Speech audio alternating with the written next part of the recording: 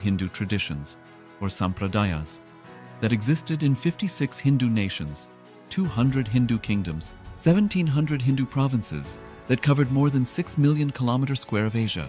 The Supreme Pontiff of Hinduism, SPH, Bhagavan Sri Nithyananda Paramashivoham, is the reviver of KAILASA, this ancient, enlightened Hindu civilizational nation. KAILASA is an unbroken cultural, religious, historical, civilizational, and sovereign continuation and revival of multiple of these historical Hindu sovereign states and Hindu ecclesiastical entities. The unbroken continuity of these ancient Hindu nations through KAILASA results in the legal recognition of KAILASA as per the international customary law, particularly the doctrine of continuity. The international law, the doctrine of continuity, implies that upheavals and revolutions within a country, changes in government, territorial adjustments, measures taken during military occupation, or other internal transformations do not negate the existence of the country, do not affect the legal personality and international obligations of the country or state. The Vienna Convention on Succession of States in Respect of Treaties, 1978, addresses these principles of the doctrine of continuity as it outlines international law during situation of state succession or continuation. International law recognizes a state's legal personality by recognizing its identity. This perspective extends even during the period when the given state or country is annexed or occupied by a foreign power. Even in such cases, the legal personality of the state is considered to persist, enabling its subsequent re-establishment. Historical examples dating back to the 18th century include cases like Portugal and Genoa that were re-established after the Vienna Congress of 1815. More recent examples include countries such as Poland, Ethiopia, Czechoslovakia, Albania, and Austria that were re-established after World War II. Even when a nation is deprived of its territory, the nation continues to exist. Its sovereignty and international legal personality continues to persist. The Dalai Lama, as the spiritual and temporal leader of Tibet, exemplifies this principle. In 1959, the Dalai Lama was exiled and forced to flee. Despite the challenges faced, the Dalai Lama continues to advocate for the preservation of Tibetan culture and garners worldwide support for Tibetan autonomy on the global stage. Similarly, from 1309 to 1376, the Pope of Catholicism had been in exile in Avignon. Despite this, he was recognized as the head of state as well as head of the church and given full privileges of the position after their return to Rome. Even in 1861, much of the papal territories had been lost, leaving the Pope with no sovereign territory other than the papal residence and related buildings. Yet his temporal powers were still acknowledged. He was recognized as a head of state, and later, the Lateran Treaty of 1929 formally re-established papal sovereignty over the Vatican City. The Sovereign Order of Malta further exemplifies this principle, retaining international recognition as a sovereign entity despite the permanent loss of their territory upon Napoleon's invasion in June 1798. Despite such permanent loss of territory, the sovereignty and the international legal personality of the Sovereign Order of Malta continue to persist. Much later in 1894, the order settled in Rome and acquired two properties, the Magistral Palace and the Magistral Villa that received extraterritorial status. Today, the order maintains diplomatic relations with 112 countries, issues its own diplomatic passports, currency, stamps, and vehicle registration plates, and has been granted observer status in the United Nations. All these examples of state re-establishment illustrate the principle of continuity of states, as per international law, that a state's legal personality persists over time. A nation continues to exist even after a complete loss of territory. A far more striking example is of the oceanic countries, which are under the threat of their entire nation being drowned and submerged due to rising sea levels owing to global warming. In response to such existential threat of climate change, Pacific Island nations, including Tuvalu, have enacted constitutional amendments and made international declarations affirming that their nation and their sovereign rights will continue to persist, despite their entire territory being lost to the sea. This proactive stance is highlighted in the Constitution of Tuvalu Act 2023 and the Pacific Islands Forum Declaration of 2021.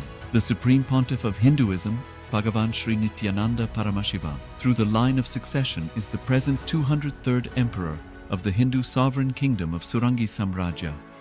He was crowned on the 31st of December 2004 at the age of 26. Thus, by very same principles of the doctrine of continuity, through which the international legal personality of Portugal, Genoa, Poland, Ethiopia, Czechoslovakia, Albania, Austria, Vatican, Tibet, Sovereign Order of Malta, and several other nations has been recognized despite having undergone a period of exile, annexation, occupation by a foreign power, or despite loss of territory. The SPH Nithyananda Paramashivoham, through well-established legal and historical facts about the Hindu sovereign state of the Surangi Samrajyam, derives all sovereign rights and powers of the royal lineage of the Surangi Samrajyam as its 203rd sovereign emperor, from his inheritance and continuation of the unbroken succession of the kingdom of Surya Vamsa Surangi Samrajyam Sarvanapitha. Surya Vamsa Surangi Samrajyam, through unification with 20 other sovereign Hindu states and sovereign ecclesiastical, historical entities, became part of the United States of KAILASA, which thus became a sovereign, independent juridical state, with the SPH Nithyananda Paramashivoham as the sovereign. Just as how the oceanic nations like Tuvalu have safeguarded their sovereignty from the existential threat of total submersion by amending their constitution and asserting that their sovereignty will persist regardless of the loss of their territory, KAILASA, which is a sovereign continuation of 21 sovereign Hindu states and sovereign ecclesiastical historical entities, is also reviving and continuing the Kumari Kandam Hindu nations that got submerged. As per the doctrine of continuity, these facts imply that the KAILASA's statehood is recognized by international law and manifests as a natural outcome of well-established historical legal facts. Share your time, talent, and treasure. Become part of KAILASA. Sign up as an eCitizen https://kailasa.ecitizen.info. Around 5,000 years ago, at the end of Mahabharat War, the ancient enlightened Hindu civilization consisted of 10,000 Hindu traditions, or sampradayas, that existed in 56 Hindu nations, 200 Hindu kingdoms, 1,700 Hindu provinces that covered more than 6 million kilometers square of Asia. The Supreme Pontiff of Hinduism, SPH, Bhagavan Sri Nithyananda Paramashivoham, is the reviver of KAILASA, this ancient enlightened Hindu civilizational nation. KAILASA is an unbroken cultural, religious, historical, civilizational, and sovereign continuation and revival of multiple of these historical Hindu sovereign states and Hindu ecclesiastical entities. The unbroken continuity of these ancient Hindu nations through KAILASA results in the legal recognition of KAILASA as per the international customary law, particularly the doctrine of continuity. The international law, the doctrine of continuity, implies that upheavals and revolutions within a country, changes in government, territorial adjustments, measures taken during military occupation, or other internal transformations do not negate the existence of the country, do not affect the legal personality and international obligations of the country or state. The Vienna Convention on Succession of States in Respect of Treaties, 1978, addresses these principles of the doctrine of continuity as it outlines international law during situation of state succession or continuation. International law recognizes a state's legal personality by recognizing its identity. This perspective extends even during the period when the given state or country is annexed or occupied by a foreign power. Even in such cases, the legal personality of the state is considered to persist, enabling its subsequent re-establishment. Historical examples dating back to the 18th century include cases like Portugal and Genoa that were re-established after the Vienna Congress of 1815. More recent examples include countries such as Poland, Ethiopia, Czechoslovakia, Albania, and Austria that were re-established after World War II. Even when a nation is deprived of its territory, the nation continues to exist. Its sovereignty and international legal personality continues to persist. The Dalai Lama, as the spiritual and temporal leader of Tibet, exemplifies this principle. In 1959, the Dalai Lama was exiled and forced to flee. Despite the challenges faced, the Dalai Lama continues to advocate for the preservation of Tibetan culture and garners worldwide support for Tibetan autonomy on the global stage. Similarly, from 1309 to 1376, the Pope of Catholicism had been in exile in Avignon. Despite this, he was recognized as the head of state as well as head of the Church, and given full privileges of the position after their return to Rome. Even in 1861, much of the papal territories had been lost, leaving the Pope with no sovereign territory other than the papal residence and related buildings. Yet his temporal powers were still acknowledged. He was recognized as a head of state, and later, the Lateran Treaty of 1929 formally re-established papal sovereignty over the Vatican City. The Sovereign Order of Malta further exemplifies this principle, retaining international recognition as a sovereign entity despite the permanent loss of their territory upon Napoleon's invasion in June 1798. Despite such permanent loss of territory, the sovereignty and the international legal personality of the Sovereign Order of Malta continue to persist. Much later in 1894, the order settled in Rome and acquired two properties, the Magistral Palace and the Magistral Villa that received extraterritorial status. Today, the order maintains diplomatic relations with 112 countries, issues its own diplomatic passports, currency, stamps, and vehicle registration plates, and has been granted observer status in the United Nations. All these examples of state re-establishment illustrate the principle of continuity of states, as per international law, that a state's legal personality persists over time. A nation continues to exist even after a complete loss of territory. A far more striking example is of the oceanic countries, which are under the threat of their entire nation being drowned and submerged due to rising sea levels owing to global warming. In response to such existential threat of climate change, Pacific Island nations, including Tuvalu, have enacted constitutional amendments and made international declarations affirming that their nation and their sovereign rights will continue to persist, despite their entire territory being lost to the sea. This proactive stance is highlighted in the Constitution of Tuvalu Act 2023 and the Pacific Islands Forum Declaration of 2021. The Supreme Pontiff of Hinduism, Bhagavan Sri Nithyananda Paramashivoham, through the line of succession is the present 203rd Emperor of the Hindu Sovereign Kingdom of Surangi Samrajya. He was crowned on the 31st of December 2004 at the age of 26. Thus, by very same principles of the doctrine of continuity, through which the international legal personality of Portugal, Genoa, Poland, Ethiopia, Czechoslovakia, Albania, Austria, Vatican, Tibet, Sovereign Order of Malta, and several other nations has been recognized despite having undergone a period of exile, annexation, occupation by a foreign power, or despite loss of territory. The SPH Nithyananda Paramashivoham, through well-established legal and historical facts about the Hindu sovereign state of the Surangi Samrajyam, derives all sovereign rights and powers of the royal lineage of the Surangi Samrajyam as its 203rd sovereign emperor, from his inheritance and continuation of the unbroken succession of the kingdom of Surya Vamsa Surangi Samrajyam Sarvanapitha. Surya Vamsa Surangi Samrajyam, through unification with 20 other sovereign Hindu states and sovereign ecclesiastical, historical entities, became part of the United States of KAILASA, which thus became a sovereign, independent juridical state, with the SPH Nithyananda Paramashivoham as the sovereign. Just as how the oceanic nations like Tuvalu have safeguarded their sovereignty from the existential threat of total submersion by amending their constitution and asserting that their sovereignty will persist regardless of the loss of their territory, KAILASA, which is a sovereign continuation of 21 sovereign Hindu states and sovereign ecclesiastical historical entities, is also reviving and continuing the Kumari Kandam Hindu nations that got submerged. As per the doctrine of continuity, these facts imply that the KAILASA's statehood is recognized by international law and manifests as a natural outcome of well-established historical legal facts. Share your time, talent, and treasure. Become part of KAILASA.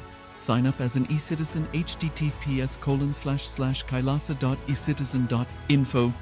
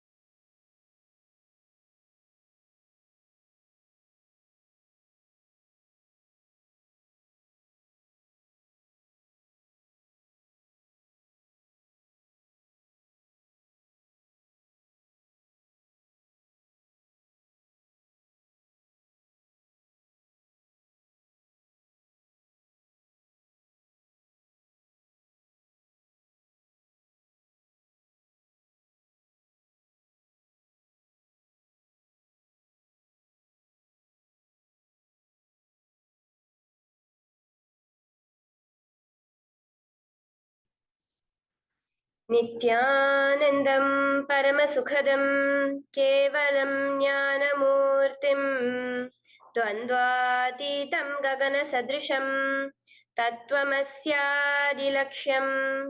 Ekam Nityam Vimalamachalam Sarvadhi Sakshibhutam Bhavatitam Trigunarahitam Satgurum Tam Namami. Welcome to Nithyananda Yoga, where we transcend the limits of conventional practice and dive deep into the source of our being, drawing from the original source of yoga itself. Today, we're embarking on a journey of a simple 308 asanas, the Dvitiya Vinyasa Krama. But it's not just about contorting the body or mastering complex postures. It is about connecting in oneness with the cosmos. Your body will be like wax, moldable and pliable. Today, as we embark on this journey, shed the notion of limitations.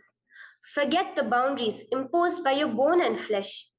Instead, recognize yourself as the very source material of the cosmos, the consciousness from where we all come from. With each movement, you will not just be stretching muscles, you will be reaching into the depths of your consciousness. Visualize yourself as a sculptor, crafting your form with intention and precision. Want to grow 4 inches taller by the end of this session? Believe it, for your body is a wax waiting to be molded as per your intention. There is only one enemy towards this that we have built within each one of us, that is the parasites of negativity. Every muscle you have built in the moment of anger, of anxiety, of pain, of incompletion becomes the boundary of your consciousness. Today, we embark on a journey to detoxify ourselves, make us experience our original nature as divine. So as we go through these 12 components, which is so unique to Nithyananda Yoga, from the original source, the Vedas and Agamas, remember, you are not bound by limitations. You are the creator of your reality. Embrace your true nature. Let us sculpt our beings into an epitome of strength, flexibility, and bliss. Welcome to a transformative experience like no other, Nithyananda Yoga. There are 12 different components that consist Nithyananda Yoga. One is the asanas, which we traditionally know of. The various body postures revealed by Paramashiva to align the physical geometry of our body, the physical geography of our body, to the cosmic geometry, the cosmic geography. As Paramashiva says, sthiram sukham asanam, that body posture which is steady, comfortable, because it's in its original nature of Paramashivatva. The second are the pranayamas, the various systematic breathing techniques that Paramashiva has revealed for each one of us, that connect us to the higher dimensions of the cosmos and increase the life energy within us. The fourth are the bandhas, the different internal locks of the body. The third are the mudras, the various hand gestures and body movements to seal that life energy within ourselves. The very word mudra means seals. You will be able to seal the space of oneness within you with Paramashiva. The fourth are the bandhas, the various internal locks of the body to awaken the Kundalini Shakti, our latent potential energy, and make us conducive for the ultimate experience. The fifth are the karanas, the beautiful dance movements of the body, revealed by Paramashiva to put you in the space of ultimate bliss, and which engage all the different parts of your body. The next are the visualizations. As Swamiji says, the intention with which you move your body manifests as your reality.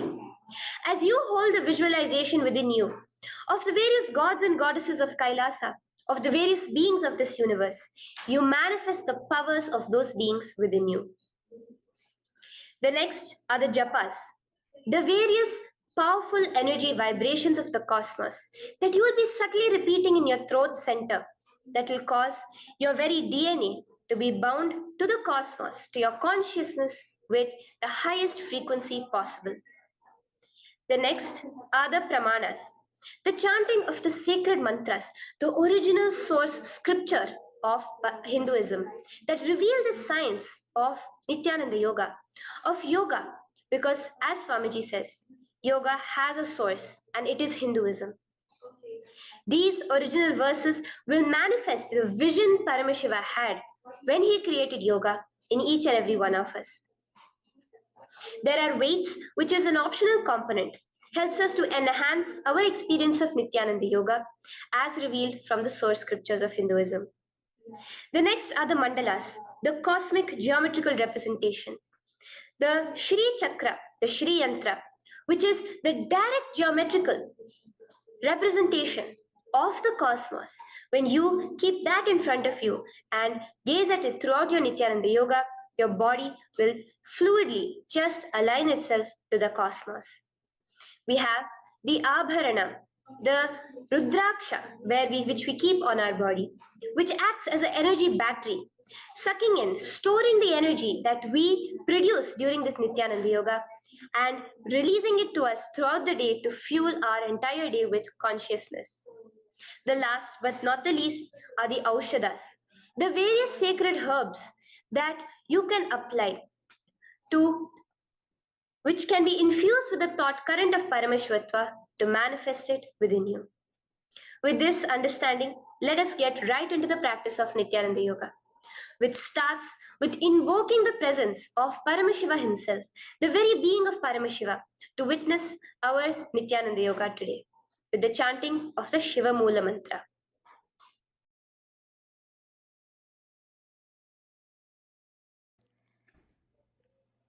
Let us now chant the Shiva Mula Mantra 11 times internally.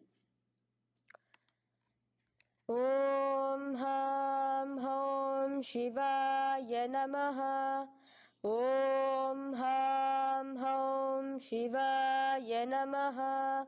Om Ham Hom Shivaya Namaha. Om Ham Hom Shivaya Namaha.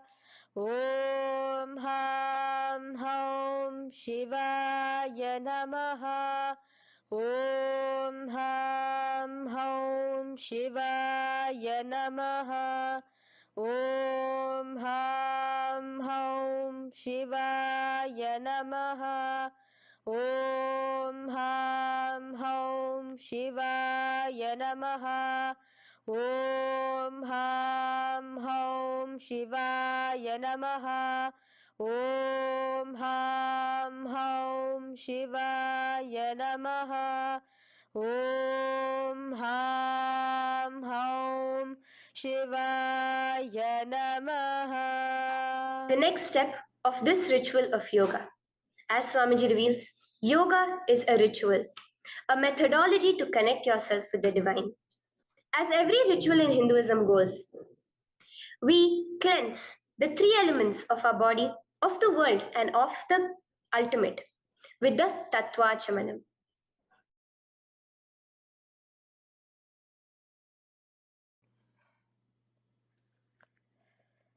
The next is the Tattvachamanam. So now I request all the participants to have the Panchapatram and the Uddharani, the traditional cup and the spoon filled with some fresh water. Now,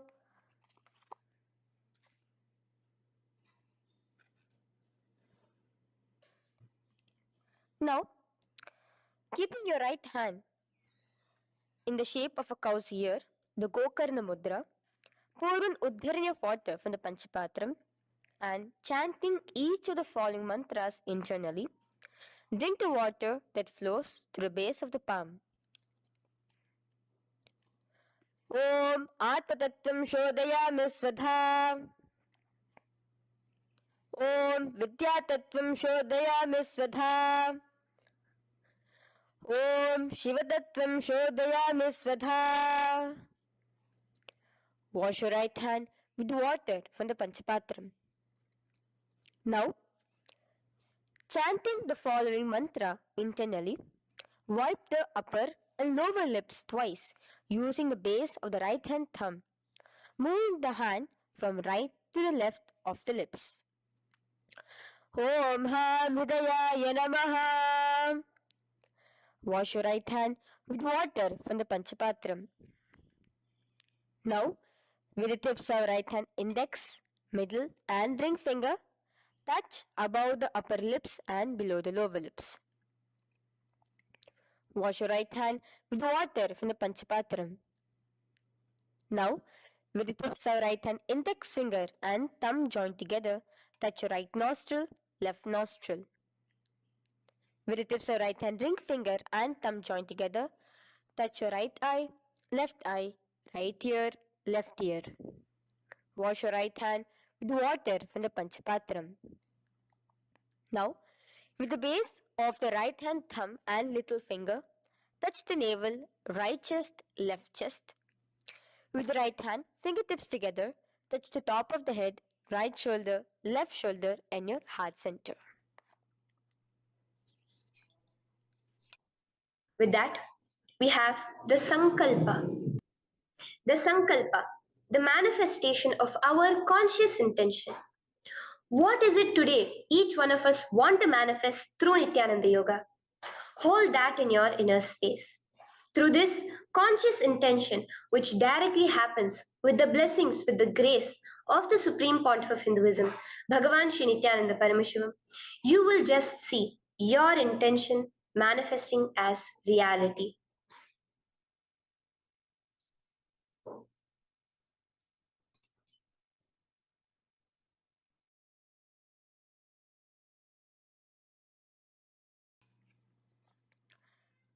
The next is the Sankalpa, the conscious resolution.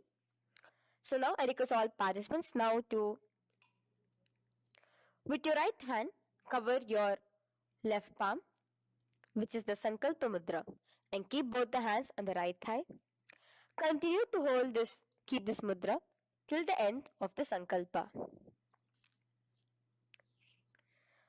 Om Mamopata Samasta Duritakshayaddvara Bhagavat Shri Nithyananda Paramashiva Prityartham Shri Nithyanandeshwari Paramashiva Shakti Sameta Shri Nithyanandeshwara Paramashiva Prityartham Cha Shubhe Shobhane Muhurte Adhya Brahmanaha द्वितीय पराधे श्री श्वेतवराह कल्पे वैवस्वतमन्वन्तरे अष्टाविंशतितमे नित्ययुगे प्रथमे पादे जम्बूद्वीपे भारतवर्षे भरतखण्डे मेरोः दक्षिणे पार्श्वे शखाब्दे अस्मिन् वर्तमाने व्यवहारिके प्रभवादीनां षष्ट्याः संवत्सराणां मध्ये शुभनाम संवत्सरे शुभायने शुभऋतौ शुभमासे शुभपक्षे शुभतिथौ शुभवासरयुक्तायां शुभनक्षत्र शुभयोग शुभकरण एवं गुणविशेषण विशिष्टायाम् अस्यां शुभदितौ श्री कैलासोन्नत द्वादशान्त श्यामला पीठारूढ श्री मीनाक्षी सुंदरेश्वरा भिन्न स्वरूप परशिवपुत्र रत्नकुमार गुरुमन्यतुल्यावतार श्री पार्वती स्तन्यपान लब्ध दिव्य ज्ञान विश्रुत सकल निगमागम सारभूत द्राविड वेद प्रवक्त्रे श्रीमत् परम शिव करुणा समधिगत मुक्तामय चतुरश्रयान गीयमान छत्र चामर श्री चिन्ह काहलादि समस्त बिरदावल्यलंकृत ज्ञान विज्ञान चक्रवर्ती सर्वजन संग सद्यो निर्वाण दीक्षा व्याप वर्ग वर्ष विश्रान जीमूत परमत कलभ केसरी शैव सिद्धांत स्थापनाचार्य श्री राजाधिराज पांड्य महाराज गुरु क्षपन शाक्यादि महांधकार निवारण ज्ञान भानो वीक्षणानर्हार ध्वजोच्छेदन पूर्वक श्रीमद् वृषभध्वज स्थापक शैव समय कर्त्रे सर्वज्ञ पीठारूढ़ श्री जगद्गुरु श्री ज्ञान संबंध देशिक स्वामी वागीश सुंदर माणिक्य वाचक स्वामिनां अवतार भूत श्री ज्ञान संबंध स्वामी पुनरुद्धृत श्यामला पीत सर्वज्ञ पीत तृणवद्युत्तर द्विशततम गुरु महासन्निधान अरुणगिरि योगीश्वर परंपरागत अरुणाचल सर्वज्ञ पीठ गुरु महासन्निधान कैलास परंपरागत कांची कैलास सर्वज्ञ पीठ त्रयस्त्रिंशदुत्तर द्विशततम गुरु महासन्निधान नित्योत्सव नित्य मंगल नित्य कल्याण नित्य रजित कैलास परंपरागत आदि कैलास नित्यानंद पीठ महासंस्थान महासिंहासन पीठ कर्त्रे साक्षात् श्री परम शिव समुद्भूत कैलास परंपरागत वैवस्वत मुनि इक्ष्वाकु हरिश्चंद्र भगीरथ श्रीरामचंद्र सूरसेन इत्यादि अनवच्छिन्न सार्वभौम चक्रवर्ती परंपरागत चतुष्षष्टि योगिनी मंडित चतुष्षष्टि संप्रदाय प्रवर्तक मनुधर्म शासन सूर्यवंश प्राप्त सर्वज्ञ पीठ सुरांगी साम्राज्य मूढ़ाभिषिक्त चूड़ामणे साक्षात् श्री परम शिव समुद्भूत कपिल महागुरु पुनरुद्धृत महानिर्वाणी पीठ अष्टोत्तर सहस्र श्री महामंडलेश्वर साक्षात् श्री परम शिव समुद्भूत श्री महागणपति समारंभ अनवच्छिन्न पीताधीश्वर गुरु परंपरा प्राप्त अतल पीता अष्टोत्तर सहस्र श्री अतल पीताधीश्वर धर्म मुक्ति स्वर्गपुर स्वर्ण पीता त्रयोविंश गुरु महासन्निधान कैलास परंपरागत आदिपीठ सर्वज्ञ पीठ जगद्गुरु श्री कैलास पुनरुद्धारक श्री कैलास परमाचार्य श्रीमत् परमहंस परिव्राजकाचार्य वर्य सच्चिदानंद प्रणव स्वरूप श्रोत्रिय ब्रह्मनिष्ठ श्रीमद् जगद्गुरु श्री भगवत श्री नित्यानंद परम शिव श्री ज्ञान संबंध देशिक परमाचार्य स्वामिनां प्रीत्यर्थं तेषां पादारविन्दयोः भक्ति सिद्ध्यर्थं गुरुकृपा कटाक्ष सिद्ध्यर्थं क्षेम स्थैर्य वीर विजय आयुरारोग्य ऐश्वर्याणाम् अभिवृद्ध्यर्थं धर्मार्थ काम मोक्ष चतुर्विध फल पुरुषार्थ सिद्ध्यर्थं समस्त दुरितोपशान्त्यर्थं समस्त मंगलावाप्यर्थं भगवत श्री नित्यानंद परम शिव प्रसादेन सकुटुम्बस्य ज्ञान वैराग्य जीवन मुक्ति प्राप्त्यर्थं भगवत श्री नित्यानंद परम शिव कृपा कटाक्षेण पूर्ण आरोग्य युक्त दृढ़गात्र यौगिक शरीर सिद्ध्यर्थं परम शिव शक्ति आविष्करणार्थं नित्यानंद योगाभ्यासं करिष्ये. Now wash your right hand with water from the Panchapatram. Om Apaupasprisya. Now, let's get started with the asanas. Okay?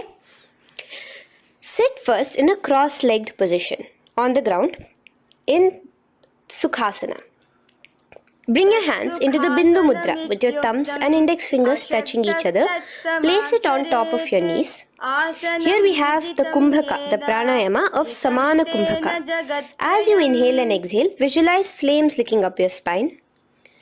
Do the bandhas, the locks, the Mahamudra Bandha, all three of the bandhas, where you are doing the Jalandhara Bandha, tucking in your chin to your chest, the Udyana Bandha, sucking in your stomach, and the Moola Bandha, clenching your perineum.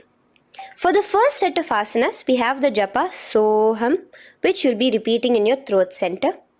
As you do Sukhasana, visualize Lord Shiva in your inner space. The next asana is Parvatasana. Now, from the seated position, bring both your feet to the opposite thighs. Clasp your hands together in front of your heart center in the Anjali Mudra and raise it above your head. Keep your hands as straight as you can. Continue the Samana Kumbhaka and the Japa of Soham. Remain with all the three bandhas, the chin to your chest in Jalandhara Bandha, the stomach tucked in Udyana Bandha, and the clenched perineum in Moola Bandha.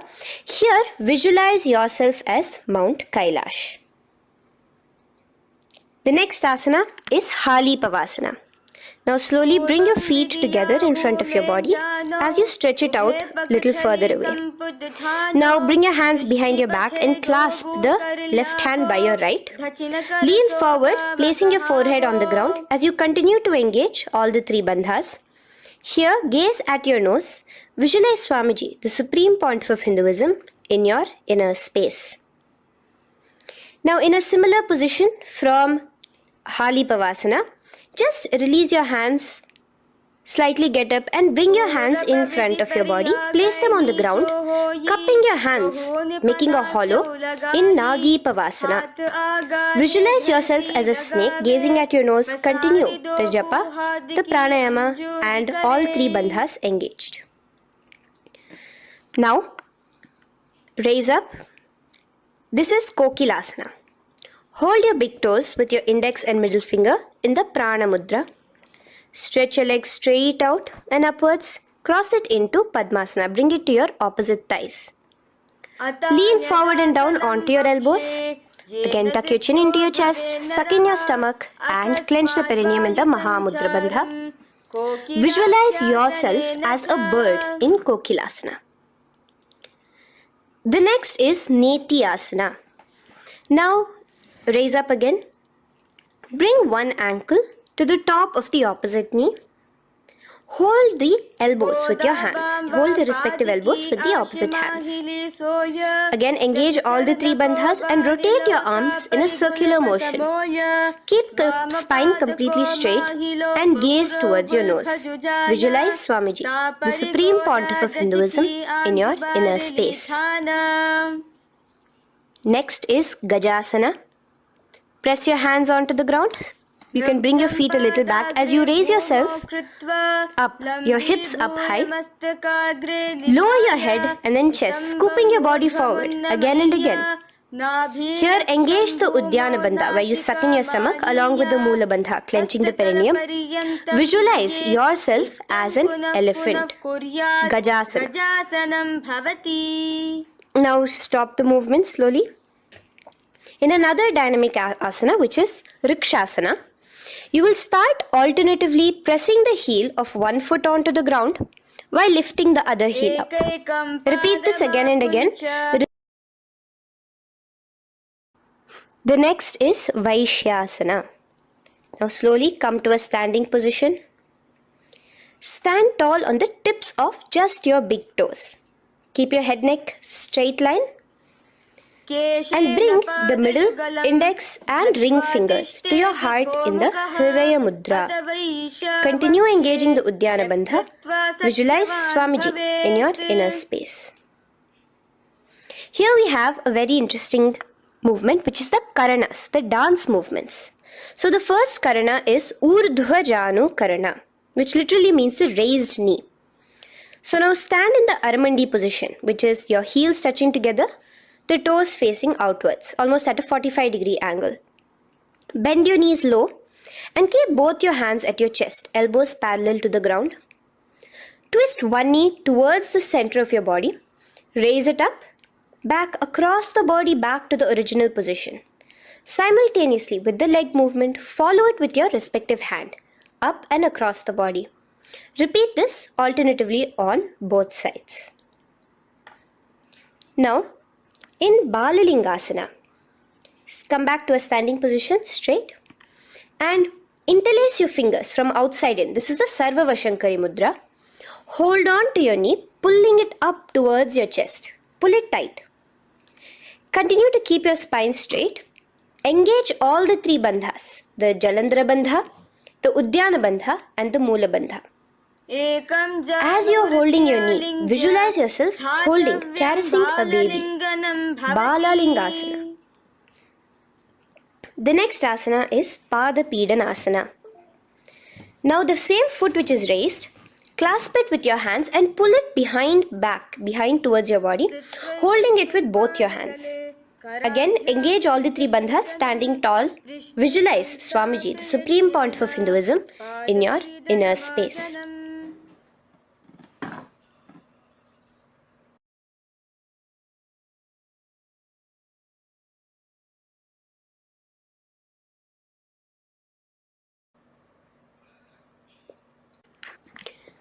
From here, let's enter into Natarajasana.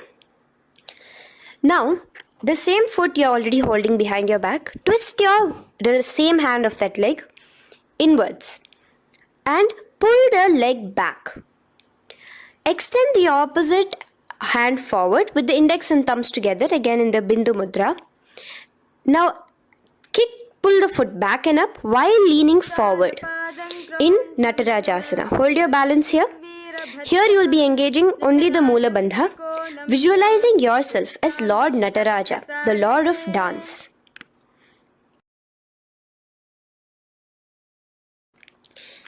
Now again let's repeat Balalingasana on the other side with the other leg. Pull it up towards your chest with the hands in the Sarva Vashankari Mudra. Engage all the three bandhas as you visualize yourself holding and caressing a baby. Now pull your foot back into Pada Pidanasana on the other side. Remain with all the three bandhas engaged. Visualize Swamiji in your inner space. And lean forward. Now, hands stretched in the Bindu Mudra into Natarajasana. Balance there as you visualize yourself as Lord Nataraja.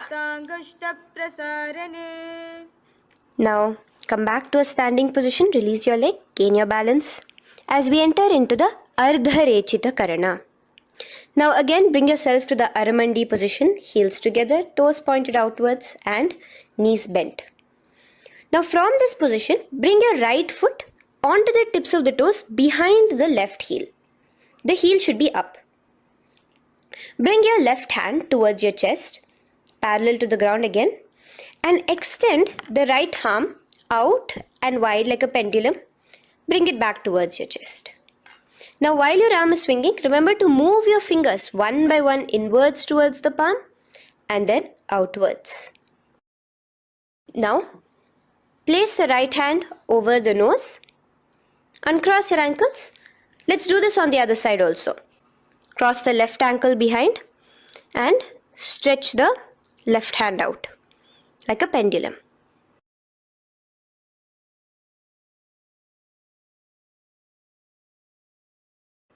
Bring it to your nose, uncross the ankles. Now let us enter into the skeleton dance. It's a very powerful meditation. It cleanses the muscle memory. Any patterns which are there within your muscle memory can be completely wiped out through this skeleton dance. Just 2 simple steps. Now stand straight, visualize yourself as a skeleton. You can close your eyes. Just visualize yourself as pure bones. There are no muscles, no veins, no nerves, tissues, organs, nothing. Just bones, a skeleton form. And shake your body intensely. As a skeleton, you are moving yourself wildly, intensely. Just shake it all out. Move your hands, move your legs, your head. Let there be no bone in your body untouched. Just move it. Move wildly. Shake, shake. Literally feel yourself throwing all the patterns out of your system with the intensity of your shaking.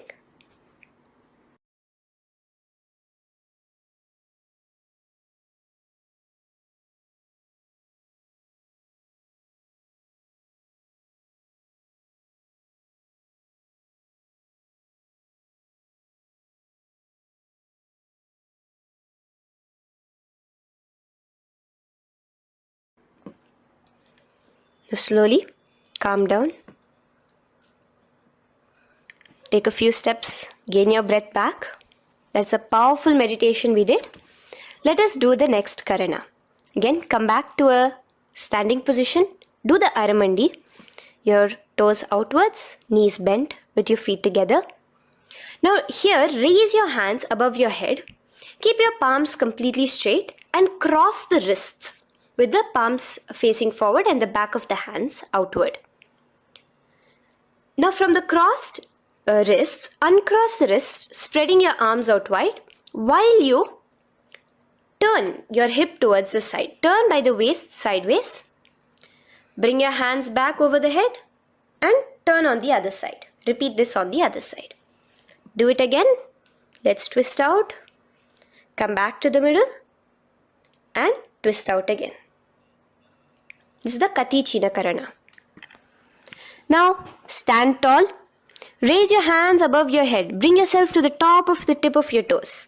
Let your hands face each other parallel to the ears. You're tall, pushing yourself, stretching yourself. Again, engage all the three bandhas. Tucking in your chin to the chest, sucking in your stomach and clenching your perineum. Visualize yourself as a palm tree. We have the japa changing over here where you will be repeating Shivoham in your throat center. Tadasana. Now, as we enter into Uttanasana, relax and lean forward, bringing your hands on by the ground next to your feet. Keep your palms flat on the ground. Try your best. Engage all the three bandhas. Remain with all the three bandhas engaged as you visualize Swamiji, the supreme point of Hinduism himself, in your inner space. Now jump your feet back into Tarakshvasana, coming to a plank position. Keep your hands shoulder width apart. Be steady there. Chuck in your chin to your chest in the Jalandhara Bandha as well as engaging the Moola Bandha. Now rotate your head while in the Jalandhara Bandha from shoulder to shoulder, side to side. This is Tarakshvasana. Visualize Swamiji, the supreme point of Hinduism, in your inner space. Yes. Now lay flat onto the ground in Bhujangasana. Lower your entire body down. Now point your toes backwards.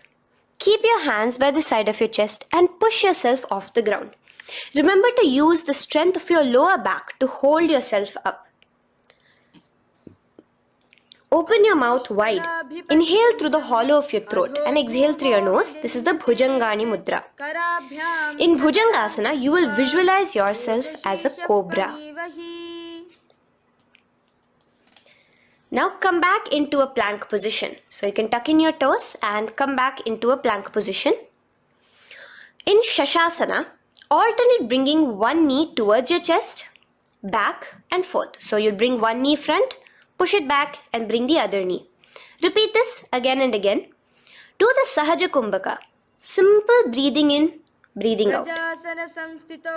Engage the Moola Bandha, clenching your perineum. Visualize Swamiji, the supreme pontiff of Hinduism. Okay. Now place your legs back into the plank position as we enter into Rathasana.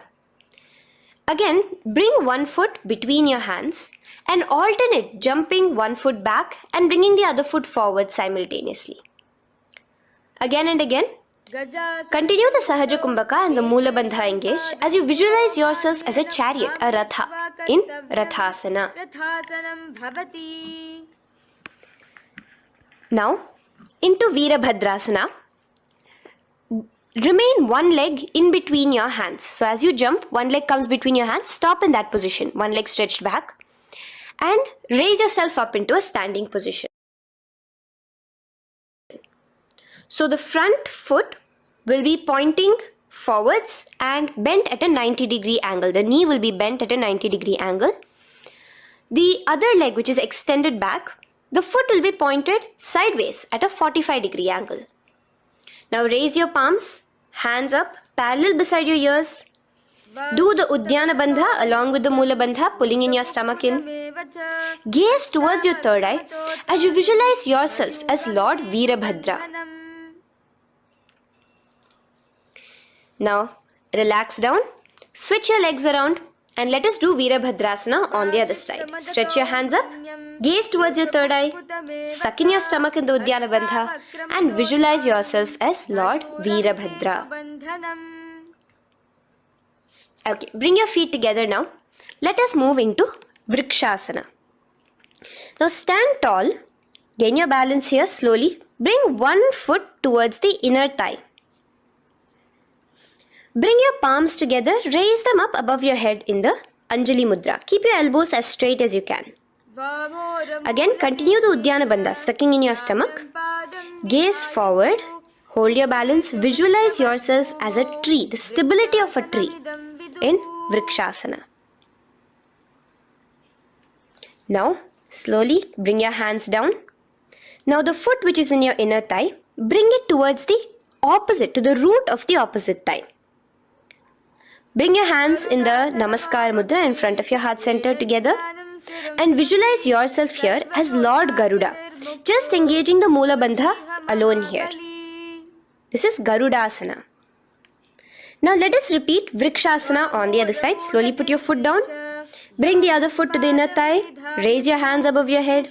Suck in your stomach in the Uddiyana Bandha and visualize yourself as a tree. Let's repeat Garudasana on the other side. Slowly bring the foot to the opposite thigh and lower your hands to be in front of your heart center. Release the Uddiyana Bandha, just engaging the Mula Bandha, clenching your perineum. Visualize yourself as Lord Garuda, the eagle vehicle of Lord Mahavishnu. Okay, bring both your feet to the ground now and spread them far apart from each other. Now keep one leg toes pointing forward and the other set of toes pointing sideways. Straighten your arms out parallel towards the ground.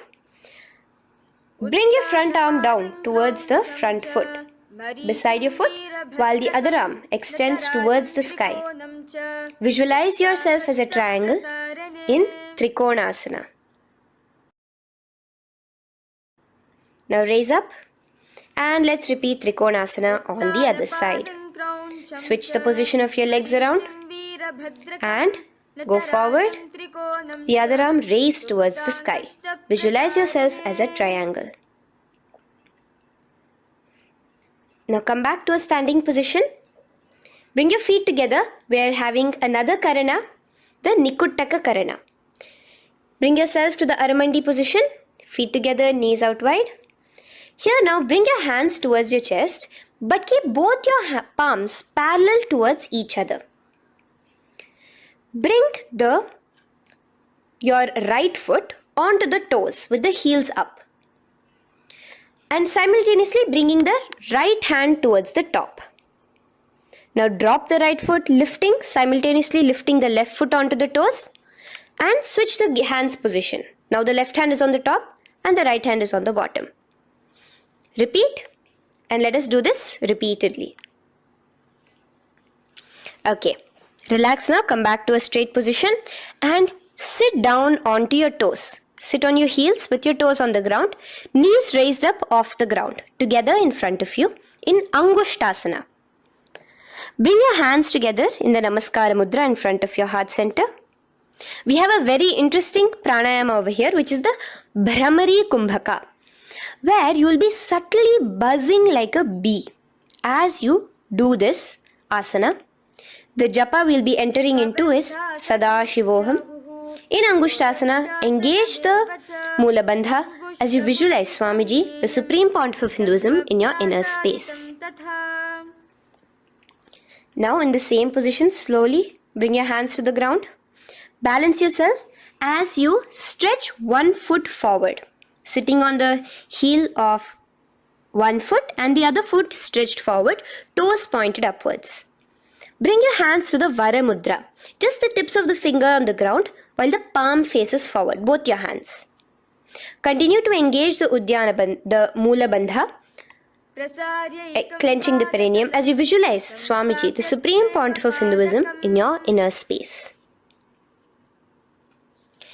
Now, stretch, the leg is stretched forward, right? Stretch the same hand, the respective hand forward and clasp onto the big toe of that foot in the Prana Mudra with your index and middle fingers. The other hand, bring it to the back of the respective heel in Vidhunanasana as you visualize Swamiji in your inner space. Okay, bring your 2 feet back together as we repeat Saurasana on the other side. Stretch your left leg forward now. Palms in the Vara Mudra on the ground. Visualize Swamiji in your inner space. And lean forward into Vidhunanasana on the other leg. Clasp your toes. Bring the other hand to the back heel. Continue to visualize Swamiji.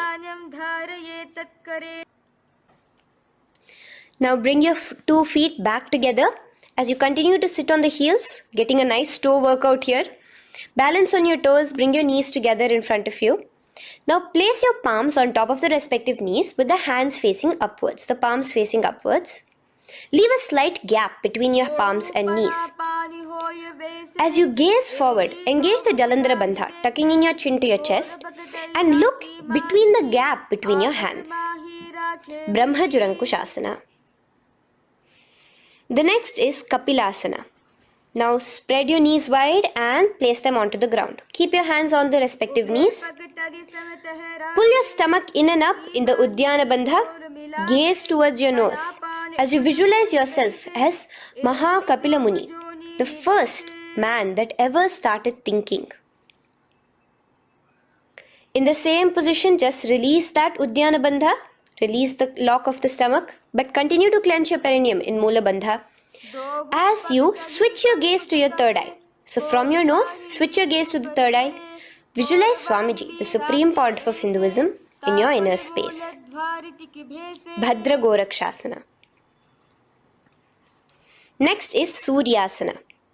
Now, your toes are tucked. Just lift your knees off the ground, wide apart.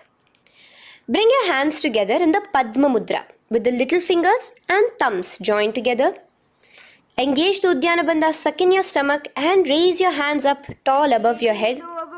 Slightly lean back as you look towards the gap between your hands. Visualize Lord Surya in your inner space. Now relax, slowly bring your hands to the ground. Sit on top of your heels, the toes flat. Here, keep your hands on top of your knees and lift your tongue up against the roof of your mouth in the Manduki Mudra. Do the Sahaja Kumbhaka, simple breathing in and out. Engage the Mula Bandha, clenching your perineum.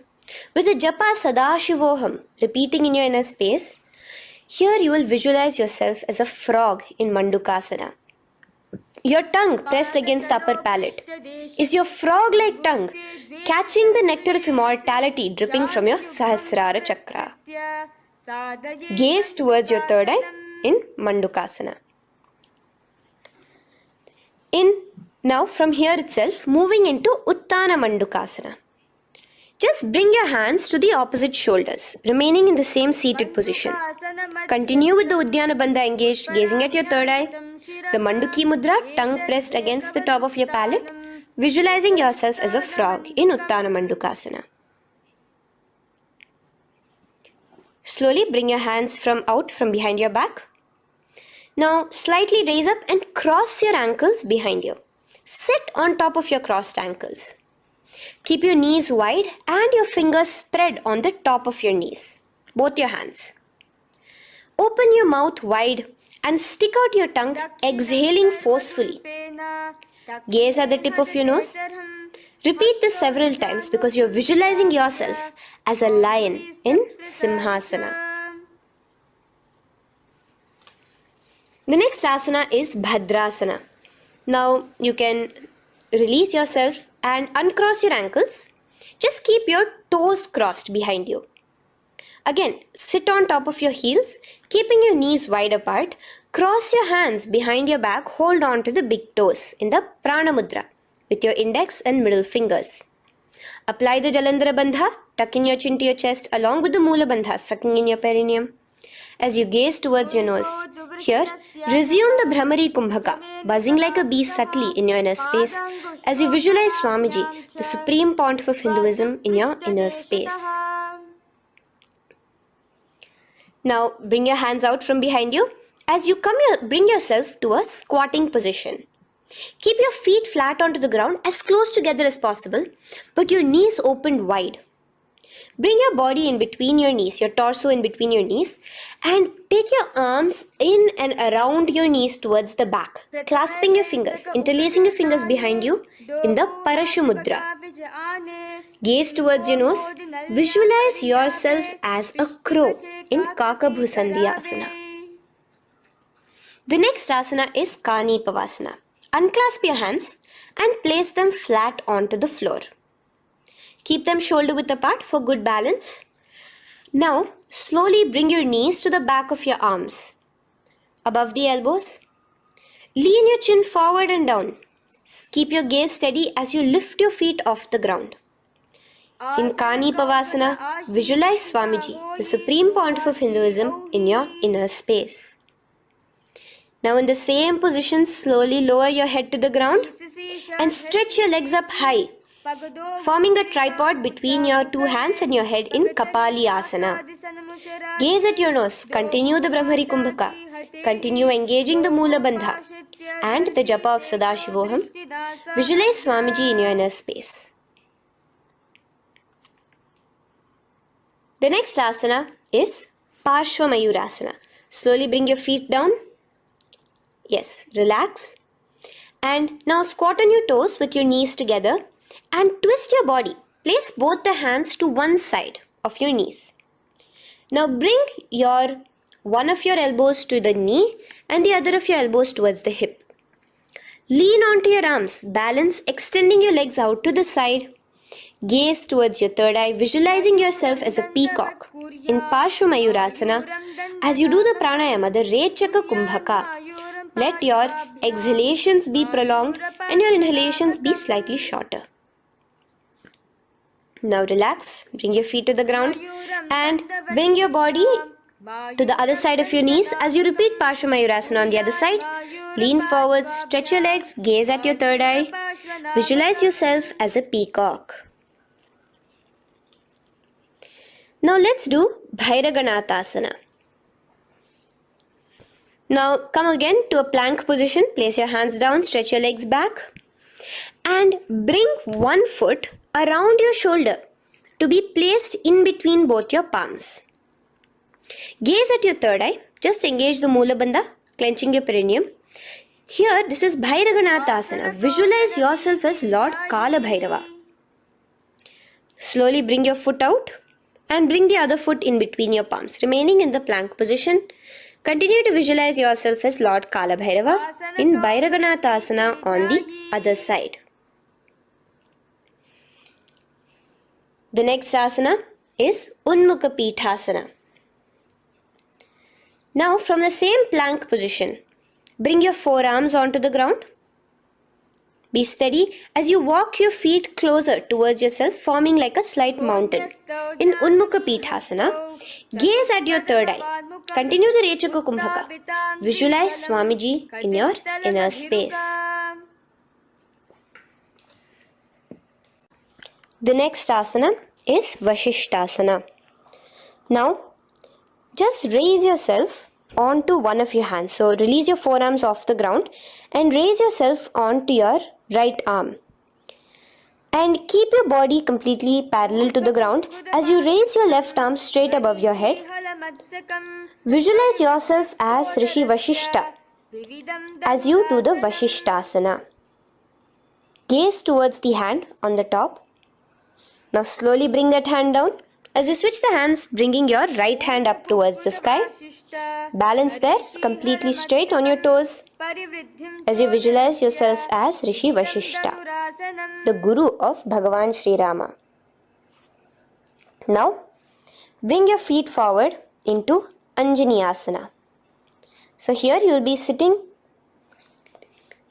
on your hips with your legs pointed forward and sit on top of your hands. So keep your palms facing upwards and sit on both your palms as you tuck your elbows into your body.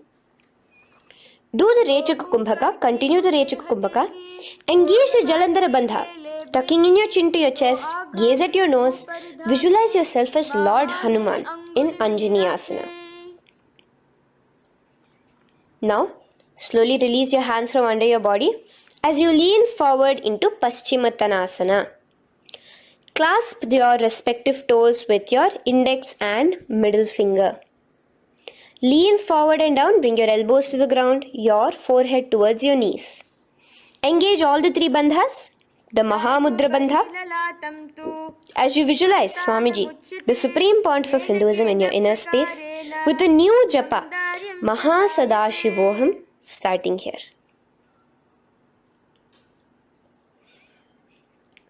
The next is Ugrasana. Now, you can raise up and clasp your hands behind your neck in the Parashamudra. Interlace both your fingers. Lean forward and down, bringing your forehead to your knees and your elbows onto the ground. Again, engage all the three bandhas in the Mahamudra Bandha as you visualize Devi Kali in your inner space in Ugrasana. The next is Marichyasana. So raise up and keep one leg pointed forward while you bring the other leg towards the groin, the knee pointed upwards. Place the foot flat on the ground.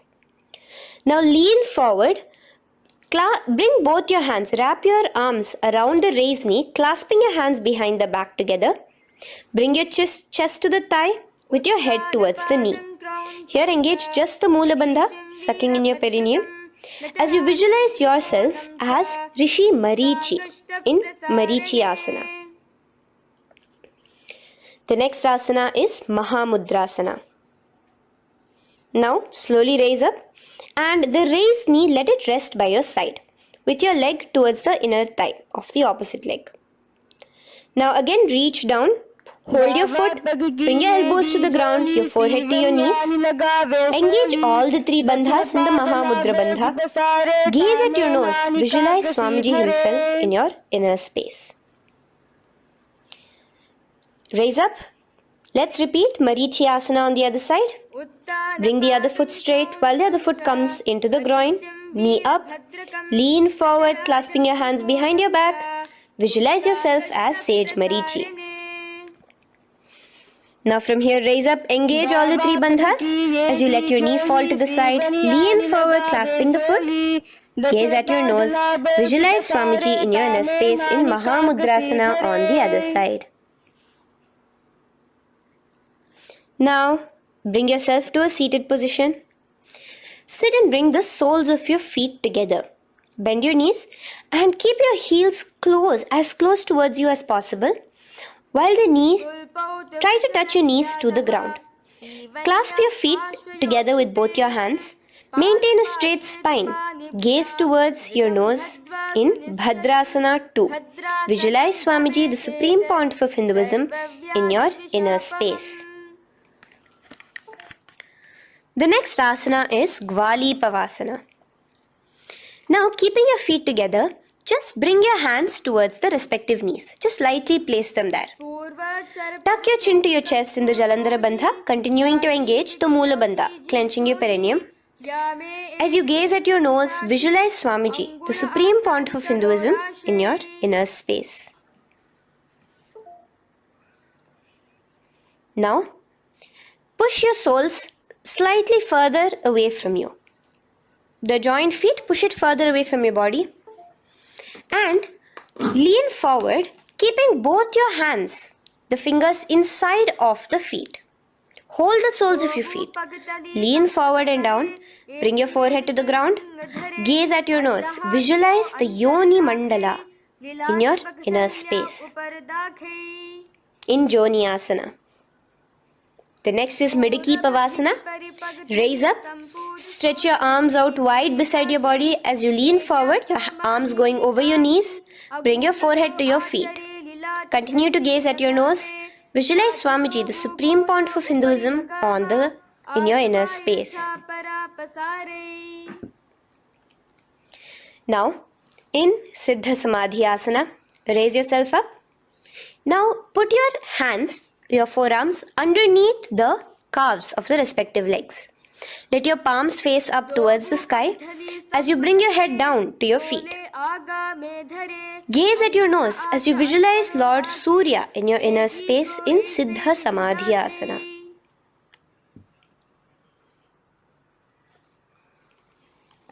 The next asana is Chiniki Pavasana. Raise up now. Bring both your feet together in front of you. Bring your feet back close to your body. Now place your hands underneath both the feet and pull your feet open like a book facing towards the sky. Both your feet. Press your elbows onto your thighs near the knees and gaze towards your nose, visualizing Swamiji in your inner space in Chiniki Pavasana. Giving yourself a nice stretch. Now release your feet and bring your hands to the respective knees.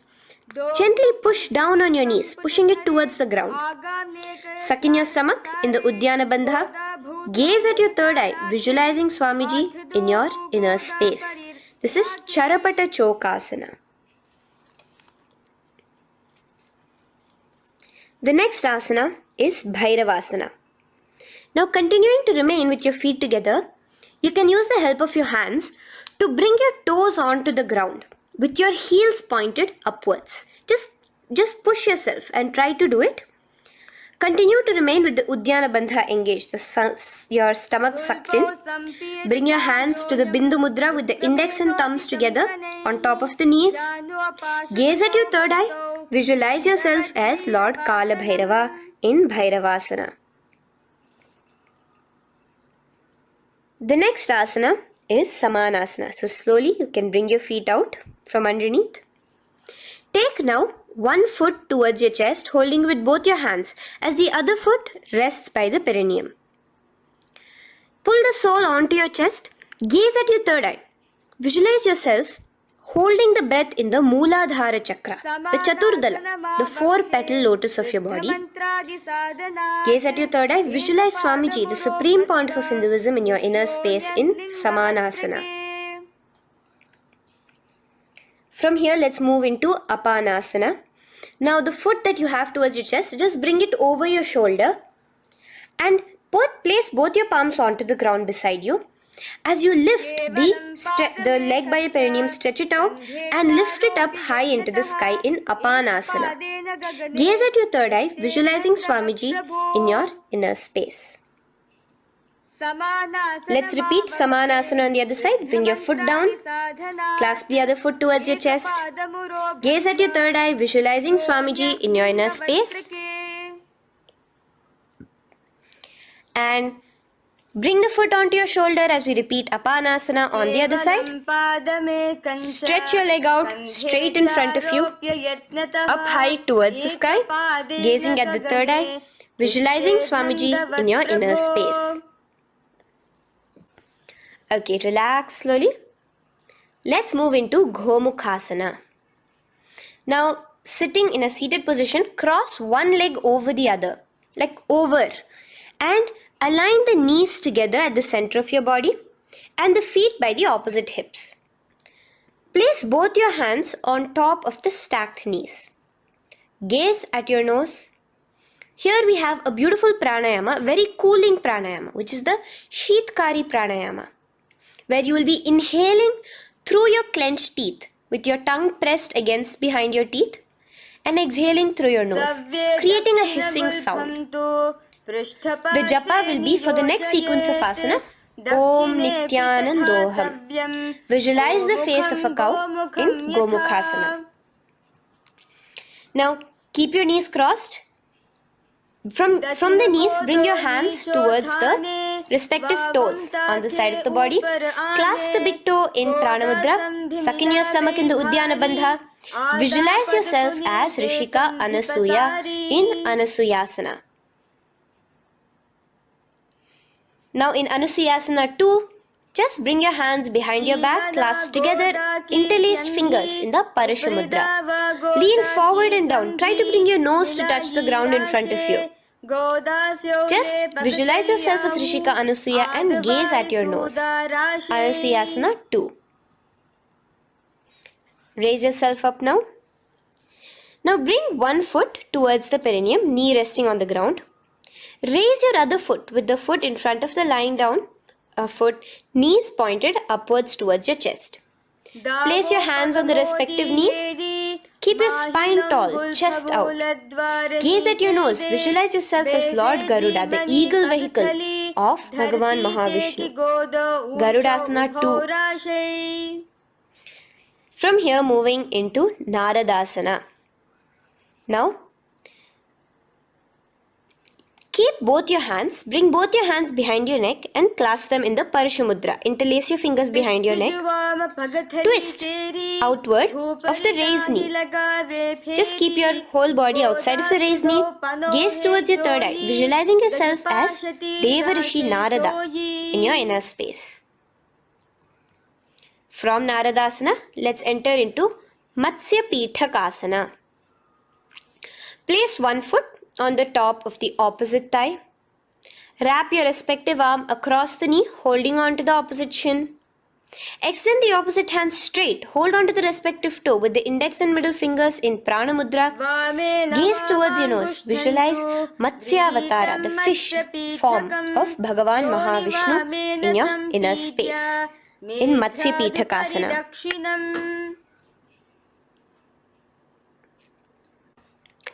From there, let's repeat asana and the rest of the asanas on the other side too. So slowly you can cross your knees over to the other side in Gomukhasana. Keep your hands on the top of your knees. Gaze at your nose as you visualize the face of a cow in Gomukhasana. Continuing into Anasuyasana on the other side, bring your hands to your toes. Suck in your stomach in the Udyana Bandha. Gaze at your nose, visualize yourself as Rishika Anasuya. And lean forward, bringing your hands behind your back in Anasuyasana 2. Interlace your fingers in the Parashamudra. Continue to gaze at your nose, visualizing yourself as Rishika Anasuya. As you relax the Udyana Bandha, just clenching the Mula Bandha alone. Raise up, bring your feet together in front of you as we enter into Garudasana 2. Place your hands on the respective knees. Stay straight. Visualize yourself as Lord Garuda as you gaze towards your nose. And twist your body out of the raised knee, hands clasped in the Parashamudra behind your neck. Gaze at the third eye, visualizing yourself as Devarishi Narada. And bring the foot to the opposite thigh as we enter into Matsya Pithakasana on the other side. Clasp your toe in Prana Mudra. Gaze at your nose, visualizing Matsya Avatara, the fish avatar of Lord Vishnu in your inner space. Now let's enter into Matsyendrasana. Remaining in the same position with one foot on the opposite thigh, place the other foot on the ground on the far side of the other thigh. Twist. Bring your elbow outside the raised knee. Keep the raised arm by your neck. Turn backwards. Gaze towards your third eye, the other hand straight out.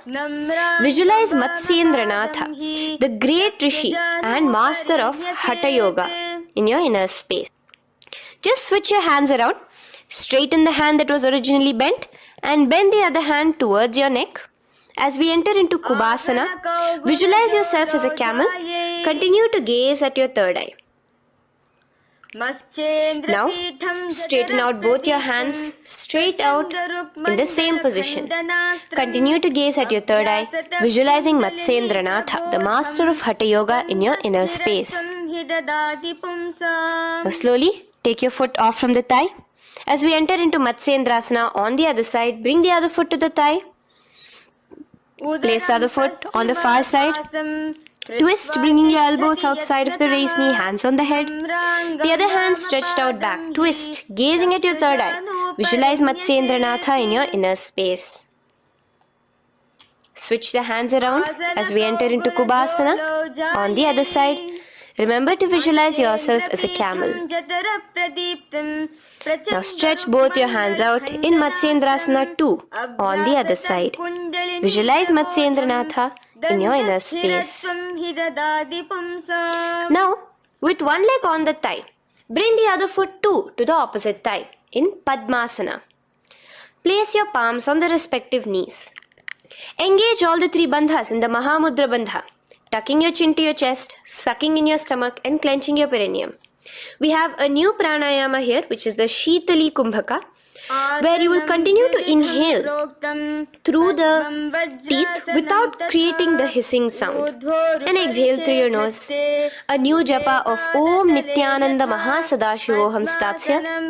Gaze at your nose in Padmasana, visualizing yourself as Bhagavan Paramashiva. Now, keeping your legs in the same position, just cross your hands over each other, clasping onto the toes with your index and middle fingers in the Prana Mudra. Gaze at your nose, visualize yourself as Devi Parvati, the consort of Lord Paramashiva in Padmasana 2. Now, uncross your hands.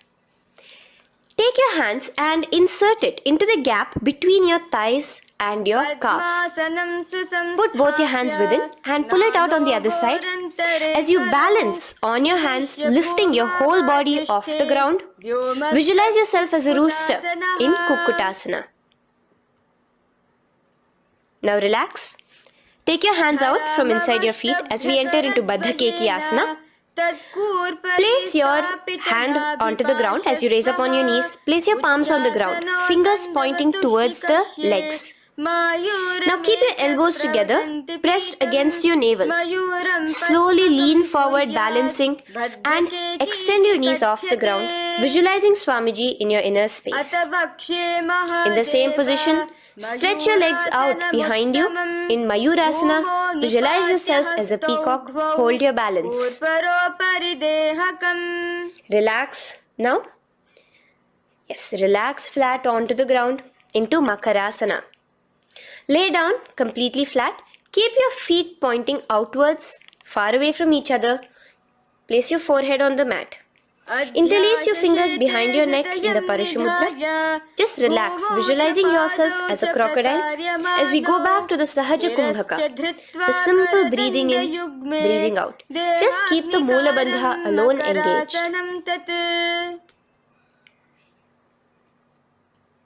The next asana is Shalabhasana. Now lay on your stomach and place your hands on the ground beside the chest. From the laying position, raise your legs up. Use your core strength to bring your thighs off the ground. Visualizing yourself as a locust in Shalabhasana. Relax your feet down and bring your hands to your feet, pulling your feet down towards the ground beside your hips. In Ushtrasana, visualize yourself as a camel. Now slowly kick your legs back. Rise your hand is clasping your feet. Pull your feet towards the sky, lifting your chest and thighs off the ground. In Dhanurasana, gaze at your third eye. Visualize yourself as Paramashiva's bow. Relax slowly and come up to a sitting position. In Bhagasana, sit on both your knees with your head, neck and spine straight. Clench your perineum in the Moola Bandha. Place your hands on top of your knees. Gaze towards your third eye, visualizing Swamiji, the Supreme Pontiff of Hinduism, in your inner space. From here, we enter into Gohyasana. We have a couple of headstand postures here, so get yourself ready. Now, place your forearms on the ground with your fingers interlocked. Ensure your elbows are at shoulder width for the best balance. Place the top of your head on the ground, holding your head with your hands. Slowly walk your toes forward until your hips are in a straight line with your shoulders, and just kick your feet up slightly. Make sure not to lose your balance. Keep your chest, toes pointed upwards. Gaze to your nose, visualizing Swamiji in your inner space. From here, stretch your legs out into Shirasasana, continuing to hold the balance there as you continue to gaze at your nose, visualizing Swamiji in your inner space. Bring your feet to the ground, relax slowly. The next asana is Podhyasana. So come to a seated position. Bring your hands behind your calves, stretching your legs up and your forehead to your knees. Visualize Swamiji in your inner space. Here we have a new Kumbhaka, which is the Bhastrika Kumbhaka, where you will be exhaling forcefully, making the sound of a bellows. Podhyasana. The japa for this next series is Om Nithyananda Paramashivoham, the Mahavakya. Relax yourself. Continuing to remain balanced with your legs up, just bring your hands to the opposite shoulders. In Parighasana, visualize yourself as a mace as you gaze towards your third eye. Now relax. Keep your elbows and palms onto the ground as your legs are raised. Visualize yourself as a boat in Naukasana. Continuing to gaze towards your third eye, remember to continue the Bhastrika Kumbhaka. Forceful exhalation. Now, continuing to keep your balance, just bring your hands to your feet and scoop your hands underneath the heels, pull it towards the chest. Keep your spine upright, gaze towards your nose. Visualize yourself as Lord Rudra in Rudrasana, the most ferocious form of Paramashiva. Now lay on your back, so you can remove your hands from underneath your feet and lay on your back. With your feet flat on the ground, knees pointed upwards. Now place your palms down. Just let your fingers touch the back of your heel. Do not clasp your feet. Lift your hips up high, pressing the feet onto the ground. Chin tucked to the chest in the Jalandhara Bandha automatically. Gaze at your nose, visualizing Swamiji in Unmukha Pithasana 2. Now lay onto the ground in Shavasana. Just lay completely flat with your palms facing upwards by the side of your body. Just unclutch from any movement happening within you. Visualize your body is dead. The supreme point of Hinduism, Swamiji is just liberating you. Just let your awareness, your energy completely pervade your body in the Shakti Chalan Mudra as you continue to vibrate with the Mahavakya.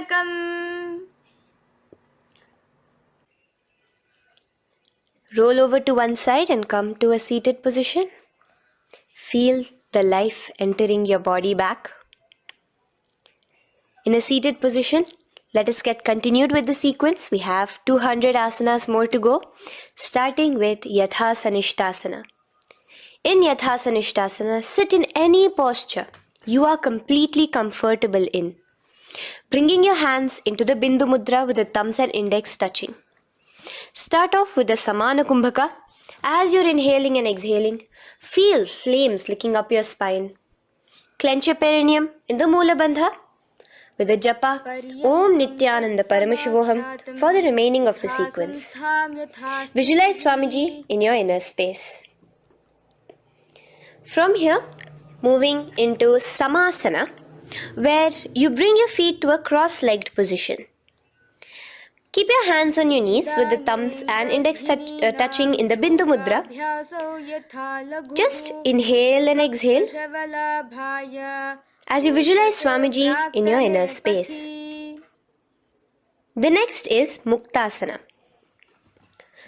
Press your left foot against your genital region. Place the right foot on top of your left. Keep your hands facing downwards on top of your knees. Sit straight, gazing towards your nose. Visualize yourself as a sage liberated by Swamiji himself. Now, continue to remain in the same position as we go into Siddhasana, where your gaze will be switching from the nose to your third eye. Continuing to visualize Swamiji in your inner space, ensure the Moola Bandha, the perineum, is locked. In Siddhyasana now, Continuing the same position. Engage all the three bandhas. Sucking in your stomach, bringing your chin to your chest in the Mahamudra Bandha. Switch the gaze to the ground in front of you from your third eye. Visualize Swamiji in your inner space. Now, relax the Udyana Bandha and Jalandhara Bandha. Just keep the Moola Bandha, the perineum alone clenched, as we enter Rudrasana 2, where your legs will remain in the same position, just your hands alone, from resting on your knees, will turn around to the Bindu Mudra, the thumbs and index touching. Gaze towards the third eye, visualize yourself as Lord Rudra, the fierce dimension of Paramashiva. The next is Santa Dhunasana. Keep your hands in the Bindu Mudra, your legs crossed in the same position as you switch your gaze from your third eye to your nose, visualizing Swamiji, his tranquility, unshakable nature. Now, relax the Bindu Mudra, keep your legs in the same position, and bring your hands to your navel, cupping one palm over the other in the Samputa Mudra. It looks sort of like a lotus bud.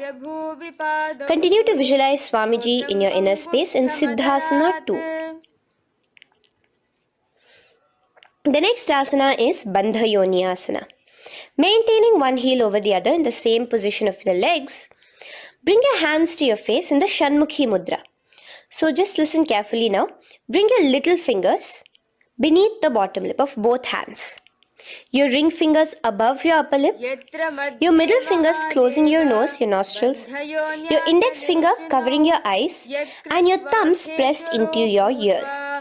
This is Bandha Yoni Asana, visualizing Swamiji in your inner space.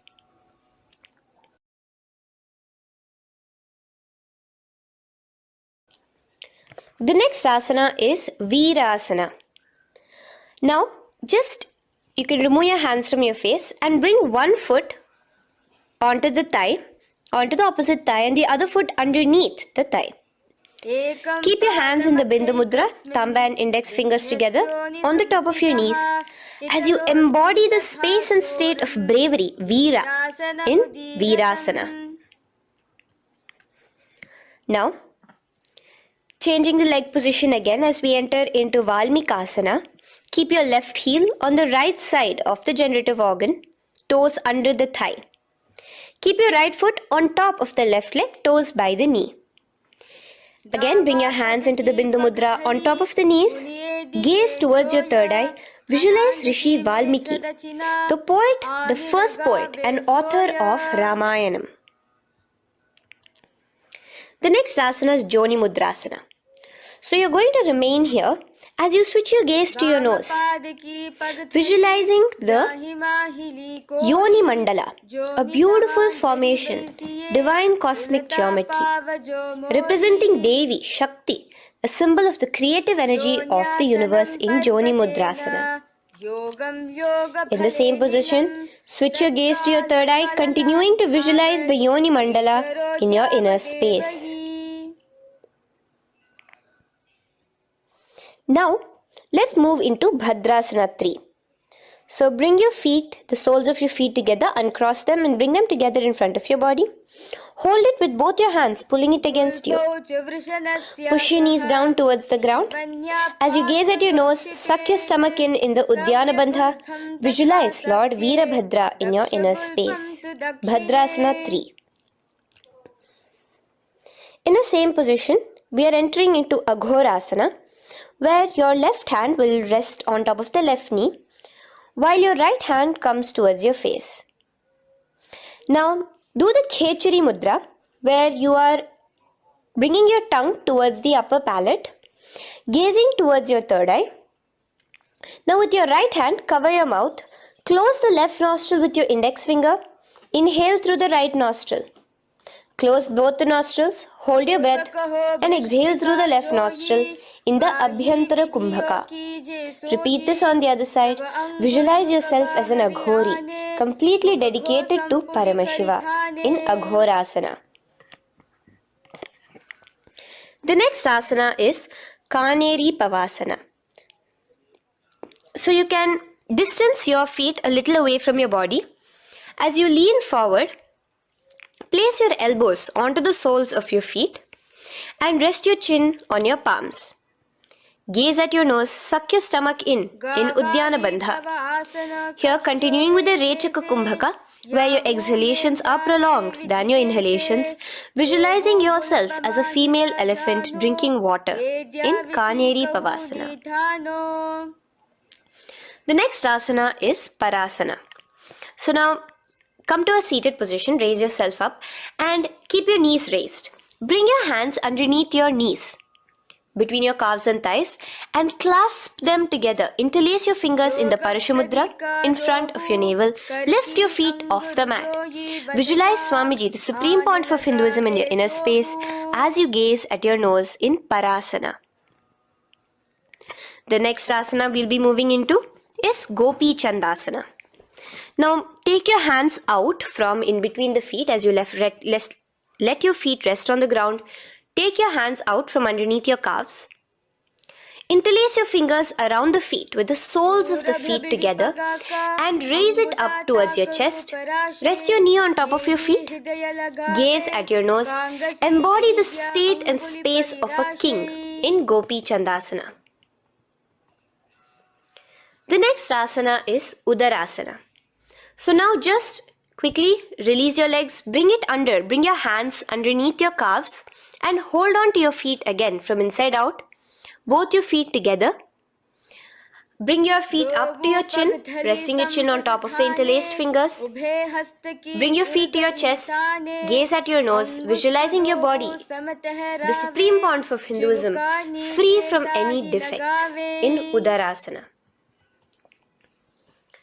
Now, in the same position, just lift your legs up towards your head. Let the top of your hands come towards the top of your head, your forehead. And this is Vishishtasana. Visualize yourself excelling in everything in this posture. Now, slowly relax. Keep your hands underneath your shins as you take your hands up to the shoulder, pulling your hand and interlacing your fingers behind your neck. In Bhujasana, visualize yourself as a cobra. The next asana is Kalyanasana. So in the same seated posture, bring your hands around from behind your neck, remove them and put them around your back, interlacing the fingers behind you. Gaze at your nose. Visualize yourself as a beautiful, auspicious goddess in Kalyanasana.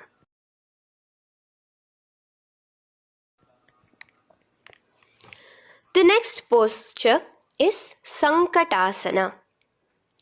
So now, uncross your hands from behind you. Release yourself completely onto the ground. Place your left knee on the mat and the left foot flat. Sit on top of your left foot, knee pointed forward. Raise your right leg on top of the left, bringing the right heel to the left hip. Place your hands on the opposite knees.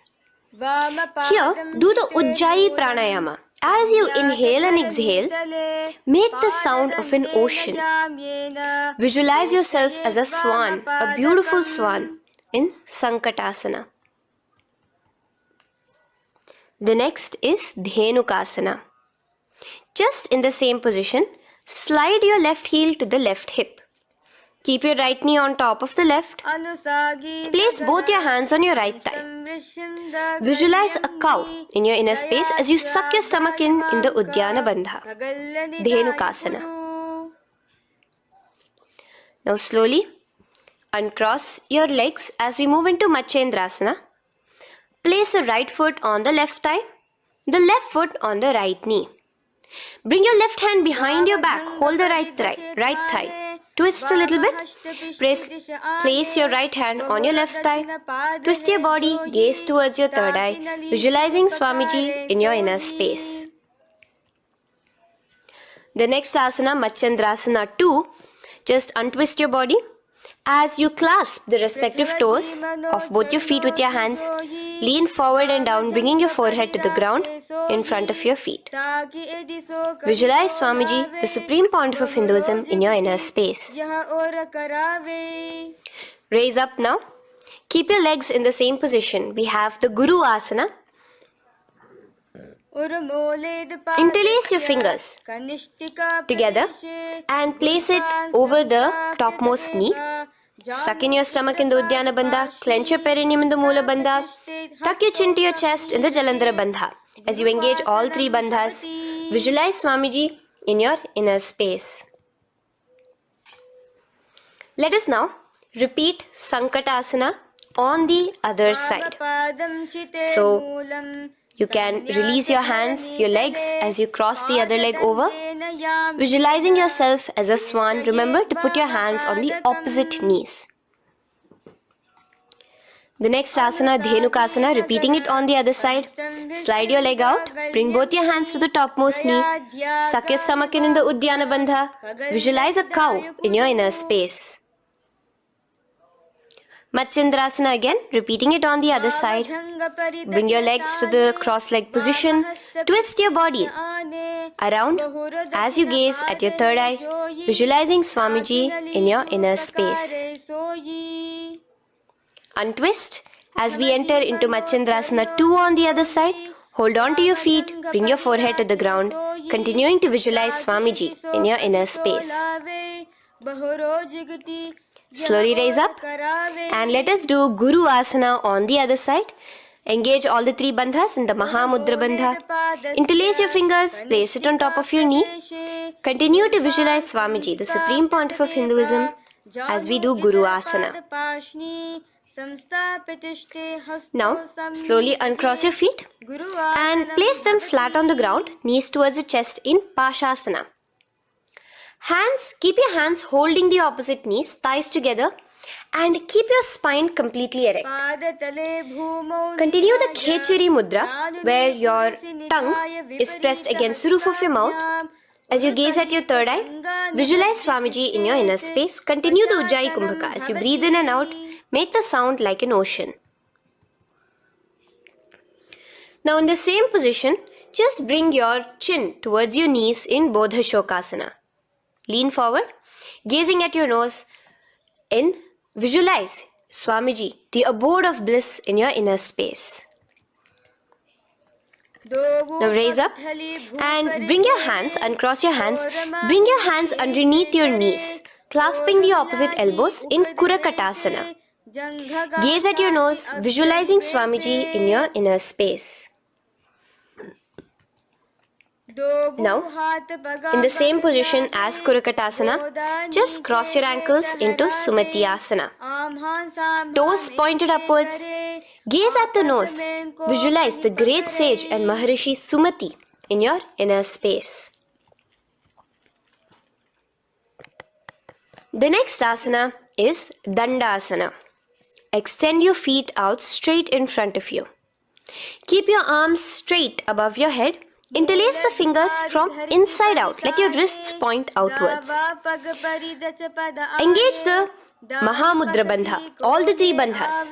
As you gaze at your nose in Dandasana, visualize Swamiji in your inner space. The next is Arambhasana. Now keeping your legs straight, release the Jalandhara Bandha and the Uddiyana Bandha, keeping your perineum clenched in Moola Bandha. Lean forward and down. Hold your big toes in the Prana Mudra with your index and middle fingers. Head to your knees. Do here the Nadi Shodhana Pranayama. Inhale through the left nostril, hold and exhale through the right. Visualize Swamiji in your inner space. The next is Bhidokasana. So, slightly raise your body up and bring your hands underneath your knees, extending your knees slightly up. Keep your heels a bit apart from each other and clasp your feet. Bring your shoulders down, wrapping your hands around your legs. Gaze towards your third eye, visualizing Swamiji in your inner space. So from here, let's enter into Jalandhari Pavasana. So you can actually remain in the same position with your hands underneath your calves and just bring the soles of your feet together. You might want to bring your body closer. Place your head on top of your feet with the palms facing upwards on the ground. Gaze at your nose. Visualize Swamiji in your inner space.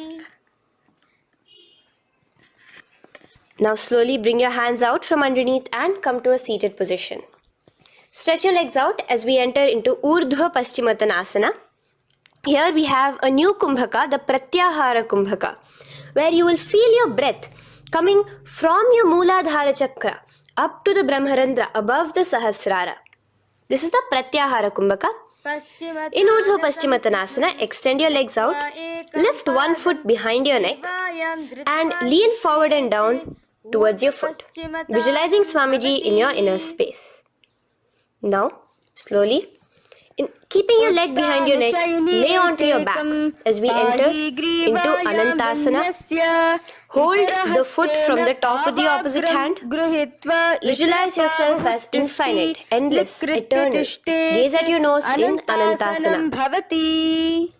Just now, in the same position, roll onto your elbow of the hand holding the foot. Gaze at your nose, feeling in complete control like Swamiji in Ankushasana. Slowly remove the leg from behind your neck. Take a moment to stretch, relax. Lay on your back. Bring your knees towards your chest. Bring your hands around, encircling the thighs and the calves with your arms. Roll to the left and right in Drishasana, visualizing Swamiji in your inner space. Then is Urdhva Paschimottanasana. On the other side, let us repeat it. Raise up to a sitting position and bring the other foot behind your neck. Lean forward and down, clasping your foot. Repeating Anantasana on the other side. Lay on your back. Bring the opposite hand to the foot. Gaze at your nose. And continuing to gaze at your nose, roll onto the elbow as we repeat Ankushasana on the other side. Now, you can release your foot and try to remain in the same position without removing the leg from behind your neck as you bring the other leg too to cross behind your neck with both your legs behind your head. Laying on your back, bring both your hands to clasp behind your back. Gaze to your nose, visualizing Swamiji in your inner space in Yoga Nidrasana.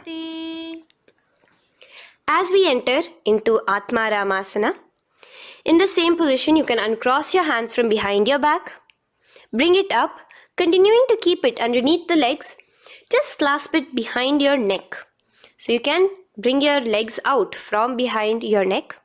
Just let your hands interlace behind your neck, gazing to your nose, visualizing the Atma Rama, Bhagavan Mahavishnu within you as your soul blessing you, as you gaze at your nose in Atma Ramasana. Now, you can release your hands and legs. Continue to lay on your back as we enter into Kochikasana. Bring your knees to your chest with the soles facing upwards. Extend your arms sideways as you gaze towards your third eye, visualizing Swamiji in your inner space. Now, from Kochikasana, keep your arms reached out to the sides at shoulder level. As we enter into Jatara Parivritti 1, keep one knee bent, twist it and bring it to the ground on the opposite side with the other leg extended straight. In Jatara Parivritti 2, keep both the knees bent to one side. And in Jatara Parivritti 3, keep both the legs straight to one side. Throughout this, keep your head looking in the opposite direction.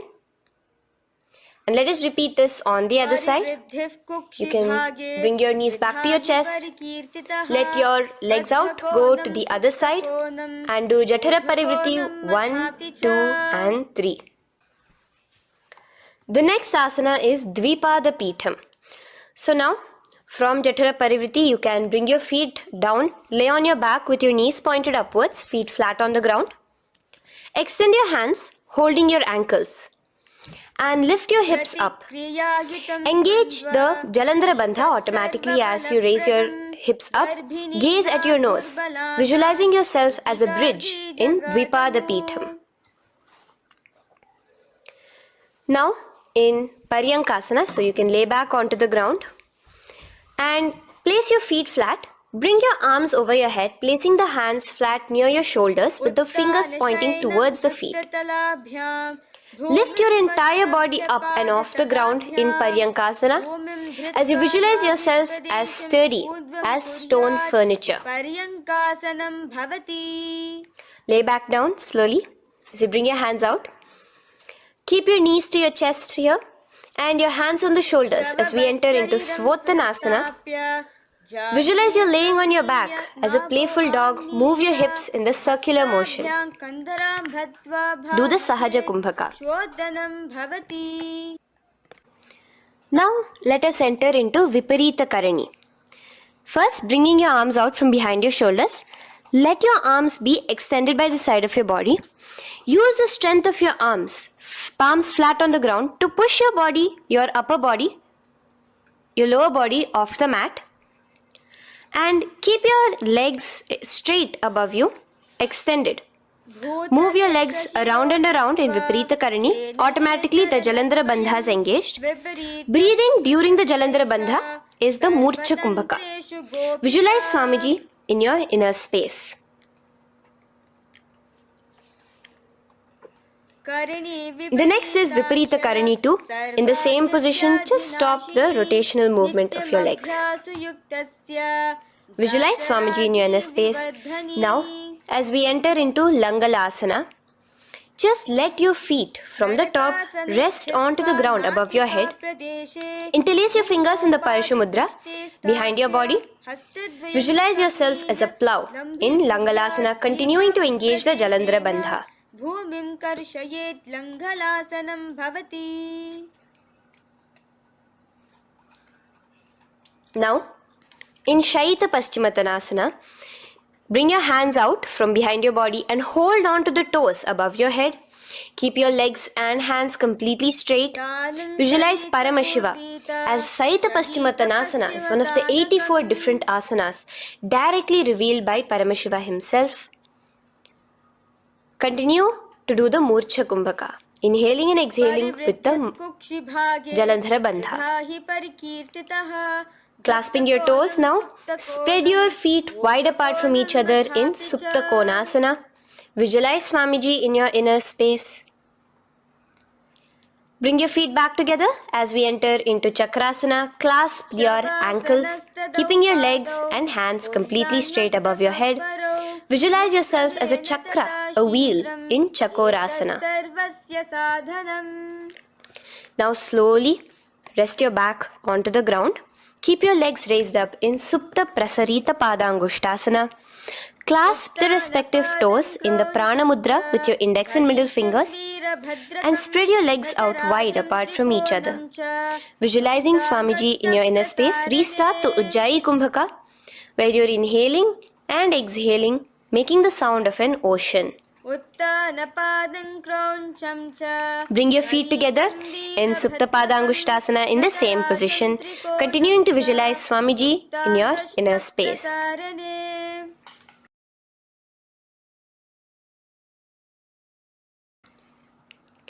Now, bring your feet, release your feet and bring them into Padmasana. As you lay flat on your back in Matsyasana, hold the opposite elbows over your head, gazing at your nose. Visualize Matsya Avatara, the fish form of Bhagavan Mahavishnu. Now in the same position, put one hand over the other, extend it straight above your head. As you visualize Lord Rama in your inner space, continue to gaze at your nose. Now, slowly bring your hands to your hips as we enter into Sarvangasana. Lift your hips and legs up into the sky, crossing your legs in Padmasana. Let your hands support you, your elbows on the floor. Do the Jalandhara Bandha as you gaze at your nose in Sarvangasana. Now, bring your hips back onto the ground in Vrishchikasana. So in the Padmasana, just remove one foot alone. Keep one foot on the opposite knee as you pull the knee towards your face. Let your hands stretch out above your head, hooking forward as you raise your upper back off the ground, visualizing yourself as a scorpion in Vrishchikasana, gazing at your third eye. Do the Jalandhara Bandha, tucking in your chin to the chest. Now just switch your legs around as we repeat Vrishchikasana on the other side. Continuing to visualize yourself as a scorpion, gaze at your third eye. The next asana is Vrishapada Kshepasana. So come now to a complete flat position on your mat. Come down to a complete lying down position and interlace your fingers around your neck. Now raise both your feet off the ground. Extend one leg straight and the other knee to the chest in a bicycle motion. Alternate between extending and raising the knee again and again, bringing your opposite elbows to the respective knees. Visualize Swamiji in your inner space. Breathe in and out in the Sahaja. From Vrishapada Kshepasana, now lay flat onto the ground with your hands by your side as we enter into Marottanasana, where you will be lifting your legs one by one, touching the ears with your knees. Visualize Swamiji in your inner space. The next asana is Vrikasana.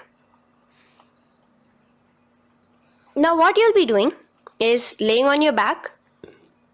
Bring the soles of your feet flat onto the ground. Stand up completely and lay back down. Visualize yourself as a wolf in Vrikasana.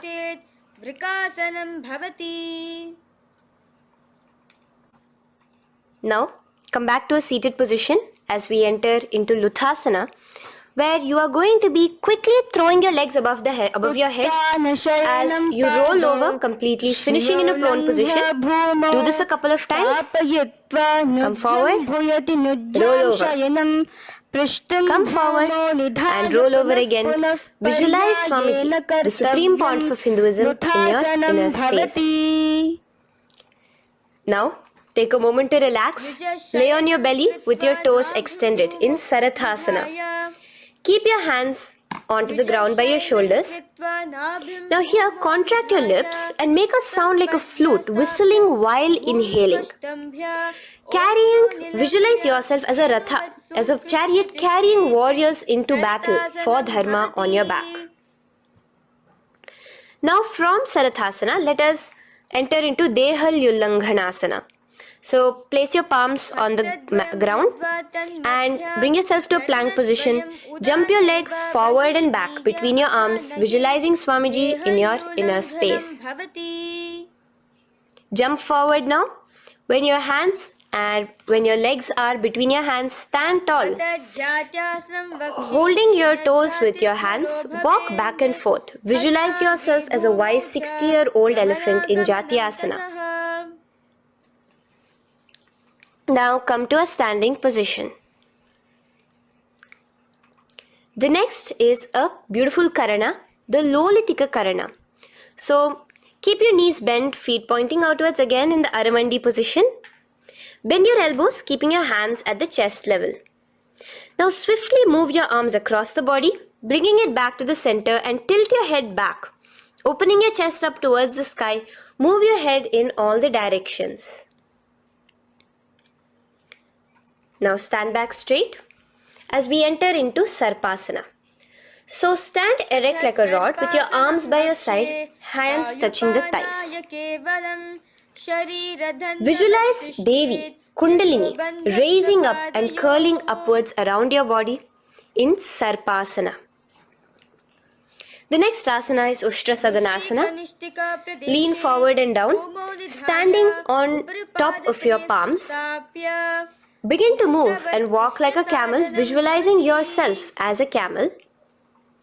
In the same position, continuing to walk around, switch your visualization to visualizing yourself as a horse as you start to walk around like a horse in Ashvasana. Now raise up tall as we enter into Kapota Nitakasana. Interlace your fingers behind the back Pulling them down towards your calves, open up your chest. Keep your hands in the Parashamudra. Visualize yourself as a soaring bird diving down in Kapota Nitakasana. Now, stand tall as we enter into another Karana here, the Tala Pushpaputam Karana. Bring yourself to the Aramandi with your hands in the Namaskara Mudra. Simultaneously now, open up your palms while raising one heel off the ground, slightly lowering the waist and shoulder of the heel you have raised.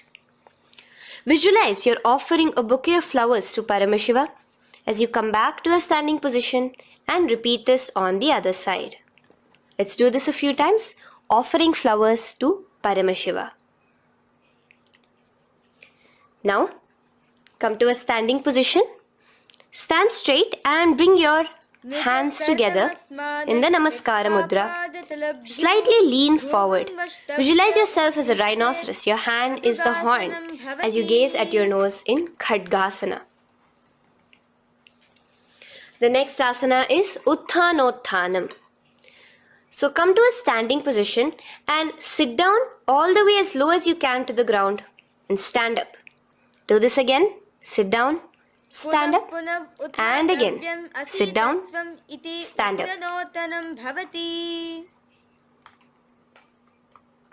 As you gaze at your nose throughout this. The next asana is Musalasana. Now come back to a standing position. Raise your hands above your head. Tall as you jump up and down repeatedly. Visualize yourself as a mace. Jump here in Musalasana. The next asana is Uchirshaka. So come back to a standing position. Pull the sole of one foot towards your belly. Now with the other leg, sit down and stand up. Release the leg. Pick the other leg up, pull it towards your belly. Sit down and stand up in Uchirshaka as you visualize Swamiji in your inner space, gazing at your nose. The next is a Karana, which we will be entering into. The Parshvajanu Karana. So again, bringing yourself to the Aramandi position. Bend and lift one knee towards your chest, pointing the toes downwards. Keep your arm around the knee, holding it with the hand in a fist. Let the other hand hang down on the thigh, wrist twisted, fingers pointing inwards. This is the Parshvajanu Karana. Now slowly release. As we enter into Tandavasana, stretch one leg out straight in front of you as you alternate between sitting and standing. Visualize yourself fiercely dancing as Paramashiva. Raise the foot to the inner thigh of the opposite side. As we enter into Brahmanasana, let your hand be resting by the sides. Keep your standing leg erect like a rod. Visualize yourself being blessed by Lord Brahma. Now, you can bring the left foot around the right knee and rotate it, tucking the left toes on the other side of the right calf. Simultaneously, cross your left arm below the right, bring your palms together in the Namaskara Mudra. Visualize yourself as Lord Garuda in Garudasana 3. Now slowly uncross your legs and hands as we enter into Ekapadasana, coming to a standing position. On the right leg, bring your left foot to the opposite thigh with your hands relaxed by the knees. Now take a hold of the raised foot with your hand in the Prana Mudra. Stretch your leg out wide, out to the side, and rotate your body quickly on the standing leg. Visualize yourself as the North Pole star in Dhruvasana.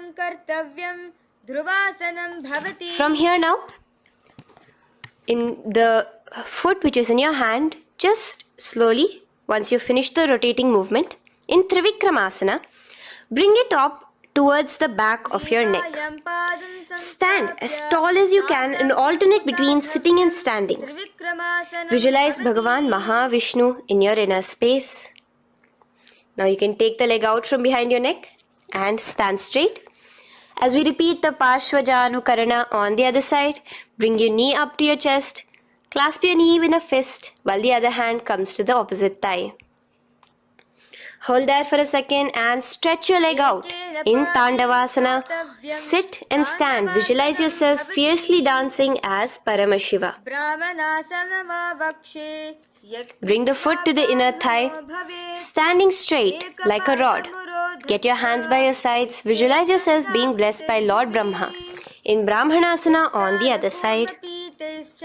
Move into Garudasana 3 on the other side as you rotate your leg over, your hand under. Visualize yourself as Lord Garuda. And uncross yourself as we move into Ekapadasana on the other side.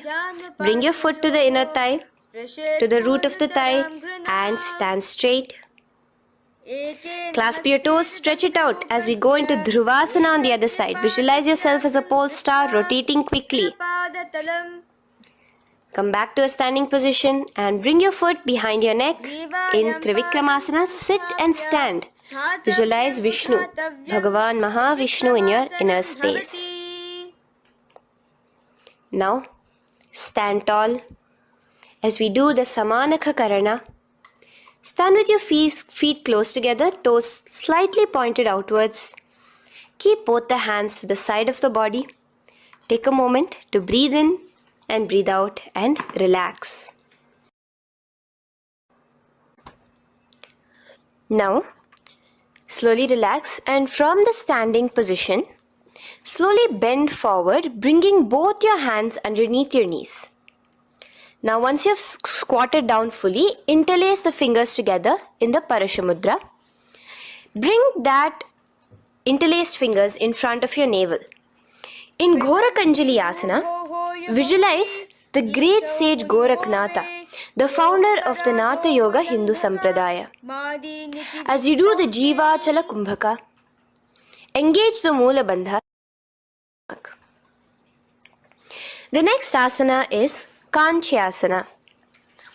So now just slowly unwind your hands from each other, from your navel, and now bring your hands from the opposite side inwards underneath your calves and wrap your hands around your back.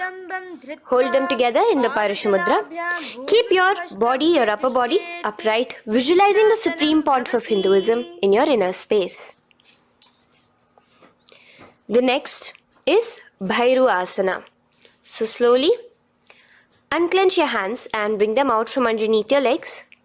Keep your feet and knees together and in a squatting position, bring your hands behind your back, clasping them together, remaining in the Parashamudra. As you gaze at your navel center, visualize Bhagavan Kala Bhairava, the Lord of Time, in your inner space. The next asana is Varahasana. Now to gain your balance, you can lightly spread your legs apart and bring your hands to the back of behind you in the Anjali Mudra, palms together. Visualize a boar, one of the 10 incarnations, the Varaha Avatara of Mahavishnu, gazing at your nose. Now slowly relax, bring your hands out from behind you as we move into Pripithasana. With your hands in the Prana Mudra, with your index and middle fingers, clasp the respective big toes and come to a half squatting position where your hips are at your knee level. Visualize Swamiji in your inner space as you do this asana, Pripithasana. Slowly let go of your feet and place your palms flat on the ground in front of you with the fingers wide for balance. We're going to be balancing here in Bakasana.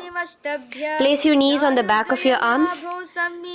Focus your eyes on one spot as you raise your feet off the ground, balancing here. Visualize yourself as a crow. The next asana is Shushtanga Kapali Asana. So now come to a kneeling position. So from there itself, you can directly put your head onto the ground, or else come to a kneeling position and place your head onto the ground. Palms spread for support. Raise your body onto your head, bringing your legs into the Padmasana. Gaze at your nose. Visualize Swamiji himself in your inner space. Come down now, uncrossing your legs as you come down. Sit onto your knees, keeping the toes flat. Now, Let your heels come outside of the hips. Keep your hands on your knees. In Guptasana, sit straight. Keep your gaze on your nose. Visualize you're sitting in the sacred secret seat with Paramashiva and your Guru, Swamiji himself. Now we are going to be kicking up into a handstand. So get ready. Place your palms on the ground, fingers wide for support. Do take support of a wall if you need it. And lift your body up straight above your hands. Visualize you are a tree in Vrikshasana 2 with deep roots into the ground. Breathe in and breathe out slowly. In the same position as we move into Shibhuasana, switch your gaze to the third eye. Hold it there for a few seconds and relax. Bring your feet back to the ground. Now lay flat onto the ground in a plank position and slowly lower your body towards the ground and push yourself up again. In Matsyasana 2, go down and come up, visualizing yourself as a fish. The next asana is Sarpasana 2. So here you're going to lay prone, completely flat now. You can lower yourself to the ground. Bring your hands to the hips. Extend your legs together and point your toes backwards. Lift your chest up and move left to right. You're moving like a snake while visualizing yourself as a snake in Sarpasana 2. Relax slowly, bringing your chest back to the ground. Now, keep your feet together, pointing backwards. As you bring your elbows onto the ground, rest your upper body on your elbows. Bring your hands together in the Padma Mudra with your little fingers and thumbs together and rest your chin on your hands. Niralambanasana, where feeling yourself completely supported, knowing that Swamiji is there in your life. Now, slowly relax, place your palms on the ground beside your chest and push yourself up, your hands straight up completely. As you bend your knees, bringing your feet to touch the top of your head. Lean your neck back, touching your head with your tip of your toes. See yourself, visualize yourself as an umbrella, protecting your Guru from the sun's rays in Chhatrasana. Slowly relax, you can bring your feet down. As we move into Vajrasana, just push your body back and sit on top of your knees, with the heels flat on the ground. Now stretch your arms in front of you with the palms facing downwards. Place your forehead on the mat. Visualize you are the weapon of Indra, the Vajra, symbolizing indestructibility as you gaze at your nose. As we enter into Meshasana, raise yourself into the same Gajasana position on your hands and legs with your hips pointed upwards. And alternate striking the ground with the opposite hands. Experience yourself, visualize yourself as a powerful ram as you alternate striking the ground in Meshasana. Now stop striking the ground, bring your palms down again. As we move into Ajasana, kick your legs off the ground and lower your forehead to the mat. Let's do it again. Kick your legs off the mat. Lower your forehead to the ground. You are unborn, existing for all of eternity in Ajasana. Now, come to a seated position as we move into Dhanantara Asana. Sit on your heel with your legs together. Pull your toes underneath you. As you bring your hands top of the knees, gaze at your nose, visualize Swamiji in your inner space. Here, do the Ujjayi Pranayama, inhaling and exhaling like an ocean, Dhanantara Asana. From Dhanantara Asana, now interlace your fingers in front of you and then behind you. Stretch your arms towards all the sides, backwards, forwards. Giving a massage to the various different joints and muscles in your body. Lean forward, get up again. Continuing to visualize Swamiji in your inner space. Relax your hands and now take your respective heels and point them outwards, outside the side of your hips. Keep your hands on your knees with your thighs and knees resting on the ground, spine straight. Visualize yourself as Lord Garuda in Garudasana 4. You have Mahavishnu and Mahalakshmi on your back as you are flying. The next asana is Ananda Mandirasana. Now you can continue to remain in the same position. You can bring your feet pointing inwards. Use your hands to clasp underneath your ankle. Make sure your knees are spread out wide. Gaze at the third eye. Visualize residing in the blissful space of a temple. You are in a temple in Ananda Mandirasana. Now, as we move into Mandukasana, keep your knees wide and sit on top of your ankles. Your hands underneath your knees. Gaze to your nose. Visualize yourself as a frog. Suck in your stomach in the Uddiyana Bandha and remember to do the Manduki Mudra, your tongue, your frog-like tongue, catching the nectar dripping from the Sahasrara Chakra in Mandukasana 2. Now, as we move into Narasimhasana, tuck your toes in and sit on top of the heels. Place your palms on the ground, spread your fingers wide and spread your knees apart onto the ground too. Gaze towards your nose, stick out your tongue and exhale forcefully, visualizing the Narasimha Avatara, the form of Mahavishnu as a half lion and half man. Now just raise up, bring your hands off the ground. Here we'll be doing a new pranayama, which is the Bhishraka pranayama, as we enter into Bhishrakasana. So continue to keep your knees and feet on the floor. As you bring your hand up to your face, make a hollow of your palms and place it over the mouth. Keep your thumbs under your teeth and close your lips. Gaze to your nose. Inhale through your left nostril, exhaling through the mouth. Gaze at your nose again. Visualize yourself as Devi, presiding over any and all minuscule fears you may have within you. Now moving back into the Ujjayi Pranayama, let us do Makadasana. So you can take your hands off your face and slowly remaining in the same position, bring it to your armpits. Bring your fingers to your armpits. Imitate as if a monkey is scratching. As you gaze to your third eye, visualize yourself as a playful monkey in Makadasana. From Makadasana, let's move into Vajra Sangharasana. So you can slowly lift your knees off the ground, just balancing on your toes, sitting on the heels. Bring your hands behind your back and clasp the opposite elbows. Gaze to your nose, embody a diamond. Visualize yourself as a diamond-like strength for yourself and your Sangha. The next asana is Khanjanasana. So now you can uncross your hands. Rest on top of the heels with your knees on the ground. Keep the toes down, ankles crossed behind. Place your palms on the mat to your side. Suck your stomach in the Uddiyana Bandha as you gaze at your nose in Khanjanasana. Now, you can uncross your ankles and just sit with your toes flat. Keep your knees wide on the floor. Rest your hands on the knees. Just relax the Uddiyana Bandha, just sucking in your perineum in the Mula Bandha.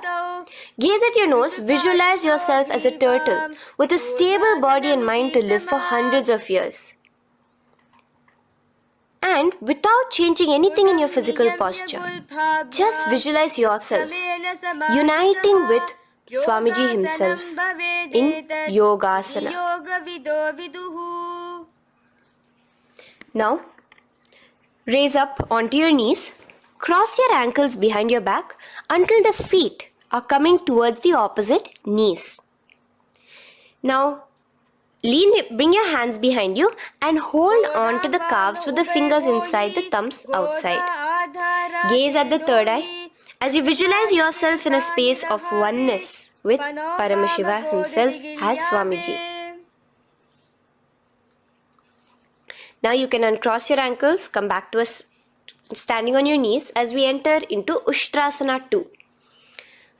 So now, in a kneeling position, bend backward, hold your ankles with your hands. Keep your arms straight. As you push your hips forward and tilt your head backwards, visualize yourself as a camel in Ushtrasana 2. Slowly, in the same position, lower yourself onto your back in Jatyasana 2. As you are lowering yourself, experience yourself as a blooming lotus. Bring your head, the back of your head onto the mat.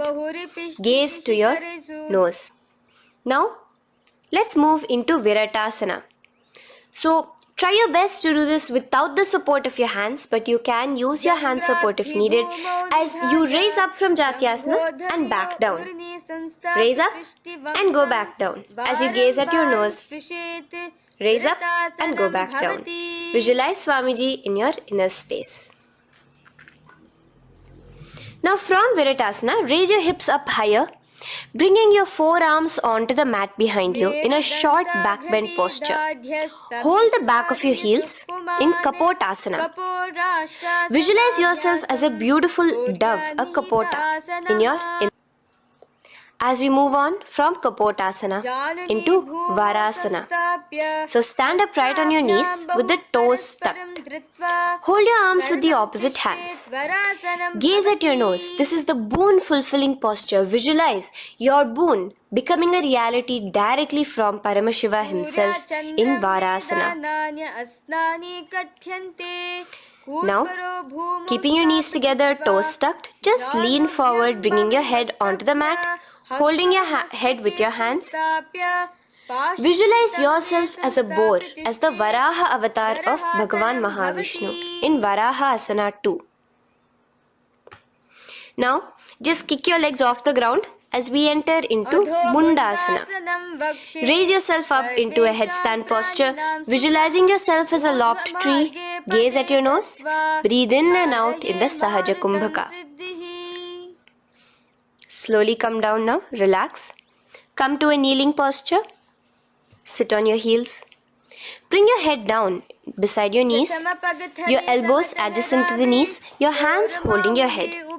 Exhale through your mouth as you gaze at your nose, visualizing Swamiji in your inner space in Andhasana. Now from here, push yourself off the mat as you come lying prone on your belly. Let your arms be extended straight out and together lift your thighs, arms and chest off the ground, stretching your body, balancing there. Visualize yourself as a locust in Viparita Shalabhasana. The next asana is Kapalasana. So slowly lower yourself back to the ground. Now laying on your belly, bring your arms to your side, palms downwards. Keep your forehead on the ground and your chest on the mat. Only lift your legs up into the air. Only your legs are lifting up. Visualize yourself as a skull. You are a mind with purified thoughts, a strong will to attain enlightenment in Kapalasana.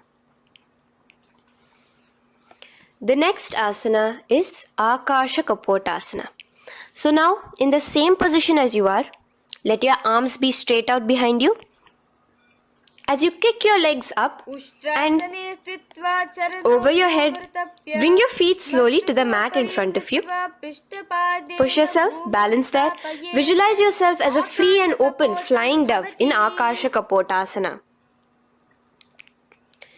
Bring your legs back out as you lay flat on the mat. Now push yourself onto your knees. Place your forearms on the ground and your chest down such that your navel is touching your knees. Be sturdy, visualizing yourself as a sparrow in Chatakasana. The next asana is Vrishchikasana 2. So your forearms are on the ground. Now slowly raise to your toes and kick your legs off the mat. Slowly lowering your legs to your head. Visualize yourself as a scorpion as you balance in Vrishchikasana 2. Slowly release yourself, coming back to the ground as we enter into Vrishasana. Sit down on top of your right heel and let your left foot remain outside of the hip, the ankle to the side. Place your hands on the mat, visualizing yourself as a bull in Vrishasana. Now, bring both your knees underneath you, sit on both your heels, cross your left leg over top of the right lightly and in Lolasana, push yourself off the ground. Your knees are off the ground, you're just balancing on your hand above the mat. Visualize Swamiji in your inner space. Lower down now. Bring the left foot now outside. Bring the right foot out and sit on your left heel now. As we do Vrishasana on the other side, visualize yourself as a bull. From here, let us get into a very powerful asana, Balagunasana. So, place your left toes on the ground, sit on the heel of your left foot. Place the right foot flat with the knees raised towards your chest. Maintain your palms on the respective knees. Be upright. Visualize Balagunahai, one of the 84 siddhas in your inner space in Balagunasana. Now come to a squatting position. Let your feet be flat as you bring your elbows under your thighs and calves, wrapping it around your shins. Hold on to your ankles from the outside in Grahasana, visualizing yourself as an entire planet. Now, you can unwrap yourself as you sit on top of the opposite heel in Balagunasana on the other side. Maintain your palms on the respective knees. Visualize Balagunahai, one of the 84 siddhas in your inner space. Now, sit upon both the toes with the heels up and knees off the mat, knees pointing forward. Now, keep your hands downwards on the respective knees. Keep your spine upright as you visualize Swamiji in your inner space in Utkatasana. The next asana is Vajra Sangharasana. Just spread your knees out wide in Utkatasana. Spread your knees out wide. Clasp the elbows behind your back. Visualize Swamiji in your inner space in Vajra Sangharasana too. The next asana is Anilasana.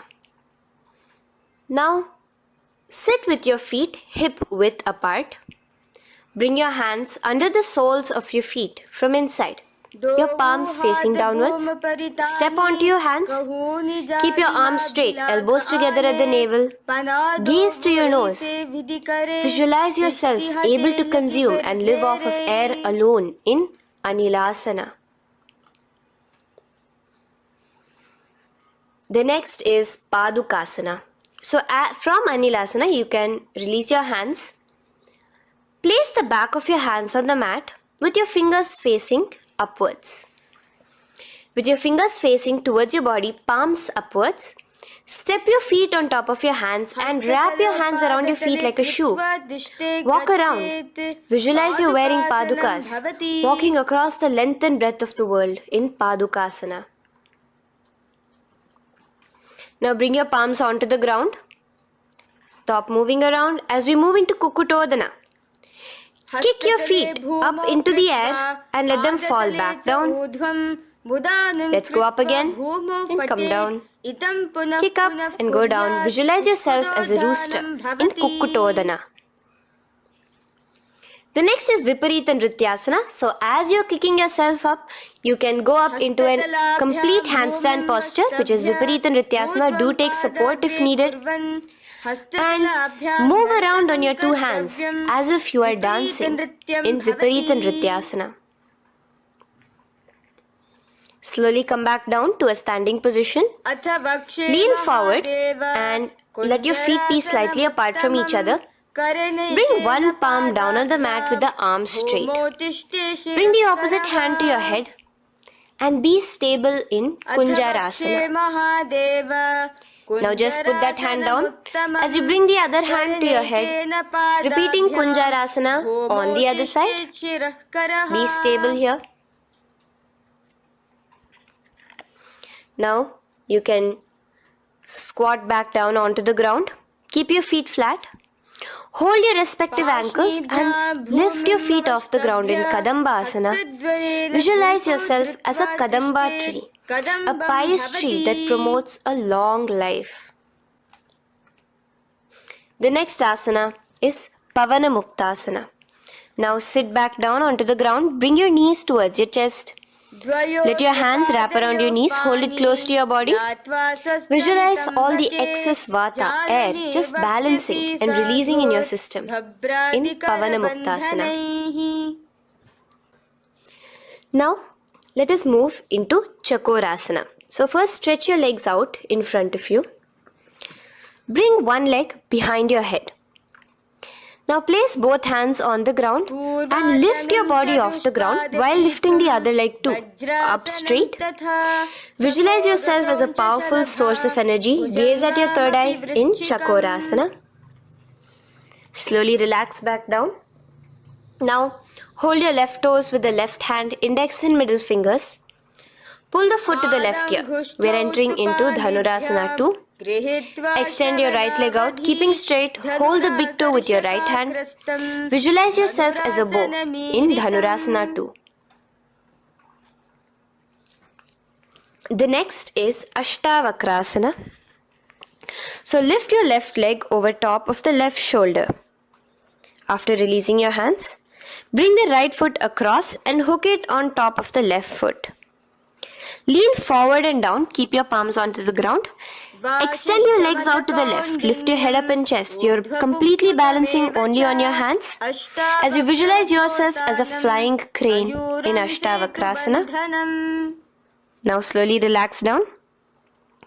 From here, bring your right foot to the left thigh and your left foot flat onto the ground. Knees raised up. Have your left shoulder underneath the respective leg and place your hands flat on the ground. Gaze towards your third eye. Visualize you are immortal, able to exist solely from prana alone in Pranasana. From here, moving into Parshva Matsyendrasana. Place your right foot at the root of the left thigh. Then the left leg by the side of the right knee. Hold the left leg by the right hand. Twist your body out. Remain steady here, gazing at the third eye. Visualize Matsyendranatha, the great Rishi, Yogi, master of Hatha Yoga, in your inner space. Now slowly unwind yourself. As we repeat Chakorasana on the other side, lift the other leg behind your head. Place both your hands on the ground and keep your entire body off the ground straight up. Gaze at your third eye, visualizing yourself as a powerful source of energy. Now relax back onto the ground. Let's repeat Dhanurasana 2 on the other side. Clasp your respective hands with the feet. Pull one foot back, the other foot extended forward. Visualizing yourself as a bow. Release your feet as you cross them over each other, over top the shoulder in Ashtavakrasana on the other side. Raise off the ground. Visualize yourself as a flying crane.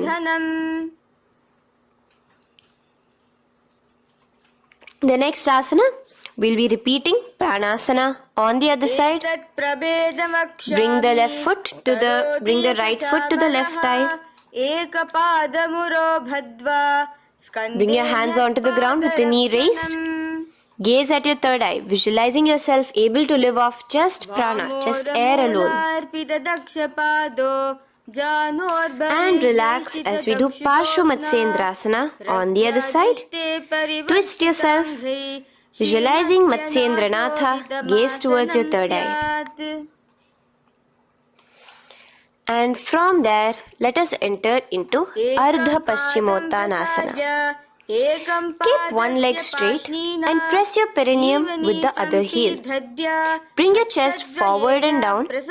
Hold your toes and feet and bring your head towards your knees. Here in Ardha Paschimottanasana, visualize Swamiji in your inner space. Now raise up and the foot which was at the inner thigh, now rotate it outside of the hip. Now hold the sole of your other foot and lift your leg up towards your forehead. Try to bring your knee to your forehead as you keep your knee straight. Gaze to the nose in Kraunchasana. Visualize yourself as a crane. Now slowly relax down your leg. Now the leg which is now straight, you can bring it to the inner thigh as you straighten out the other leg. As we repeat, Ardha Paschimottanasana on the other side. Lean forward and down, clasping your foot. Bring your forehead to your knee.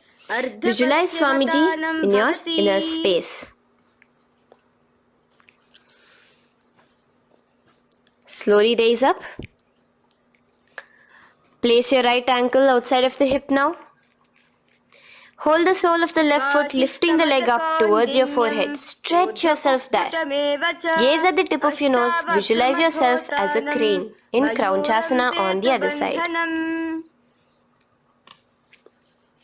Now, from here, bring the soles between the thighs and calves. So once you have relaxed yourself, bring your soles between the thighs and calves. Keep your spine straight, palms resting on your knees.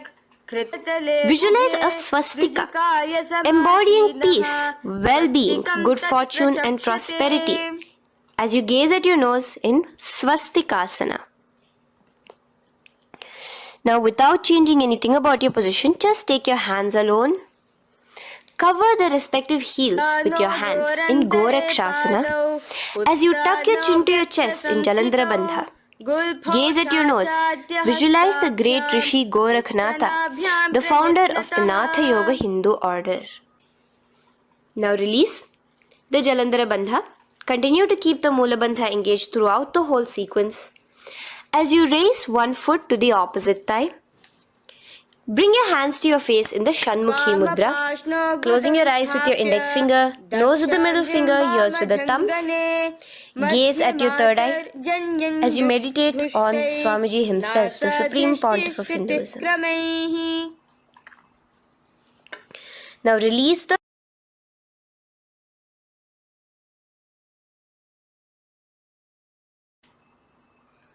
Shanmukhi Mudra. And in Yogasana 2, bring your legs into the Padmasana position over the opposite thighs. Keep your hands flat onto the ground beside your knees with the palms facing upwards. Sit straight, gaze at your nose. Here we'll be starting the Kaka Chanchu Kumbhaka, where your inhalation will be through your tongue wrapped like a pipe, and your exhalation will be through your nose. From Yogasana 2, now keeping your palms beside your body, just switch them around to be flat on the ground and push your entire body off the ground, balancing. Visualize yourself as a rooster in Urdhva Kukkutasana. Now relax down, come back to a seated position on the floor, keeping your legs in Padmasana. Insert your hands through your knees and place them on the mat. Remember, do not lift your body up, just stay seated down there. In Siddha Harituliyasana, gaze to your nose, visualize Swamiji himself in your inner space. From there, let's enter into Hamsasana, where you will actually be pushing yourself off the ground. Lift your thighs up high above your shoulder, above your elbows as much as possible. Gaze to your nose, visualizing yourself as an elegant swan in Hamsasana. Now release yourself. Now, do not take your hands out from between your thighs and calves. Just go onto your knees and reach your hands behind your body with your fingers interlaced in the Parashu Mudra. Bring your forehead to the floor as you gaze at your nose. Visualize yourself as Lord Paramashiva's bow in Karmukasana. Now, slowly come back to the seated position as we move into Kurmasana 2. Keeping your hands in between your thighs and calves, bend your elbows and hold your respective shoulders with your hands. Visualize yourself as a turtle, a stable body and mind to live for hundreds of years. Now in the same position, just engage the Jalandhara Bandha, tucking your chin to your chest as we move into Granthi Bhedasana, gazing at your nose. Rejoice, knowing you are in Paramashiva's secret knot posture. And from there, release the Jalandhara Bandha as you roll onto your back. Keep your hands on the shoulders, laying flat on your back. As you visualize yourself as a turtle on its back, playful, gaze at your nose in Uttana Kurmasana. Now rock yourself back to a seated position as we do Pangu Kukkutasana. Now it's the same as your hands between your thighs and the calves, except you will be placing one hand flat on the mat. Hold the wrist with the other hand. Lift your body up and holding only on one hand. Visualize yourself as a rooster in Pangu Kukkutasana. Now release back to the ground. Hold. Let's do Pangu Kukkutasana on the other side. Place the other palm flat and bring the other hand holding the wrist. Push yourself off the ground. Visualize yourself as a rooster. Continue the Kakachanchu Kumbhaka, sucking in your breath through your curled tongue and exhaling through your nose. As you slowly extricate your hands from between your thighs and calves, let's do Girdharasana here. So now, interlace your fingers in the Parashamudra as you place your elbows on the feet, remaining your legs in Padmasana. Lean forward and down, resting your chin on your knuckles. Place your thumbs to your throat in Girdharasana. Visualize Swamiji in your inner space. From there now, sit straight into Padmasana 3. So with your legs in Padmasana, bring one hand over the other near your navel center. Engage all the three bandhas, suck in your stomach, clench your perineum, tuck your chin to your chest and gaze at your nose in Padmasana 3. Slowly now, as we move into Padmasana 4, bring your hands to the respective knees. Release the Jalandhara Bandha and release the Uddiyana Bandha, just engaging the Moola Bandha alone. Visualize Paramashiva in your inner space as you gaze at your nose in Padmasana 4. Now we'll be entering into Karmukasana 2. So in the Padmasana position, hook your right hand index and middle finger in the Prana Mudra around the toe. Pull it back while your left hand rests on the knee. Now, as you visualize yourself as Paramashiva's bow, just release your right foot, bring your left hand to the left toe, right toe, and let your right hand be on the right knee. Now from here, let's do Karmukasana 3. So you can release your toes, cross your hands behind your back, continue to keep your legs in Padmasana, and with your respective hands, cross behind your back. Hold on to the toes in the Prana Mudra. Engage all the three bandhas, suck in your stomach, clench your perineum, tuck your chin to your chest. Visualize yourself as Paramashiva's bow in Karmukasana 3. Slowly relax the bandhas, just keeping the Moola Bandha. Continue to hold on to your toes. Release the Uddiyana Bandha and the Jalandhara Bandha. Switch your gaze to the third eye. Visualize you are Paramashiva's third eye itself. Anything you come across, you just rejuvenate it, destroy it in Dridhasana. Now, try to keep your hands at the toes.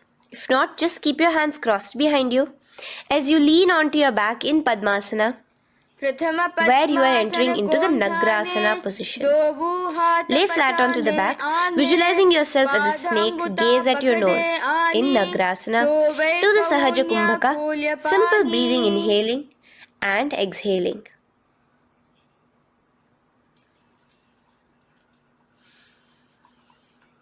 Now bring your knees to your chest. Let your hands wrap around your knees. Slowly uncross your Padmasana and bring your knees to your chest. Bring your hands to the Parashamudra, the fingers interlocked on top of your knees. As you pull your chin up to your knees, visualize yourself as a ball in Kandukasana. Now relax. Bring your feet onto the ground. The knees pointed upwards in Urdhva Pavanasana. As you interlace your fingers, bring the interlaced fingers behind your head. Laying down, gaze at your nose in Urdhva Pavanasana. The next asana is Marakata Pithasana.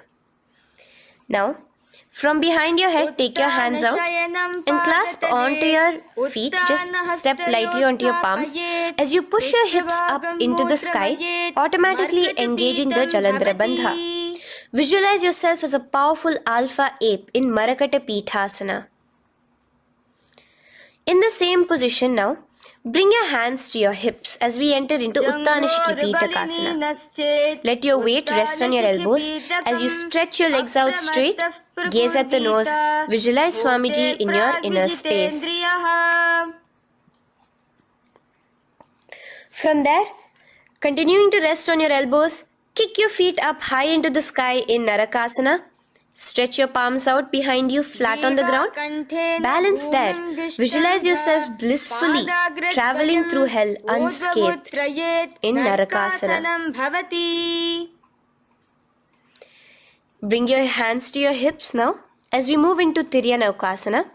Angling your legs down at an angle, visualize yourself as a boat crossing the ocean of samsara in Tiryanaukasana. Now from there, come back straight as we enter into Dhwajasana. Keep your legs up high above your body, your hands stretched out down behind you. As you push yourself up, visualize where KAILASA's flag respected across all nations in Dhwajasana. Hold there for a few seconds and relax now.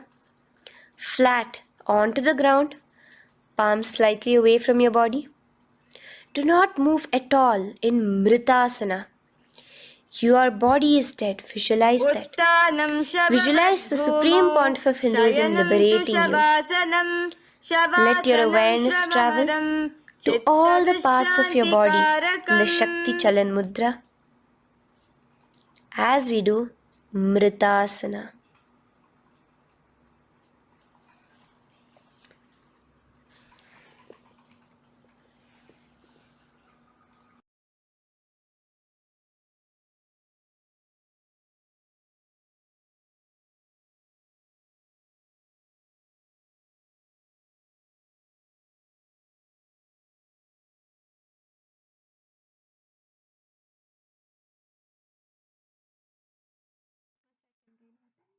Om Purnamadah Purnamidam Purnat Purnamudachyate Purnasya Purnamadaya Purnamevavashishyate Om Shanti Shanti Shantihi Harihi Om Tat Sat Sarvam Bhagavat Shri Nithyananda Paramashiva Padukarpanamastu Om Nithyanandam.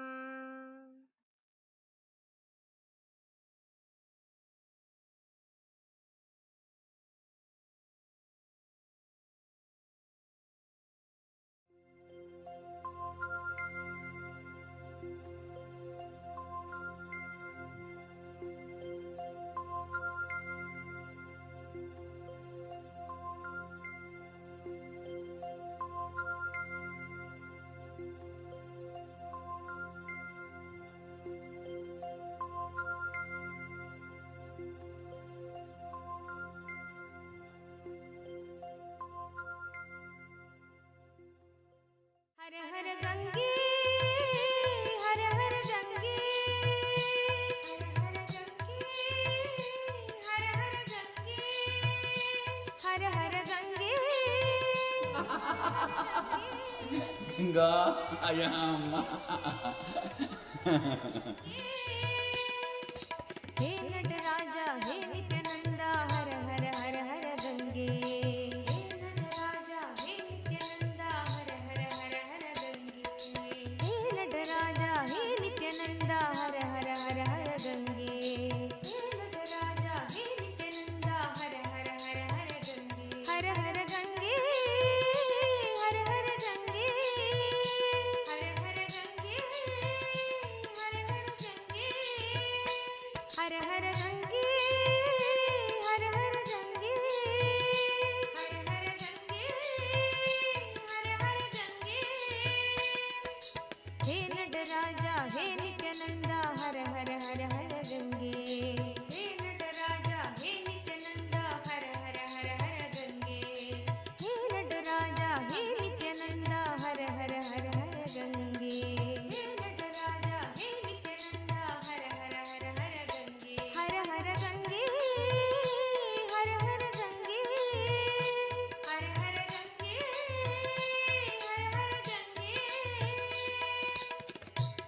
नित्यपुरीश्वरा जय गङ्गाधरा नित्यपुरीश्वरा जय गङ्गाधरा नित्यपुरीश्वरा जय गङ्गाधरा नित्यपुरीश्वरा जय गङ्गाधरा हर हर हर हर गङ्गे हर हर हर हर गङ्गे हर हर हर हर गङ्गे हर हर हर हर गङ्गे शङ्करा शिव शङ्करा शिव शङ्कर शङ्कर नित्या शङ्करा शिव शङ्करा शिव शङ्कर शङ्कर नित्या शङ्करा शिव शङ्करा शिव शङ्कर शङ्कर नित्या शङ्करा शिव शङ्करा शिव शङ्कर शङ्कर नित्या Shankara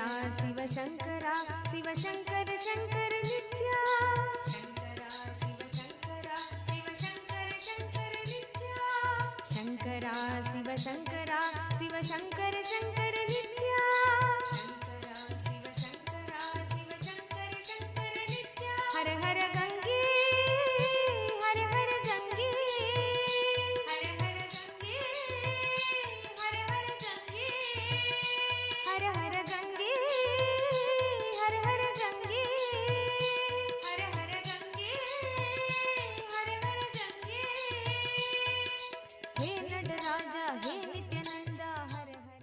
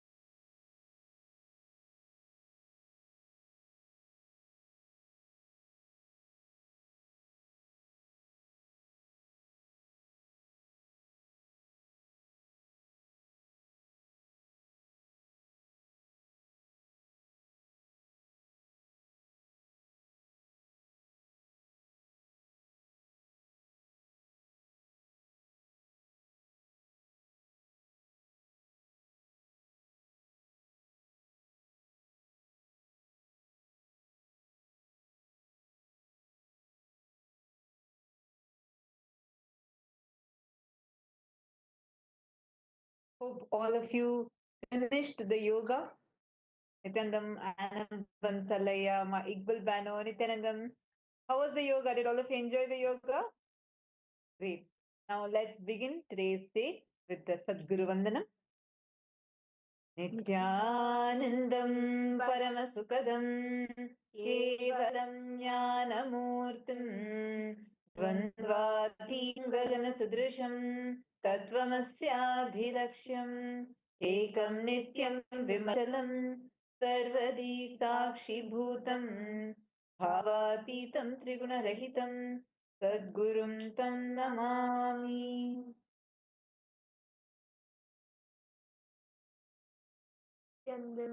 Welcome to today's day. Today, all of us are going to be experiencing the power of feeling connection. What is feeling connection? And experiencing the power of feeling connection with Swamiji.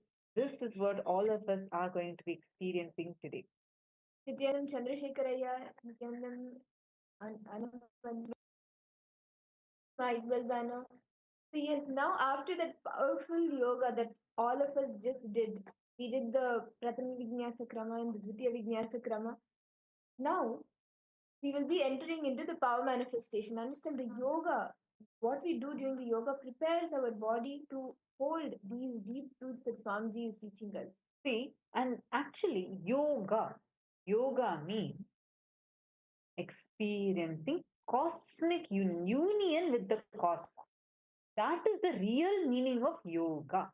That is why when you do the Nithyananda yoga, see, yoga is not just a few asanas, Not even just pranayama with asanas or some specific mudras with asanas. No, 12 components are there.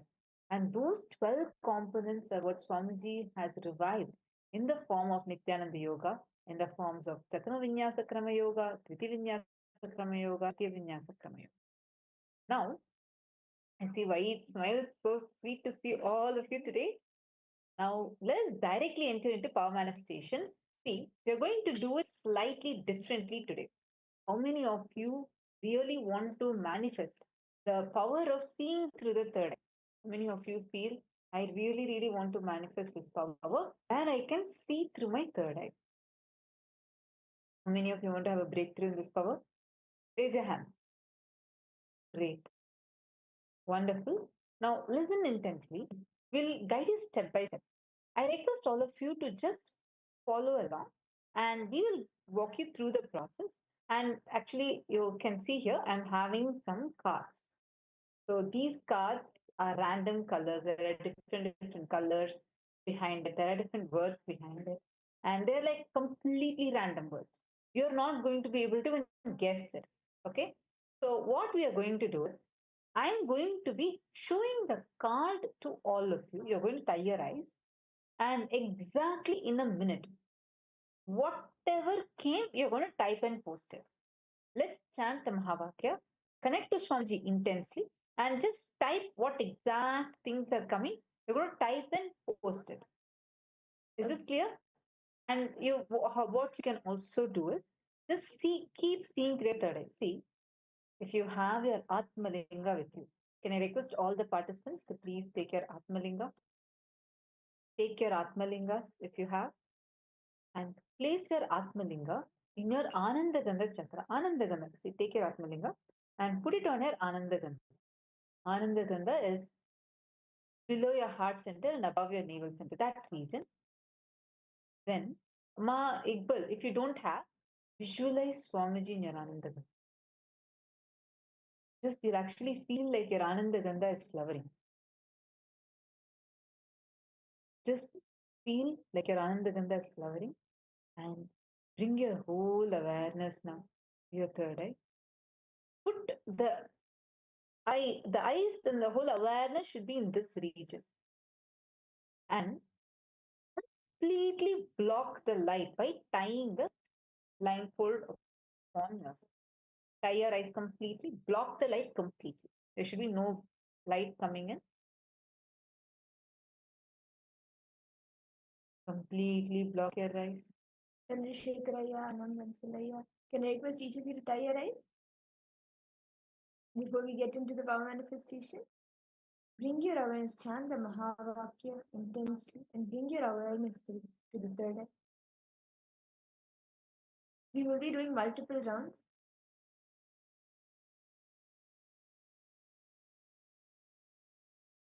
Now, connect intensely with Swamiji.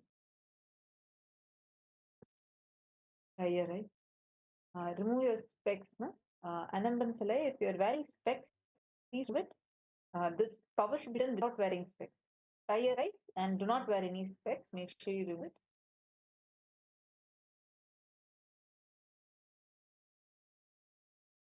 Chandrasekharaya, are you all tying your eyes?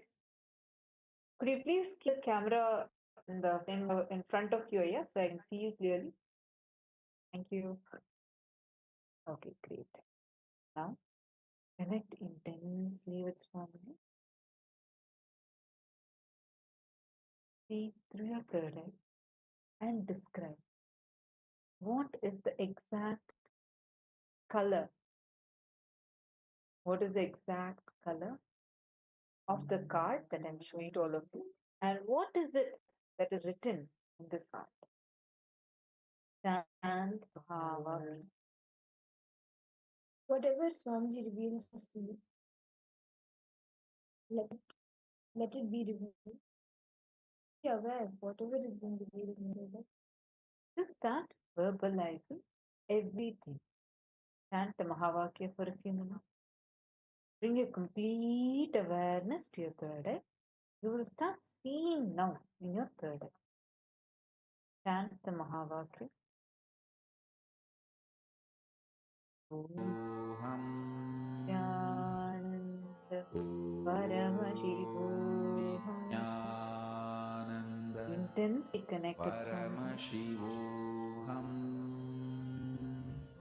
So through your three eyes, the color and the words that are exactly shown. Whatever is revealed to start verbalizing it. Continue to chant the Mahabharata. Nitya Paramashivoham. Now, I request all of you, please untie your eyeband.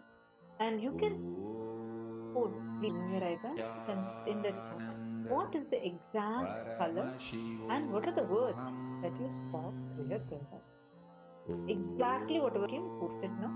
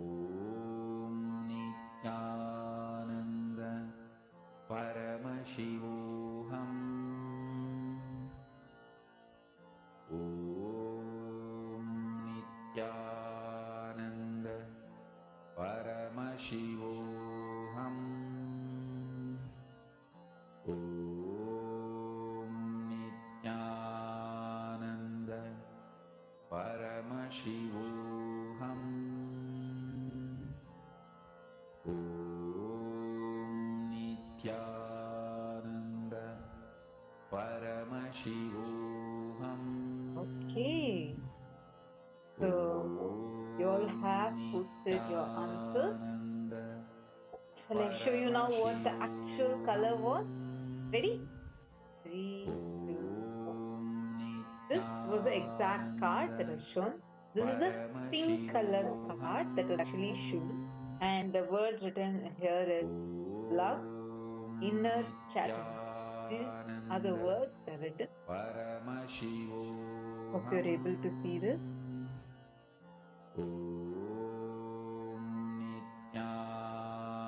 Now shall we move on to the next word, next part? Ready? See, don't worry. Listen, listen, listen. All of you listen. See, don't worry if you're not able to get the answer right. Don't guess. You don't need to be right. You only need to see through your third eye. So right now, do not guess. Just connect intensely with Swamiji. Sit in a space of feeling connection. Once again, bring your awareness to your third eye. Please tie your eyes with an eye band. All of you, please tie your eyes with an eye band. Bring your complete awareness to your third eye. And I'm going to give all of you a few seconds to intensely chant the Mahavakya. Chant the Mahavakya now. Bring your awareness to the third and vibrate intensely with the Mahavakya.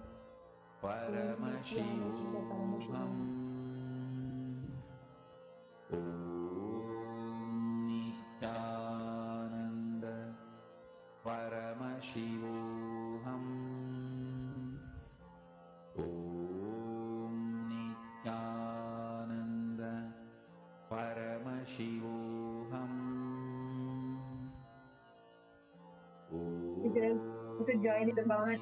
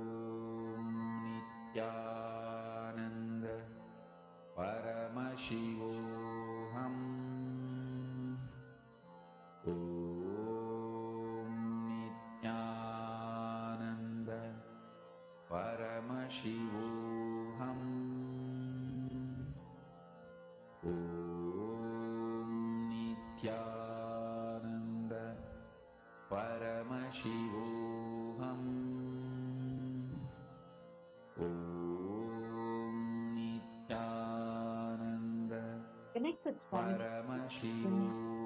And now we are going to be showing you a card and you're going to see through your three eyes.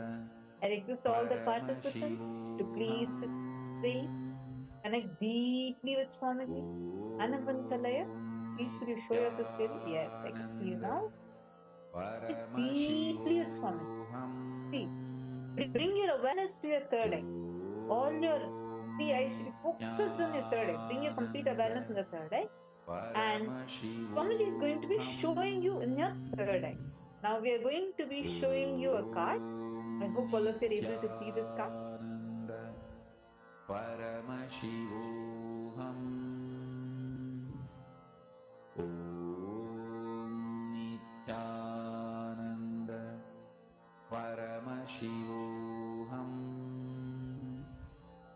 See the card now?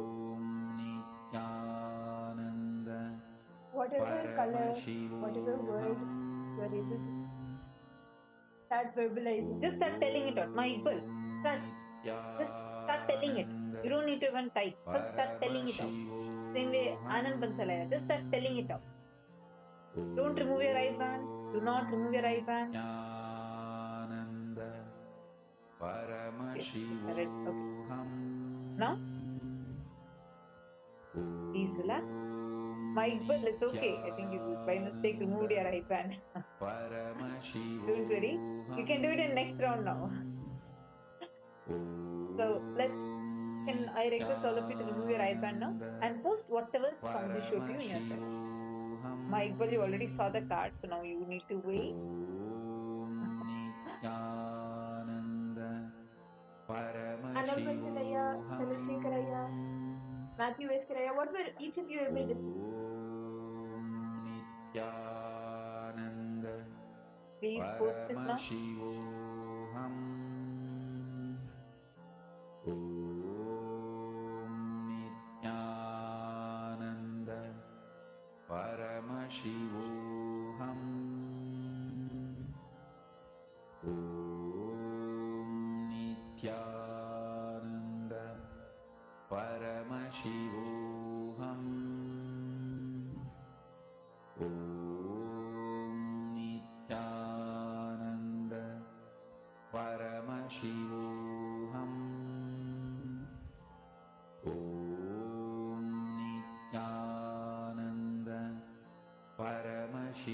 Have all of you posted? Okay, shall we see now what the actual answer is? Ready to see the actual answer? Okay, pink color card written. Okay.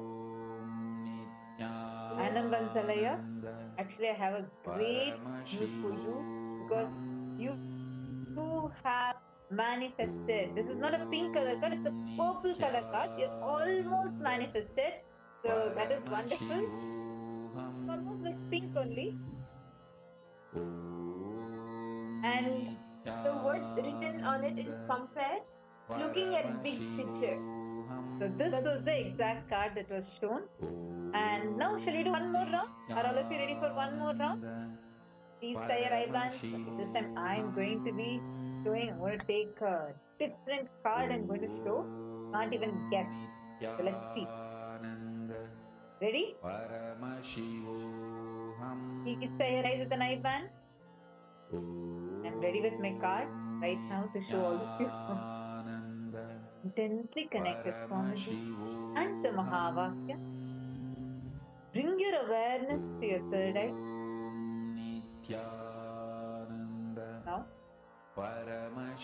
I'm going to be showing the card to all of you. Yeah. Start seeing through your third eye. See through your third eye. Start verbalizing whatever Swamiji is showing you. What is the color of this card? Whatever Swamiji reveals in your third eye, start verbalizing it. It could be words, it could be letters, it could be colors, whatever you see. Bring your awareness completely to your third eye. And you literally feel your Kundalini Shakti flowing from the spine, the base of your spine, all the way to your third eye. Experience that intense energy, Swamiji, who's flowing through you and manifest. See through your third eye. Swamiji will clearly show to you now what is the exact color, what is the exact word. See intensely.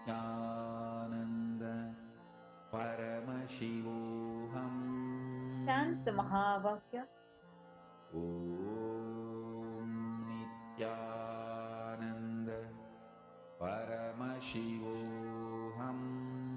Intensely connect with Swami. Just start telling out whatever colors you're seeing.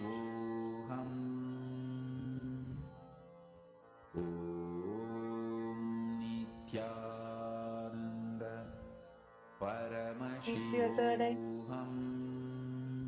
Now, please open your eye and post here in the chat what is the exact color and words that you see. Very good, each of you report. Whatever was revealed to you in your third eye, without anything goes negative. Maybe 2 rounds it was pink and purple, maybe this round also it could be. Whatever was revealed in your third eye, see, Swamiji will always show you in the third eye. So whatever was revealed to you, tell only that without filtering it, without any guesses.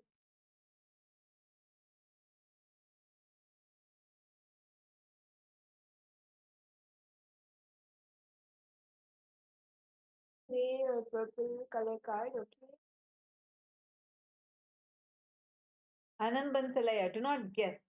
Tell exactly, actually you saw. What did Swamiji show to you?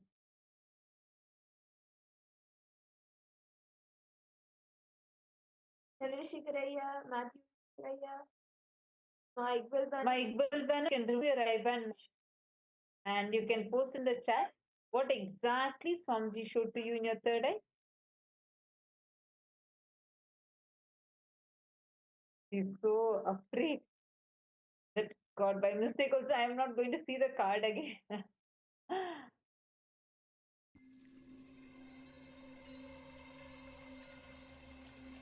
I welcome you all with my love and respect.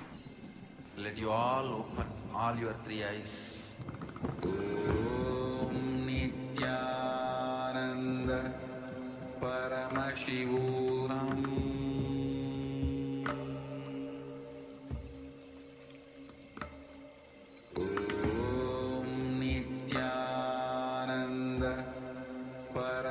Paramashivoham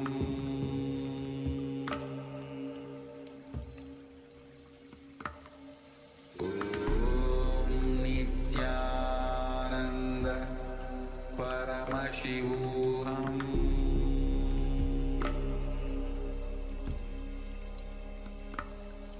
Om Nithyananda Paramashivoham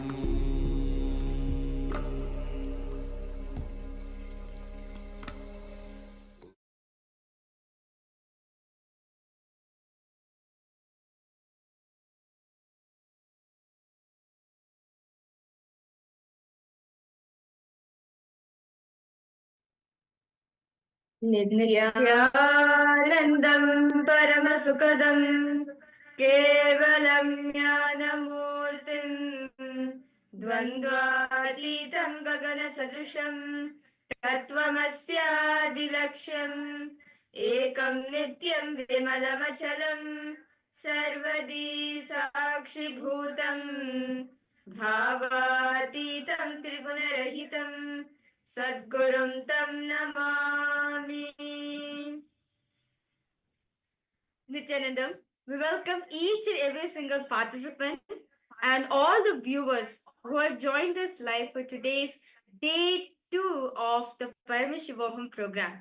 I would like to request all participants to post how was the Nithyananda yoga for each and every one of you. Nithyanandam, ever Alfaroya?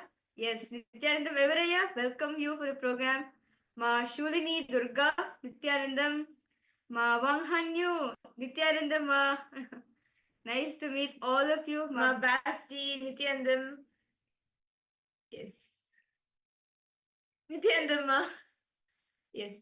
Yes, course is going to start now, ma. We're going to start now. First is the yoga all of us had, and now we're starting. Yes. Ever Alfaroya, Nithyanandam, welcome to the program. Yes. To all the viewers who's watching us through YouTube, welcome to YouTube for the date of the Paramashivoham program. I would like to request all the viewers and all the participants who's watching us live right now to share how was the Nithyananda yoga. How did you experience the yoga? For some of you do the Nithyananda. So how do you experience yoga? What does the have?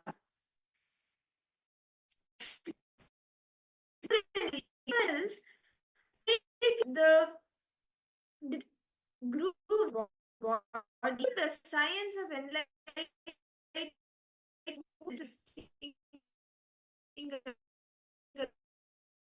like even hold that science. Yoga helps the body to become ready to hold that.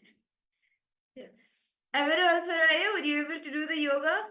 How did you like it? And what breakthroughs did you have? Ma Basdi, Ma Shulini Durga, Ma Sharmain, Ma Wang Hunyu. All of you can post.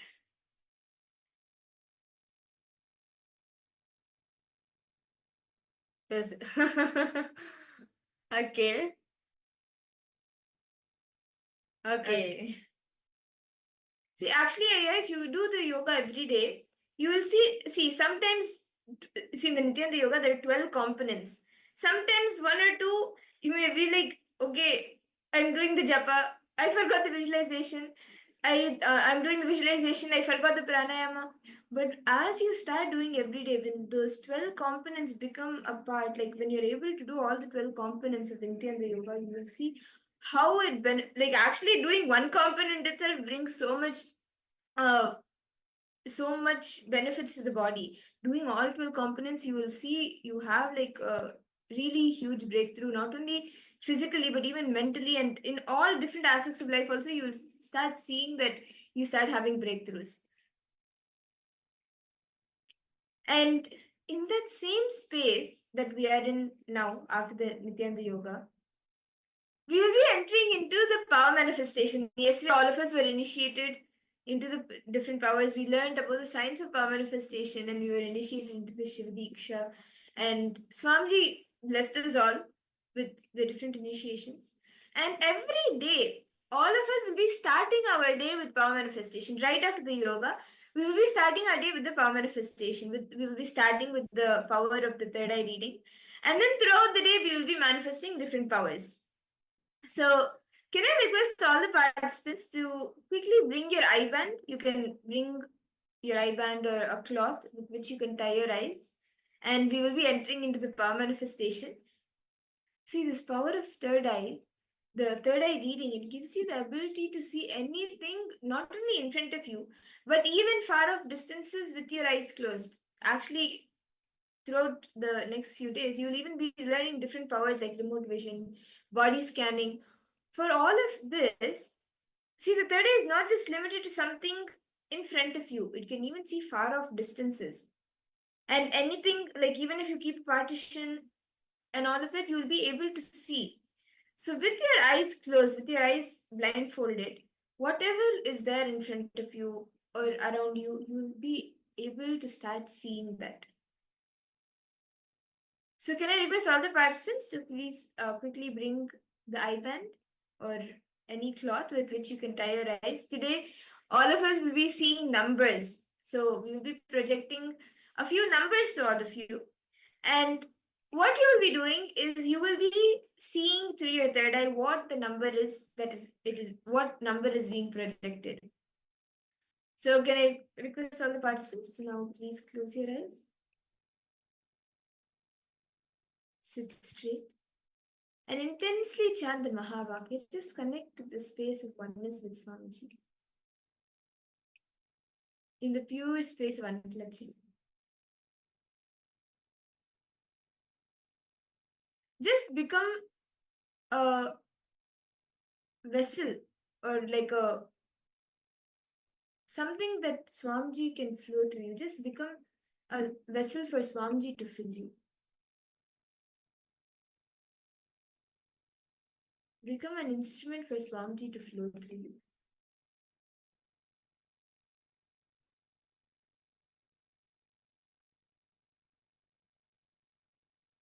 Start seeing whatever is happening around you. Start becoming aware of that. Bring the awareness to the third eye and start seeing and feeling whatever is happening around you.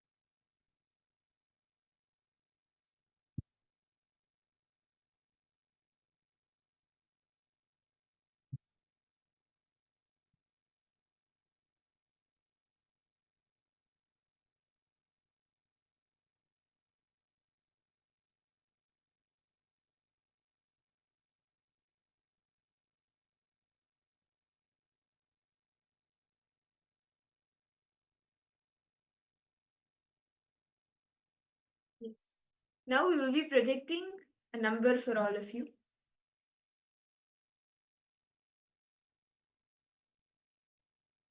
Whatever Swamiji shows you in your third eye, it could be the color and the number itself.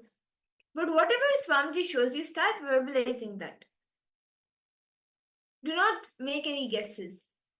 Just as Swamiji reveals to you, exactly that, without any filtering, without any changing, just reveal that.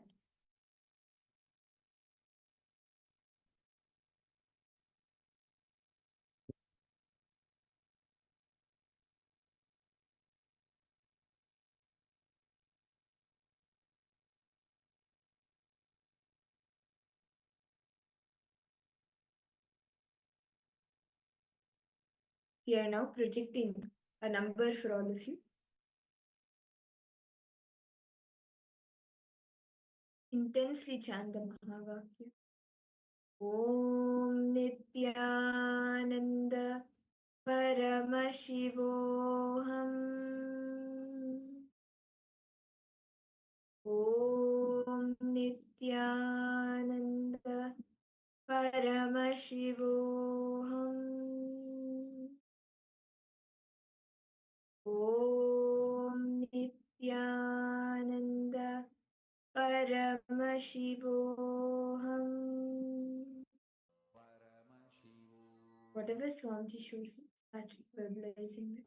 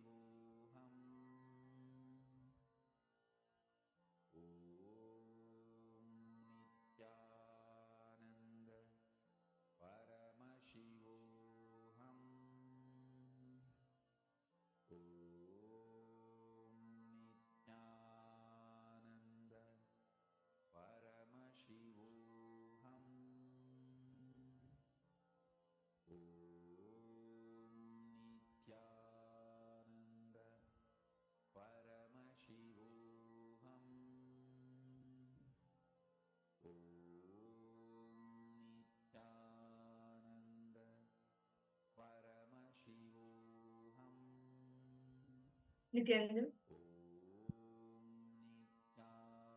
I request all the participants to now please relax. You can open your eyes, and all of you can detail out in the chat what was the number that you were able to see. What did Swamiji reveal to you? How did he manifest through you?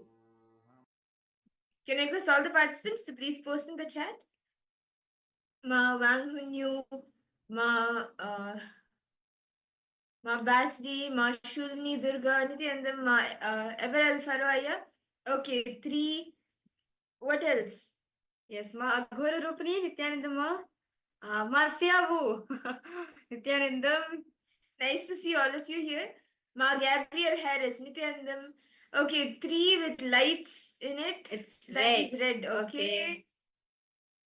What else? Ma Basdi and Ma Wang Hunyu. All of you can post. What else did Swamiji share? What else did Swamiji show you?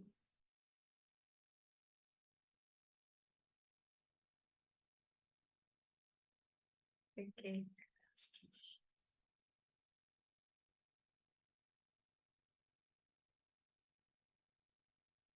Okay. You're able to see. Okay, 1 minute more, one Hanyu. I'll just see your message. There's a lot of energy to turn your eyes and body 3 times. Okay. Okay. Oh, okay. You felt the energy. Okay, that's nice. So shall we all see the answers? This is quite interesting. Shall we see the answer now? What was the number being projected?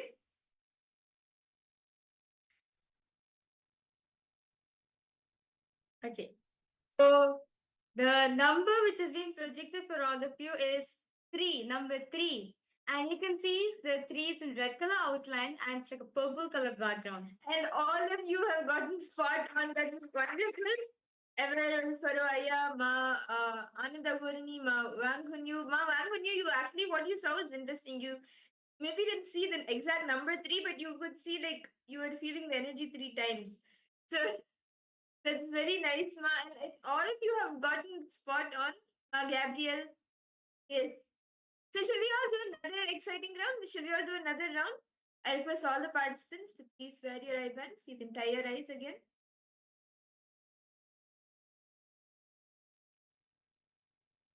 See, just celebrate the manifestation. Whatever Swamiji, however he has manifested right now through you, celebrate that. And we will now be entering to the next round. So I request all the participants, please tie your eyes. And we will be projecting a number for all of you.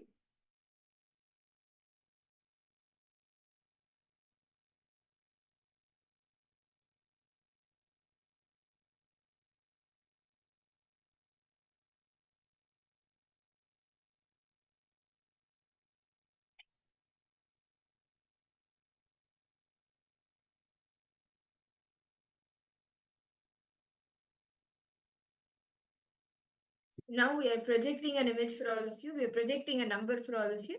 I request all of you to please start seeing, chant the Mahavakya. Intensely connect to Swamiji in the pure space of oneness.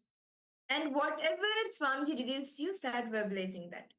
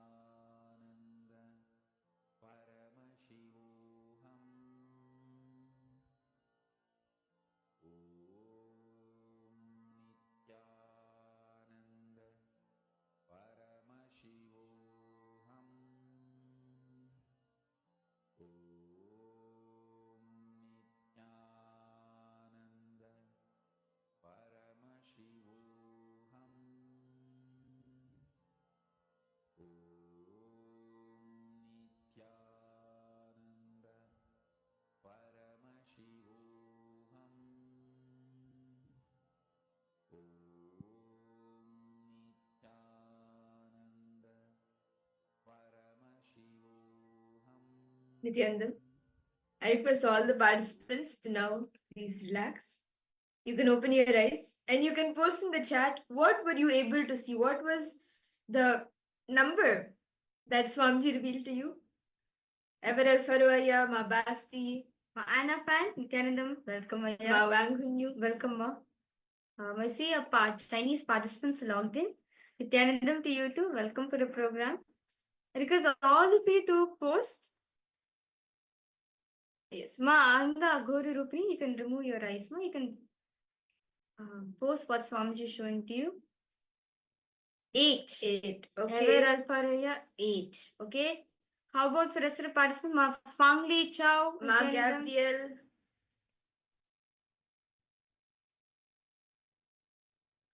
I see 8. Okay. Okay. How about the rest of the participants?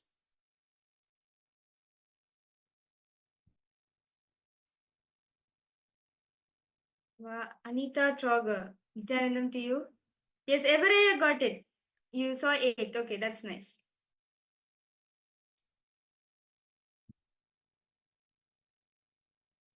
How about for you, Ma Anna Fan? What did you see? Ma Gabriel?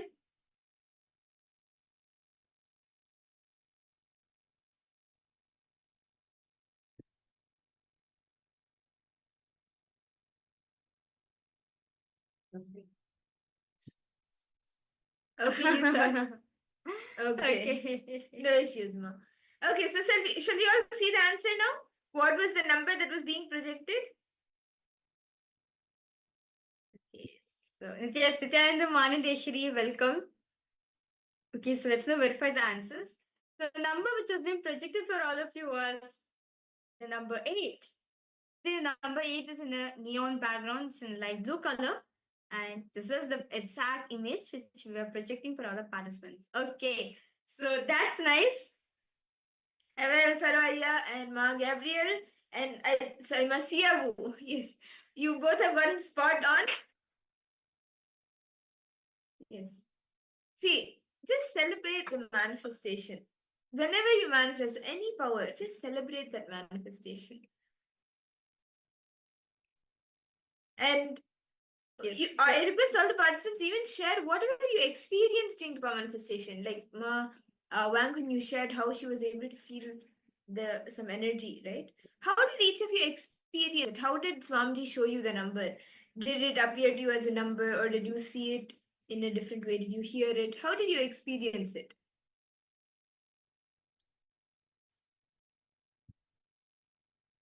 Actually, today, throughout the day, we will be having very important sessions and beautiful sessions where we will be learning about the cosmic actions of Paramashiva. And today is actually going to be a very important day where all of us are going to be understanding how to establish ourselves in easiness. See, just like how Bhagavan Sadashiva is today, all of us are going to be receiving the darshan of Bhagavan Sadashiva Murti. So, Bhagavan Sadashiva, in the Agamas, right, Paramashiva elaborately describes, he does the Panchakrityas, the 5 cosmic acts, which is Srishti, creation, Sthiti, sustenance, Samhara, rejuvenation, Trobhava, putting in delusion, and Anugraha, liberation, not just for this world alone, but for all the multiverse, for all the beings in all the multiverses. So the first session Swamiji is going to be expanding about, there's something called as there's 3 things called as Jiva, Jagat, and Ishvara. The Jiva is the self, what you perceive about yourself, and everything that you cognize as I, what you cognize as the self. And how all of these, then the Jagat is the world around you, anything and everything around you. And Ishvara is the God. And we'll actually be seeing now in the first session that we will be entering into shortly, we will be seeing how, like what the Jiva, Jagat, and Ishvara is. What is the self? What is Jagat, Jiva, and then the Jagat, and we will be seeing also Ishvara, and how what you cognize and what you perceive as the self in the Jiva also impacts what you think about the Jagat, the world, and about Ishvara, the God. So let us all now listen to these beautiful revelations from Swamiji directly.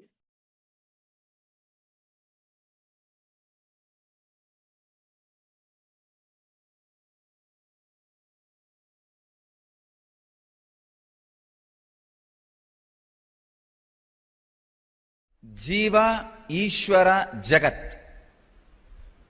The exact English translation of these three words is self, God and world. Jiva, Ishvara, Jagat.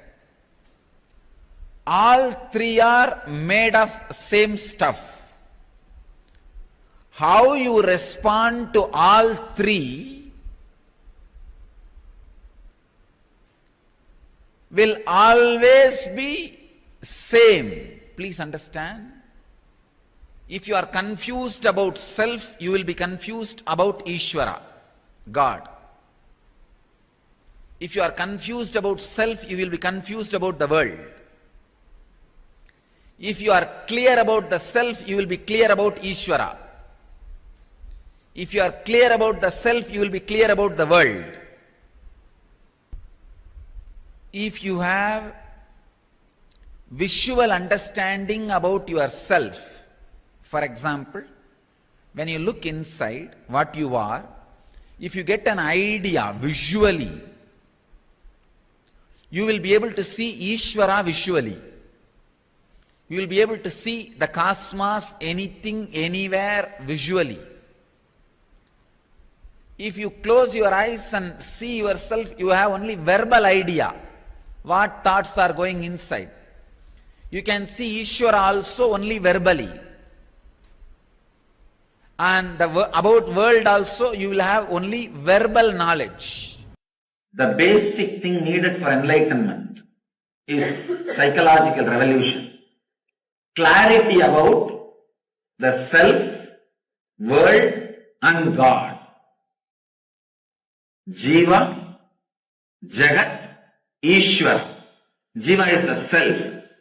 How you think, how you are driven, what is your inspiration, what makes you run in your life, what makes you move in your life, why you think, how you think. This understanding is Jiva. Then Jagat, how the clarity which happened in me, or the desires and fears I feel in me, how I am going to connect it with the world. If I have some desires, how am I going to get it from the world? If I have some fears, how am I going to avoid it? Avoid those things being forced upon me by the world. That relationship is Jagat. Ishvara means the source for both. The source for individual self and the world is the Ishvara. Achieving that source, all these three is what is called enlightenment. First, having clear understanding about Jiva. Why you think, how you think. This clarity will give you the experience about Jiva. Then, how to connect with the world through your fear or through your greed. Achieving what you want to achieve or keeping away from what you don't want. This is the realization about the East Jagat world. The third, Ishvara, which is the source of these two, experiencing it. Actually, it's a very subtle truth, but very strong truth. Just by understanding, it can liberate you. Just a simple understanding, it can solve so many problems, so many things. The click will straight away happen just by understanding. This sutra is the Nitya Sutra. Nitya Sutra means you need to practice it eternally. 25 states of consciousness, Jiva, 11 dimensions of the universe, Jagat, 5 operations of the Sadashiva, Ishvara, Jiva, Jagat, Ishvara. Understanding of all these three and how they meet, how they connect, who means what to whom, what means what to whom, who connects with what in what way. This whole matrix is Maya. Realization of this whole matrix is Sadashivoham.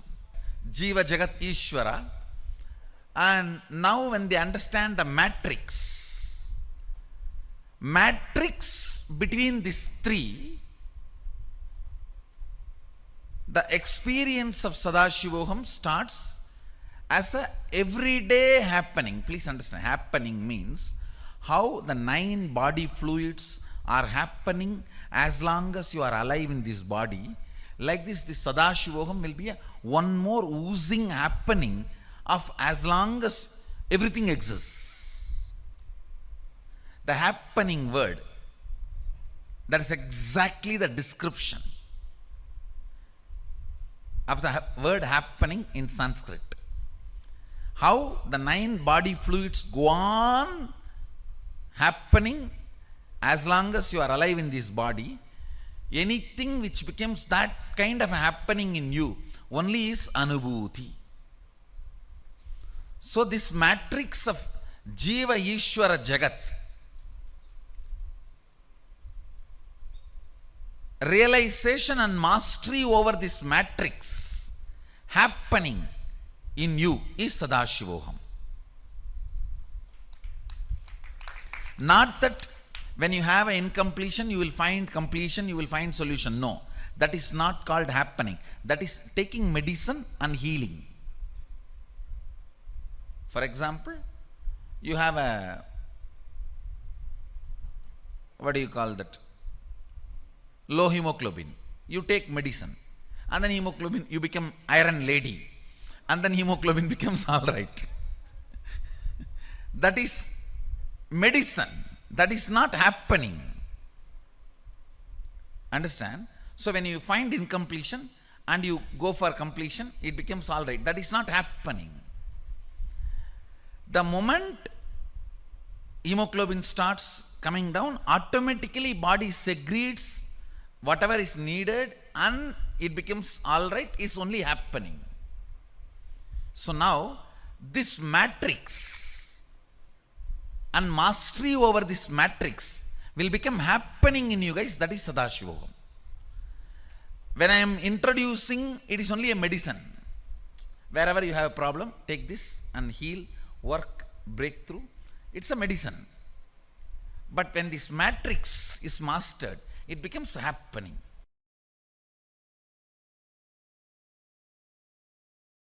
If your idea about you changes, your idea about the world and the God will change.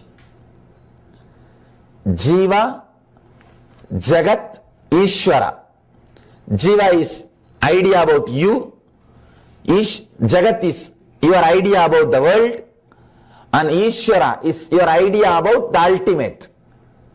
All these three are very closely connected. If your idea about you changes, your idea about the world will change. And your idea about the Ishvara will change. If you are fear-based, you will feel very connected to the deities with all weapons. 18-handed Kali or Muniyaswami, Karupannar, with all the deities which are violent. You will feel very connected because you are deeply feeling insecure. You want somebody to protect you with all the weapons. If you grow, if your idea about you changes, if you raise to the level of anahata, love, suddenly you will feel connected to Krishna. More love, more bliss, more joy. If you elevate yourself a little more, if your personality becomes a seeker, means seeker of enlightenment, you will feel connected to the master. No, with no other God you will feel connected. All those gods are okay, but you won't feel connected. Only the connection will be with master. You will feel master is everything. That is everything. People ask me, are you God? I tell them no, only for selected. I am not God for all, but only for those few who are seekers. People come and ask me, Swamiji, I heard that fellow had some miraculous experience in his life by you. You did that to him, this to him, why not do for me also? I tell them, no, it's not in my hand, it is in your hand. How much you feel connected. If you feel connected to me as a teacher, I will do only the teacher's job. Only the teacher's job will happen. If you feel connected to me as a master, the master's job will happen. If you feel connected to me in a much more deeper level, those kinds of things will happen. It is feeling connected that creates the possibility for miracles. That creates the space for power of coincidence to happen.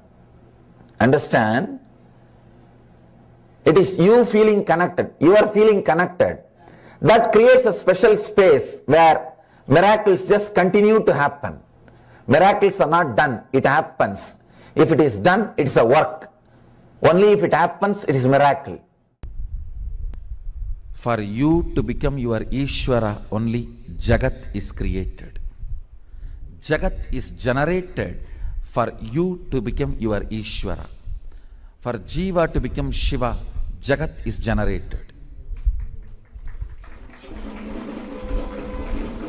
Now know your goal and know you and generate your Jagat around you.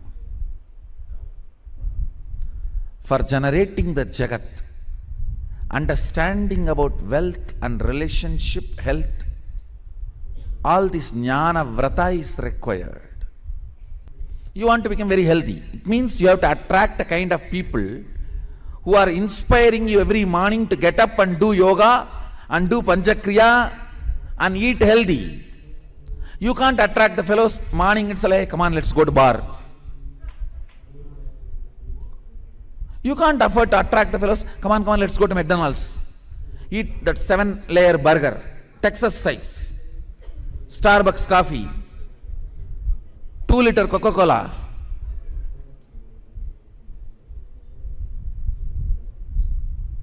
If you attract that kind of friends and that kind of world around you, then don't expect to be healthy. So if you want to be healthy, you need to attract a kind of people, setup, system, place where people are all happy and wake up early morning and breathe that fresh ozone and bend the body, do the yoga and eat healthy, live happily, don't accumulate toxins.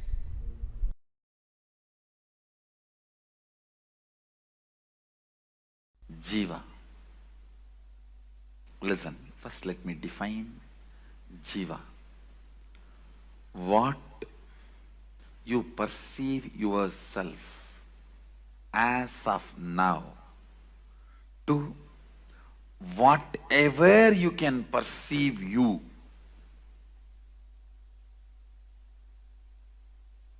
Till that level, you are called Jiva. When you cannot perceive yourself anymore individually, separately, you are Shiva.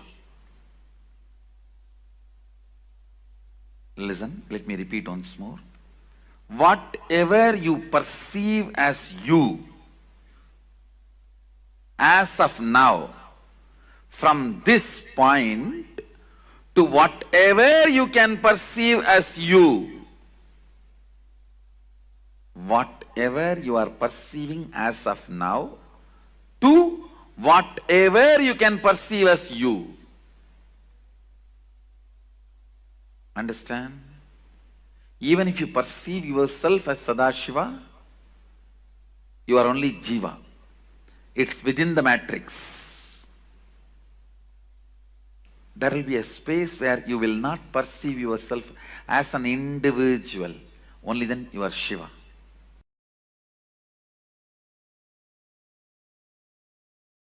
Sadashiva. Please listen. What Vedas describe as Brahman, Agamas describe as Sadashiva, is not what English word God means. God means generator, operator, destroyer, three. Very clearly Agama says Sadashiva does Panchakritya, not three. Panchakritya means creation, protection, destruction, delusion, liberation. Srishti, Sthiti, Vinasha, Trodana, Anugraha. Even the word Srishti is not equivalent to creation. Even the word Sthiti is not equivalent to operation. Even the word Vinasha is not equivalent to destruction. Even that is a mentally retarded, handicapped version. The word God is not equivalent to Sadashiva.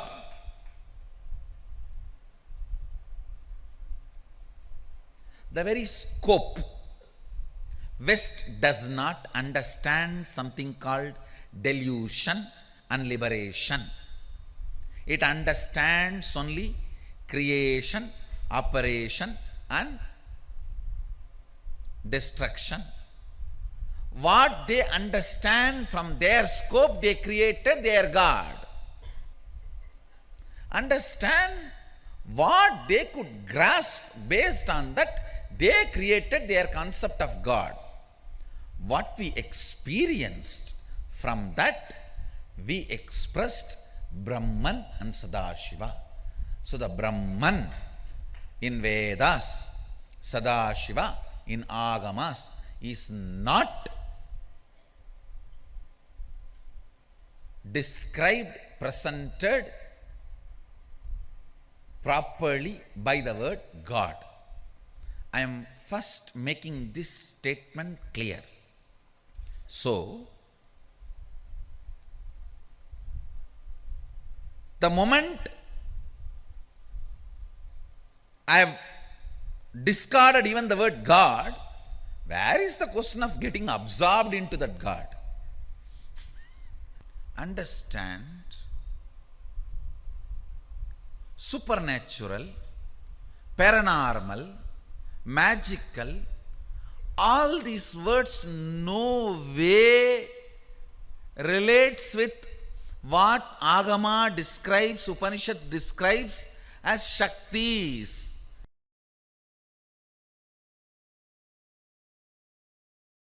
Let me enter into the satsang.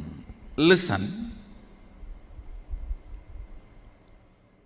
Hindu tradition has only 3 steps for ultimate realization, manifesting Sadashivatva. 1. Shravana, listening. 2. Manana, internalizing. 3. Nididhyasana, manifesting, living. Listen carefully. Any great truth you listen, Shravana, which goes into your length logic dimension, should become part of your depth cognition. Once it becomes cognition, you start living it. That's all. Logically, you all heard millions of times from me, you are Mahasadashiva. You are the same pure consciousness. But it has not yet become your depth, cognition. It is sitting there, but not into your Anandagandha. Listen carefully. What is the way? All your great ideas, see, as long as it is only a length logic, it's an idea. When it becomes cognition, it is life. Ideas you have about Your soul. What is individual soul? What is Jagat? Means universe, human beings, life, nature. What is Ishvara? Listen carefully. You have all the right ideas now. Nothing more need to be taught. That is why no guru can stand in front of my disciples. You guys know too much. No doubt. Amazing ideas about self means Jiva, Jagat, universe, Ishvara, God. You know too much and it is in your logic, in your length. But it has to become your cognition, depth. How? How? Understand, when all the great ideas about Jiva, Ishvara, Jagat, self, universe and God is sitting in your logic, it is yet to become your depth cognition. You all have all the right things. I have seen many people, when they advise others, the way they advise, oh God. Understand, it does not need to be our weakness. It can become sadhana. Listen. How many of you feel when you solve others' problems, so many clicks happen inside you and many of your problems are solved? Raise your hand. That is always the technique. Start causing others. That is what I am saying.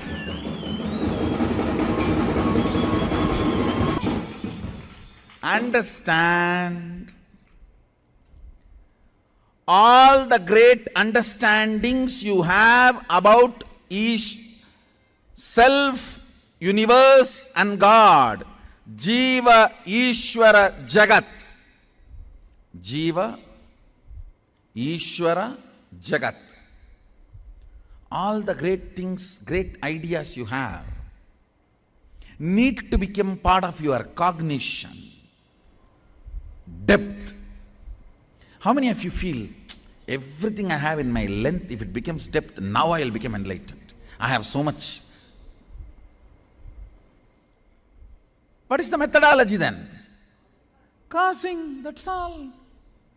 Understand, causing is a spiritual practice, because every time you cause others, you just lift yourself to the higher understandings, cognitions, where the understandings you have in the level of logic length becomes part of your depth cognition. Sivam, ungal பெயர் அல்ல, ungal சத்தியம். Shiva is not just your name, it is your Satya, it is your Satya, it is your existence, it is you,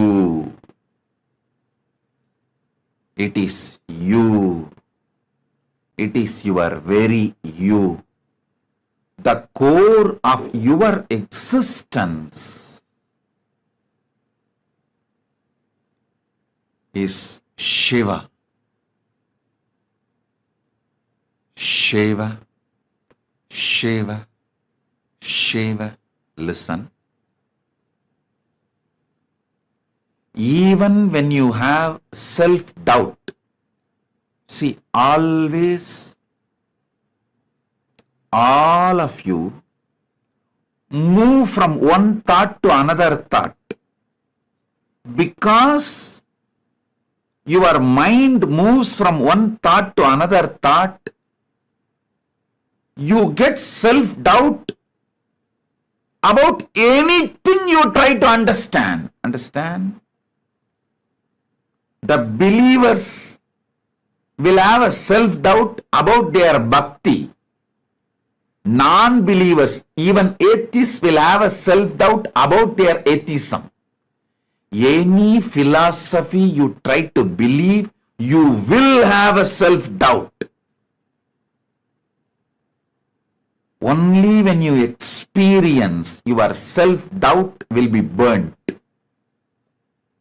Self-doubt, when it is unattended, becomes self-hatred. Self-hatred, when it is unattended, becomes self-denial. That's what I call SDHD, just like ADHD. How kids have ADHD, adults get into SDHD, self-doubt. Unattended self-doubt becomes self-hatred. Unattended self-hatred becomes self-denial. The SDHD leads to doubt about life. Doubt about your own life.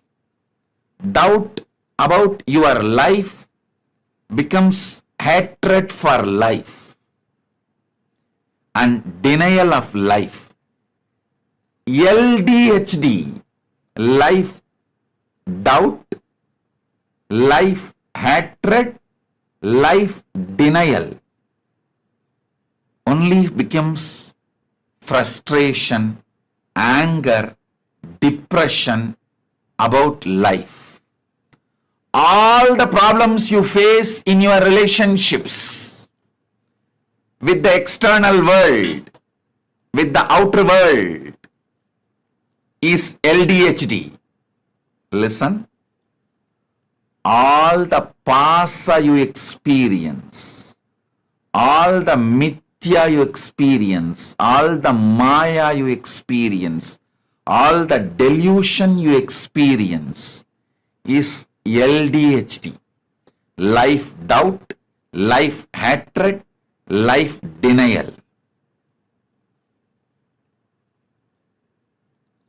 All the insecurity you experience about life is God doubt, God hatred, God denial. Listen. What starts as SDHD starts manifesting as LDHD and goes to GDHD. Once you don't attend to your self-doubt, self-hatred, self-denial, it takes the form of LDHD and GDHD. Listen.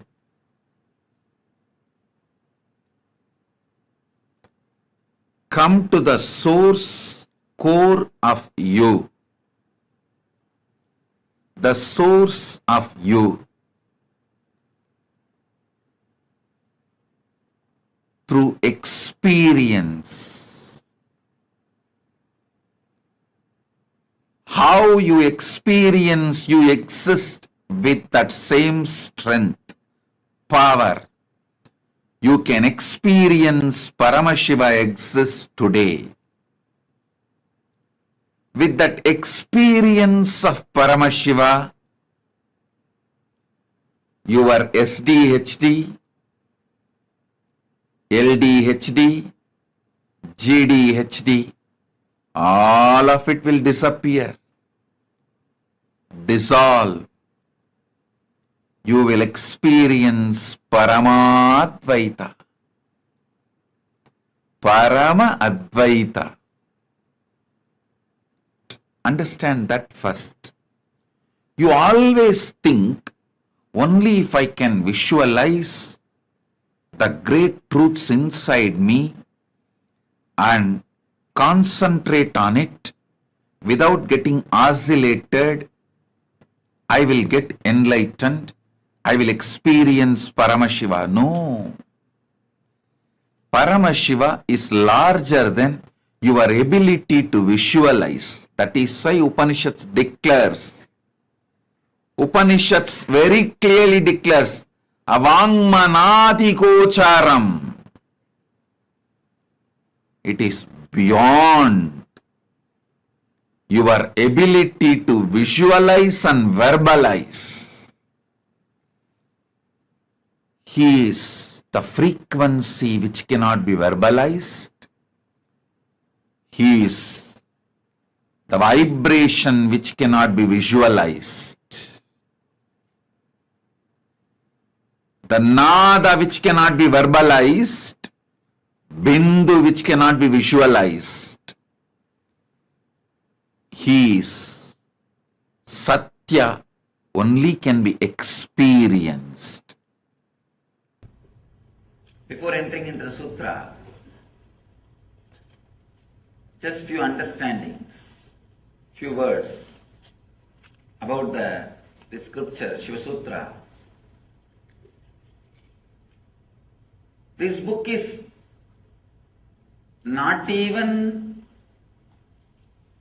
just a manual for enlightenment. It is a manual to create spiritual traditions.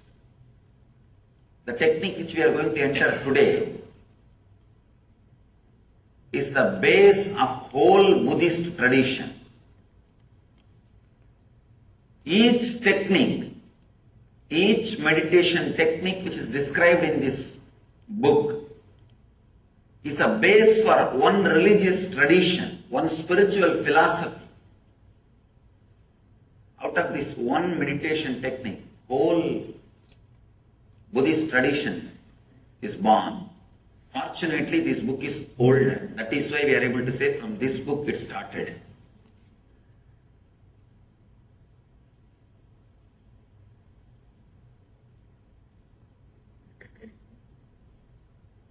People ask me, how can you keep Buddha also along with gods? Because Buddha did not accept Vedic gods. If you read deeply, Buddha never said there is no God or God does not exist. Whenever he was asked the question, he just avoided. Just not to waste the time. Because whenever you say yes or no, you have enough arguments. People come and ask me, Swami, is there God? Atheism with a decent, cultured, responsible is straight path to enlightenment. There are many masters who led people to enlightenment through atheism. Very rational, logical, responsible. There are many masters who never accepted God but led people towards godliness. People ask me, is there God?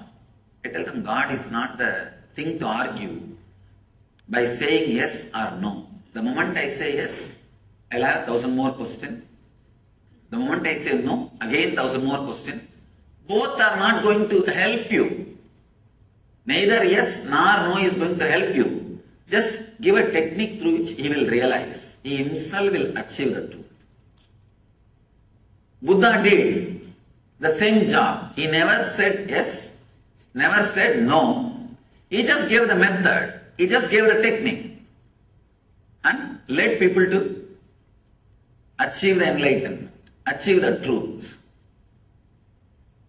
In a very beautiful way, without accepting the authority of the Veda, he contributed to Vedic tradition.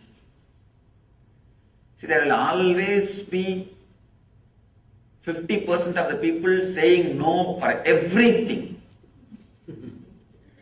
See, when you say no, it feels very juicy. Saying no is really very juicy. That is why, kids, why do you think constantly kids say no for anything and everything? Because it gives them the feeling that they are grown up now. Only when you say no, you feel you have freedom. There is something called positive freedom. Freedom of acceptance and saying yes, the ultimate freedom. But unfortunately, neither we are taught about it nor we experienced it. I can tell you actually, this moment you can liberate yourself. All you need to do is accept you as you are in the outer world and the inner world. Suddenly you will see you are unclutched. You are clutched by only one thread, non-acceptance. Sutre Maniganaiva, Krishna says, I am the thread running through the whole existence. There is one thread in you which is running through the whole suffering of your life, non-acceptance. Just like a Lord is the thread. Krishna is the thread running, connecting the whole existence. Your non-acceptance is the thread running and connecting your whole sufferings. What you call as samsara roga, bhava roga, suffering of disease. This one moment, a simple acceptance. People ask me, I am not able to accept that I am not able to accept me, Swami. I tell them already, at least accept that you are not able to accept you. That's all. Even that is an acceptance. Even that acceptance can suddenly unclutch you. There is no need for thought flowing in you. There were one group of people who are very simple, who are able to straight away connect and accept and realize the truth. For that group, the Vedic tradition was helping. But slowly, unfortunately, a kind of a negative wave, a negative group started developing because the spiritual techniques and the transmission of the spiritual enlightenment was not happening at one point. Transmission of enlightenment was not happening. So the antagonistic crowd, the crowd which started saying no to everything. If you say no logically, there won't be any problem. Saying no, just, I don't want, just for the sake of feeling strong. For that group, there is nobody to guide them. It is not that just because they have gone astray, they can be dropped or they can be completely thrown out. No. Somebody has to take care of them. So then, divine descends as Buddha, who gathers all the dropouts, gathers all the people who are saying constantly no. He also gathered all of them and said, yes, he played the same tune. He played the same tune, but I can say among the masters, Buddha is the master who contributed maximum number of enlightened beings to the planet Earth. Maximum number of enlightened beings are contributed to planet Earth from the Buddhist tradition. Directly from Buddha. When he was alive, fortunately he was in the body for more than, you can say 80 years. He became enlightened around 40. 40 years enlightened public mission. He created at least 10,000 enlightened beings. I think even now it's a achievement. I don't think anybody else has done much more than that. He contributed so much without directly saying yes or no to the question whether God exists or not. He straight away gave the technique. And that technique is from this sutra. This is the sutra which forms the core, center of the Buddhist tradition. That is why the Upanishad says the person who is initiated, the initiated person, for him whole world is heaven. Amritasya, immortal heaven. The person is uninitiated. See, understand the word initiation. It means not that doing some ceremony or ritual. Initiation means the click happening in you. When a master expresses the truth, the realization, if the click happens in you, if suddenly you feel, oh God, right, what he says is right. I was always thinking this. He put it in the right way. if you feel whatever I am speaking, always you thought about it, but I am verbalizing it, I am properly putting it in word, initiation has happened. That is the scale, whether initiation has happened or not. If the initiation happens, the whole world is heaven. If the initiation is not happening, then the whole world is hell. All you need to understand is this two quality. When you do not accept this moment, starts the greed. When you do not accept the moments which may come, there starts fear.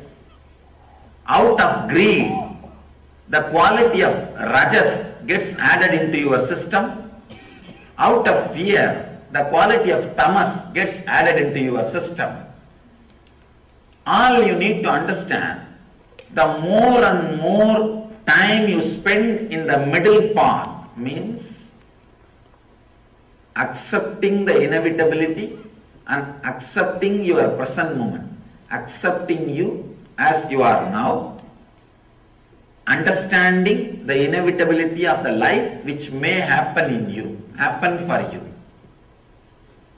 When you have these two understanding, that is what we call sattva, means relaxed, restful middle path. Neither you are driven by the non-acceptance of the present moment, nor you are driven by the non-acceptance of the future moments.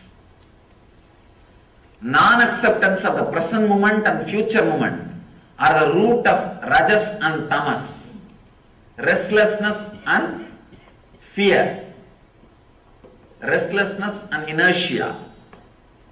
This simple understanding, this psychological revolution, actually the moment initiation happens in you, every word which comes out of the master rings bell in your heart, and that becomes a strong, clear programming in you. Programming your life based on the Vedic knowledge. Even the Vedic knowledge seems to be too small word. The right word is the true knowledge. Actually, Vedic knowledge is true knowledge. But in course of time, people have started thinking Vedic knowledge is something like a branding. No. All of us need to understand the word Veda. Veda means the knowledge which comes out of your inner space when you are unclutched. When you are unclutched and relaxed, whatever research and development happens automatically inside you without you contributing or you interfering. That is Veda. If you just keep quiet, Veda will happen in you. That's all is the basic truth. When you unclutch and rest in a silence, relax in silence, a strong visualizations without verbalizations will happen in you. Those truths are only called Vedas. There is a beautiful description about who is Rishi in Sanskrit. Mantra drashta is Rishi. Understand? Not the person who heard the mantra, but the person who sees the mantra. Mantra drashta. Drashta means who sees. Means the whole knowledge or truth will happen in you as a visualization, not as a verbalization. When you drop from verbalization, unclutch from verbalization, mantra drashta will happen. Now we are all only listening the mantra, means like a sound, either from outside or from inside. It comes out only as a verbalization. Then you are not Rishi. Relax. Then it is not Vedas. It is not the true knowledge. It is perverted knowledge. In Sanskrit we use the word, the perverted knowledge. Means half truth or perverted truth. When you unclutch from the verbalization which is constantly happening, Yes, strong visualizations beyond your verbalization will come out. All you need to do is put all your effort and relax from unclenching. Suddenly you will see a very strong visualizations will start happening in you. Those visualizations are only called as visions. Mantra drashta. You will see the mantras. Mantra means knowledge, truth. You will see the mantras. You will see the truth. That is what is called Veda.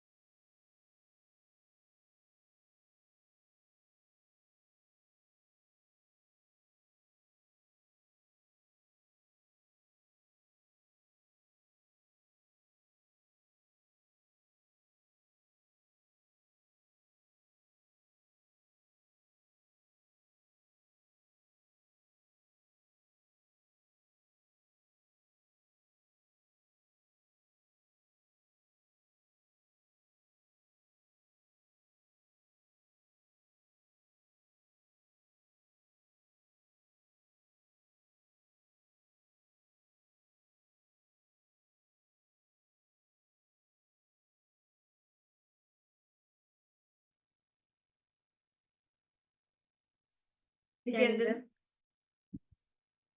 Nithyananda, to all the participants, that was a very beautiful session. Revelation. Swamiji spoke on how to basically it's very elaborately Swami the Jiva Jagat Ishvara in each and every one of us. Okay, Nityanandam Chandrasekharaya. Yes.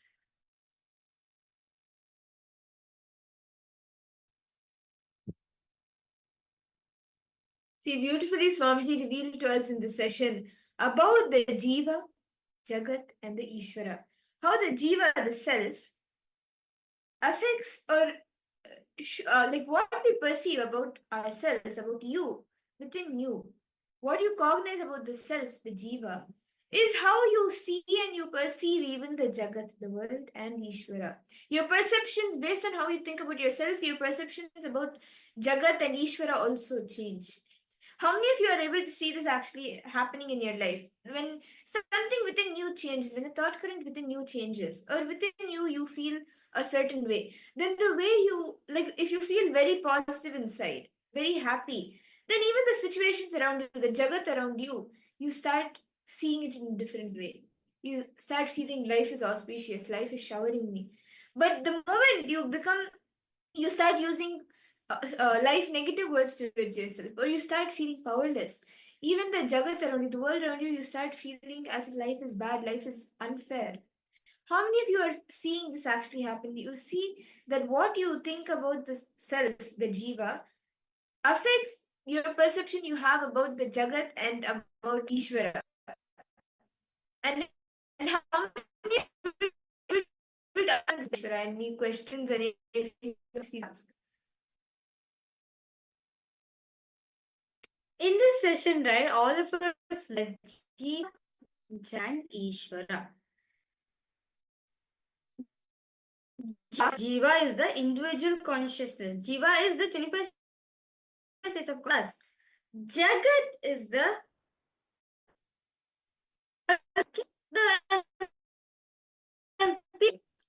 now Paramashiva himself. All these three are connected to each other. Understand?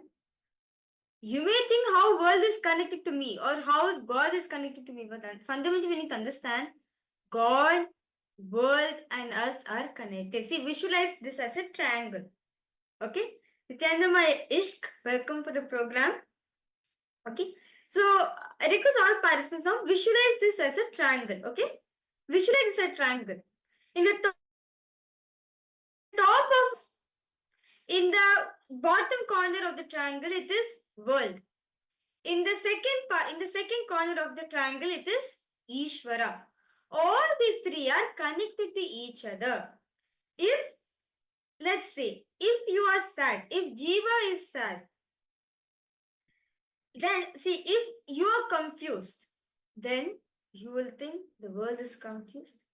Then forget about God. You won't even relate with God. So understand all these three, us, world, and God, Paramashiva, all these three are connected to each and every one of us. See, if you are confused about the self, you will even feel confused about Ishvara, about God. You will feel confused about the world, about Jagat. And you will see literally everything that it becomes chaotic. But if you are clear about the self, if you know, yes, this is myself. This, if you are clear about it, then the way you see Ishvara, the way you will be very clear about the Ishvara component. You will be so clear about the Jagat, the world around you. So remember understanding. So we need to get clarity in ourselves, as very beautifully in the Vijnana Bhairatantra. Sutra 63, Dharana 40. Paramashiva very beautifully says, Sarvam deham chinmayam hi dagatva paribhavayet yogapan nirvikalpena manasa paramodayaha. He says, your body, Jiva, is filled with consciousness. Who is Sadashiva? Yourself is Sadashiva indeed. The whole universe, Jagat, is also Chinmayam. The essence and nature of consciousness. Expand your cognition to the whole universe with its many planets, galaxies, and space, and beyond all is Paramashiva. Now, can we all take a few minutes? I request all the participants to please take a few moments. We will be doing a small internalization exercise where we will be exploring the world, the Jagat. So, what all of you will be doing right now is just think about, look in and think how you perceive the world around you, the people, the society, everything around you, how life as a whole, how do you perceive it? List all the perspectives about life that you have, life, society, nature, everything, all the perceptions you have about the world around you. You can maybe ask questions to yourself like, how do I relate to others? What do I view, like, how are my views about the universe? For all of these different questions, these are just two examples, but you can ask questions like this to yourself and write down the different perceptions you have about the world, the Jagat around you. Let's take a few minutes to write this down.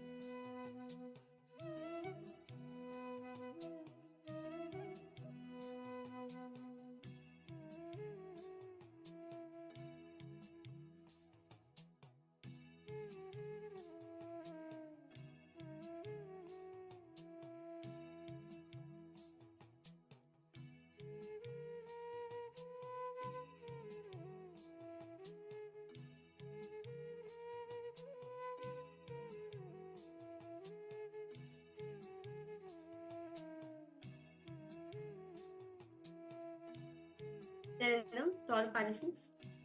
Hope all of you are done writing. So in the first round, right, just now, all of us wrote about the ideas, what we carry about the world, right? Or various different concepts, various different ideologies we carry about the world. Now, can I request all participants to please take a few minutes and write the concept of God, all the ideas, beliefs that you have about the higher power or about God, about the Ishvara. Write down your thoughts about the divine. It could even include what you think and how you interact with the God, how you interact with the Jiva and Jagat. It could include this also. You will actually find similarities. Please start writing. What is it that you think about God? Whatever ideas, whatever beliefs you carry about God, just write it down.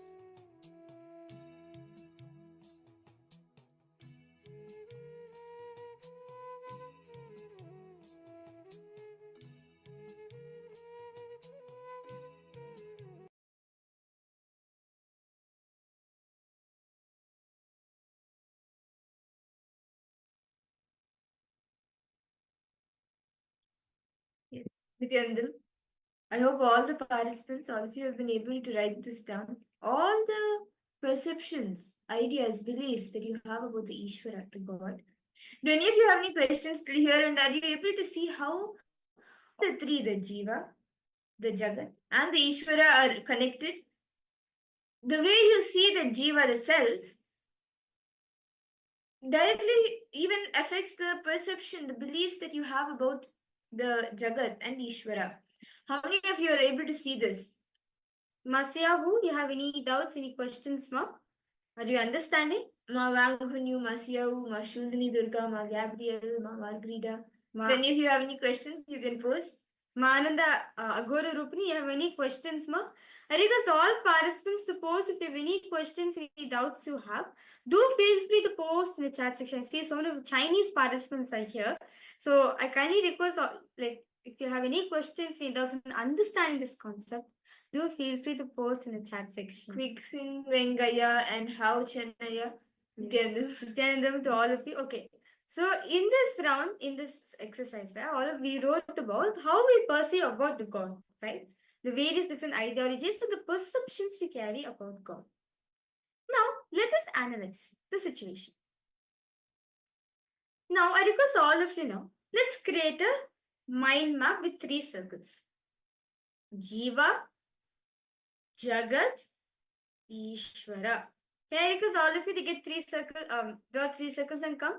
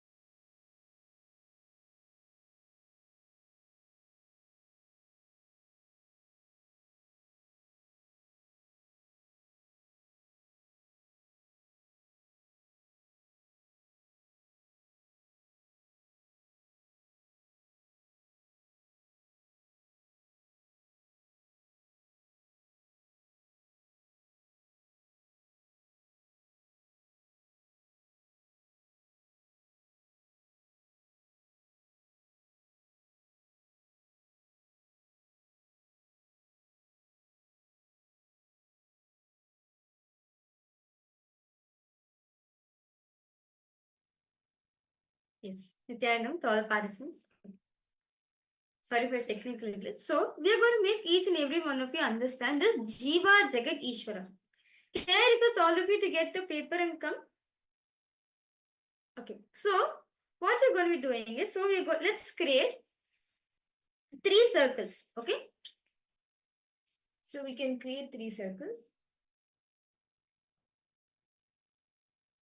So you can see one circle over here.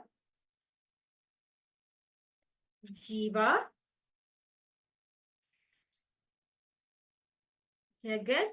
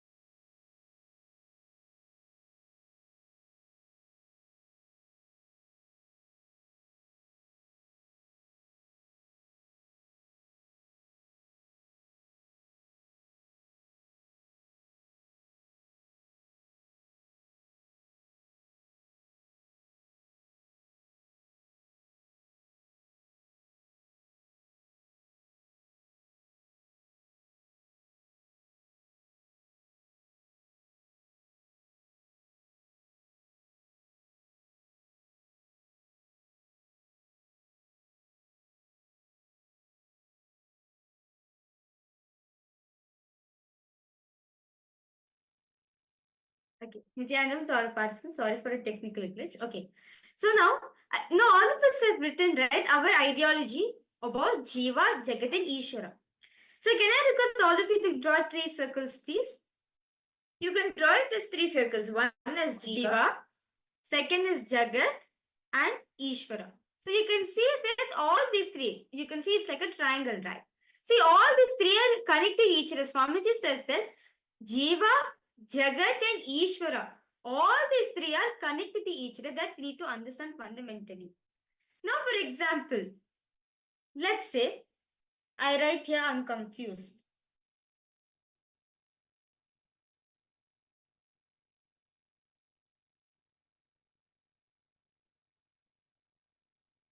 Okay, so I write over here that I am confused. Now, what will happen? Even, see, now if I approach the world out of confusion, right? It will be out of, I see the world as chaotic. It's so chaos. I'm not able to take it, so chaotic. Now, Ishvara. Ishvara, I'll think it as distant, unapproachable. So, only for, see, the space in which we see matters a lot. The clarity we carry about ourselves matters a lot, as that affects the Jagat, the world, and if it affects the Ishvara, the God you perceive. So I request all participants now, may I request all of you now to let us understand how these 3 are connected about each other. See, Swamiji says, if we are clear about you, right? If you're clear about yourself, you may perceive world as an interconnected and harmonious thing. And you'll understand God as the source of that reality. see, you can actually draw, once you draw these 3 circles, connect them and see based on what you have written down. What are this, like, you can actually see how each one is connected. The perceptions you carry, beliefs you carry about yourself, the Jiva, directly affects how you see the Jagat, the world, and the Ishvara. I request all the participants to now take a few minutes, draw the 3 circles, and see how each one is connected based on your internalization.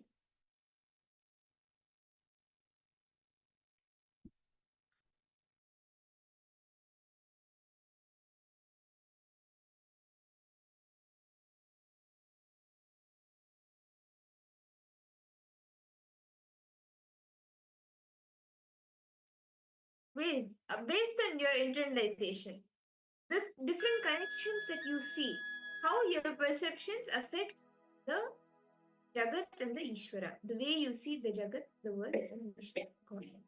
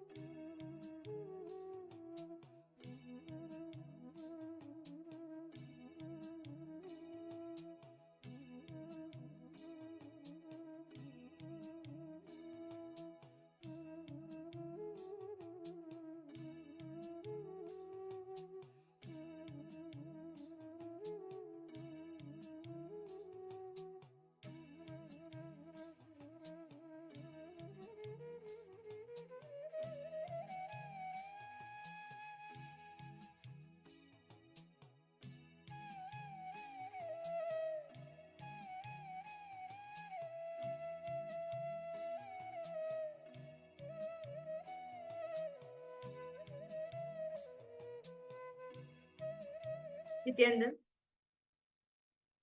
I hope all the participants, all of you have been able to write down these things and do the connection of how the Jiva, Jagat, and Ishvara are connected, and you've been able to understand how these three are interconnected and interlinked. Do any of you have any questions? Please feel free to post it in the chat. Ma Siawu, Ma Wang Hunyu. All of you can post if you have any questions. Ma Ananda Gorni, Ma Basti Malita Nithyanandam, Ma Gabriel. Okay. I request all participants any doubts you have, do feel free to post in the chat section, okay? So let us now move ahead to the next exercise which Swamiji has given. The next step Swamiji has given is, now, based on what your reflections, based on whatever you have come so far, right? Identify one clarity. How would you want to change the ideas about yourself? How do you want to change the ideas about yourself? So you start seeing the Jagat and the Ishvara differently. Can I request all the participants to now write down the ways you want to see yourself, the different ideas you want to hold about yourself. You can create a table of what you want to be, what you want, the ideas that you want to have. Should that's all take a few minutes, write this down.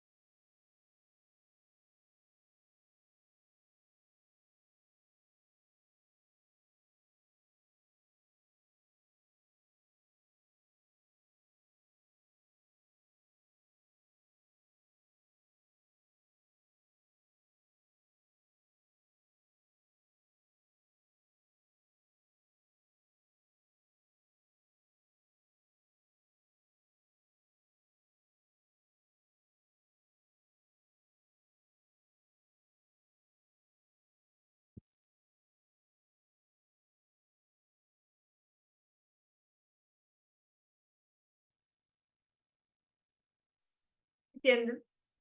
I hope all of you have been able to complete writing down the different ideas, the beliefs, how you would want to change, how you want to change yourself, the jiva.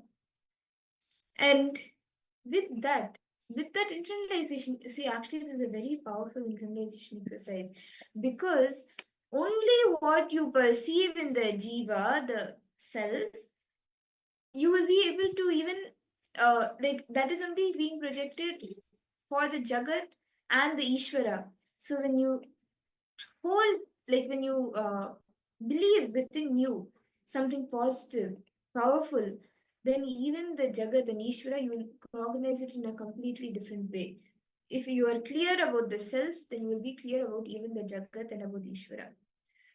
And with that clarity, knowing that okay, from now on, let me use the right words, or let me use the right beliefs in my jiva to manifest the jagat and the Ishwar. With that space, let us all enter into the power manifestation. See, power manifestation today, throughout the day, we will be manifesting a very exciting power. Actually, not powers, because we will be doing the powers of length, breadth, and depth. See, today, as all of us will be blessed with Sadashiva Murti, form of Paramashiva, Sadashiva actually manifests the all forms of Paramashiva, including and even you, continuously do the Pancha Krityas, the 5 cosmic actions. And in each of these, there are there are actually 11 dimensions, but the 5 base dimensions, length, breadth, depth, time, and space, these are the 5 dimensions that we understand. And these are actually powers also by themselves. So we will be manifesting the power of length, which has everything in the logic, anything and everything that comes in the logic, under the level of logic, whether it is 2 plus 2, or whether it is like Ganga flowing from Gangotri, starting from Gangotri, all of that, anything in the logic dimension comes under length. So we'll be manifesting an exciting power where we will be giving all of you a question in the length dimension, which means logic. You can crack it by using your logic. So those questions we will be giving, and you will be seeing that through your third eye, scanning and seeing through your third eye what the answer to that question is. So in the first round, what we will be doing is we will be projecting an image of a place. It could be any place. And you will be scanning the height of that building. You can scan the name and the height of that building. So this is what you will be doing. Now, can I request all the participants to please settle down, and you can sit straight, intensely chant the Mahavakya, connect to Swamiji intensely. Om Nithyananda Paramashivoham. Om Nithyananda Paramashivoham. Om Nithyananda Paramashivoham.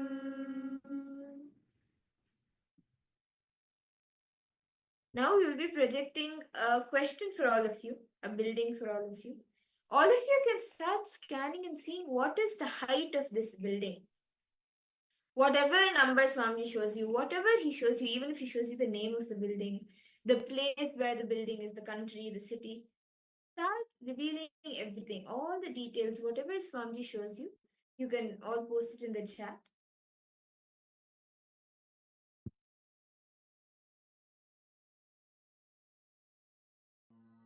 Nithyananda Paramashivoham. Om Nithyananda Paramashivoham. Om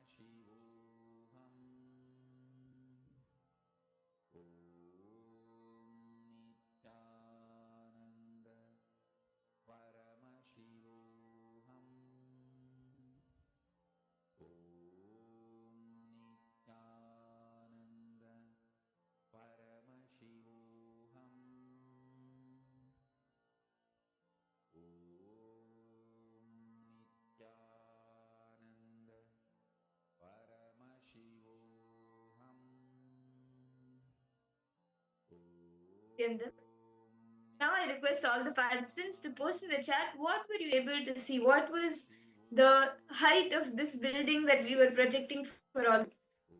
You can even post it like the country, the height. What was the details that Swamiji revealed to you in the third eye? Can I request all the participants to post?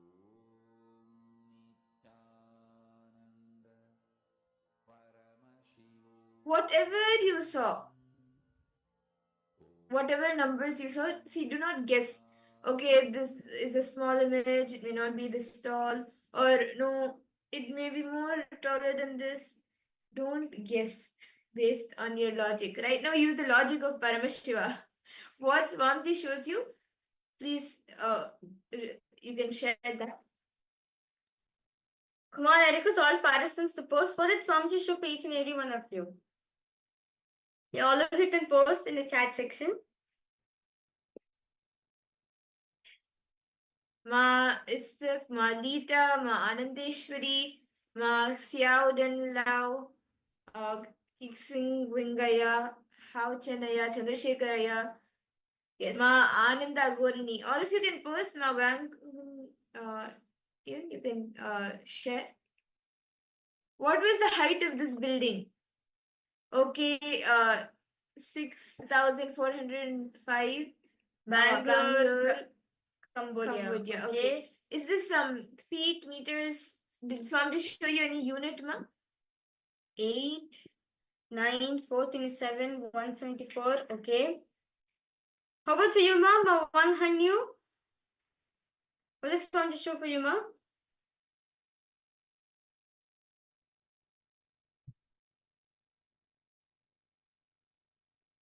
Okay. So let's now verify the answers for all participants. So this tower, this building, this power was this building. Yes. So can you request all the participants to please post the answer? Whatever you were able to see, this actually is a tower. It is a building in Chindia Tower. It's called Chindia Tower and it is in Romania. The height is 27 meters, which is 89 feet tall. Okay, let's see. I think someone posted over here. I think my Ishq, if I'm not wrong. Just felt the energy, no problem. Yes. My Ishq, you got the first letter, 8. Wow, we got the first number. Yes, no. Yes. So, see, actually, as throughout the day we'll be manifesting this power, try going more deeper. When you see one number, ask Swamiji, Swamiji, is there anything more? Just continue to remain in that space of oneness and go more deeper into more details. See what is the next. And as you see, start revealing it. You will actually be able to see you start manifesting the power more. And with that, this actually is a very exciting and fun power to play with. Then, like if you go to school, you go to work, you go to anything, you'll be able to crack anything in the logic dimension. And now with that, we'll actually be entering into the next session of our day, where we will be listening to what are the 25 states of consciousness. Beautifully, Paramashiva reveals that all of us have 25 states of consciousness. So what are these 25 states of consciousness that all of us experience? Let us all now listen to these revelations from Swamiji directly.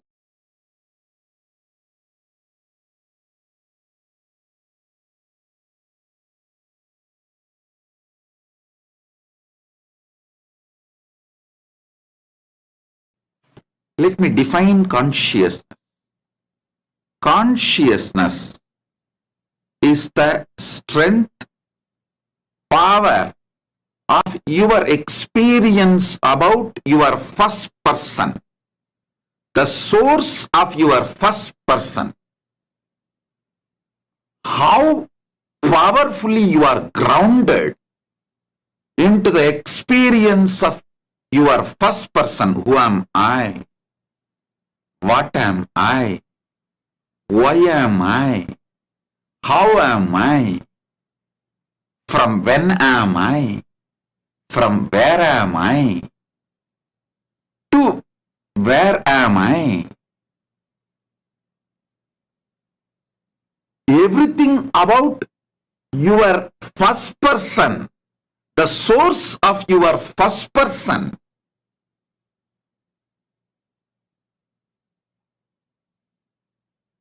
your experiential cognitions about the source of your first person is what I call consciousness. By focusing your energies, your colors, your manifestations. What are your manifestations? Your emotions, your ability to cognize, your ability to think, means your manaha, chittaha, buddhihi, your intelligence, your manas, your chitta, your buddhi, your body. All these are different manifestations of you. Panchakoshas. Annamaya, Pranamaya, Manomaya, Vijnanamaya, Anandamaya. These are your manifestations. If you make all these five focus on the source of your consciousness and raise the frequency of your existence, that is only strength going to come with you, for you, save you during this whole AI revolution. I wanted to reveal some of the sacred secrets, nuances of this 25 states of consciousness, 5 aspects of Sadashiva, 11 dimensions of the universe. Please understand. The moment I utter these big words, you think this is going to be useful for me after my death. Let me accumulate it and keep it like a death insurance. No, please understand. Understanding 25 states of consciousness will directly help you even your day-to-day dilemma. Should I smoke or not? Should I live with this husband or not? Should I divorce this wife or not? Should I go for this diet or not? Even as simple as these dilemmas.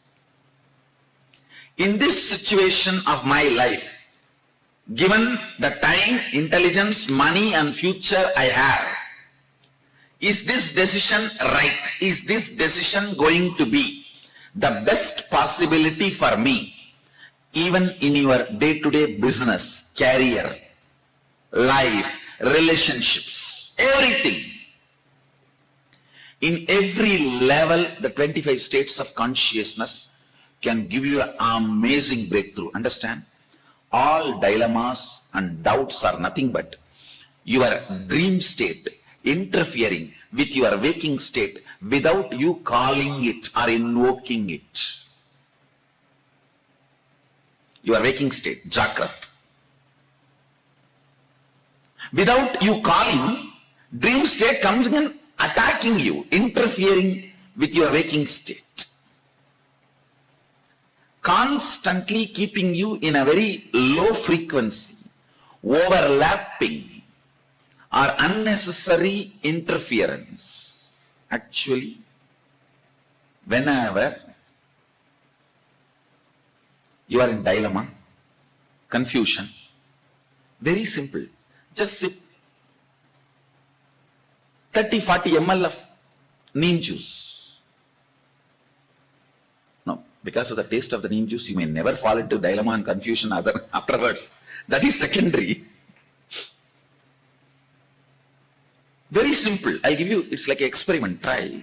Because neem juice rudely brings you to the waking state.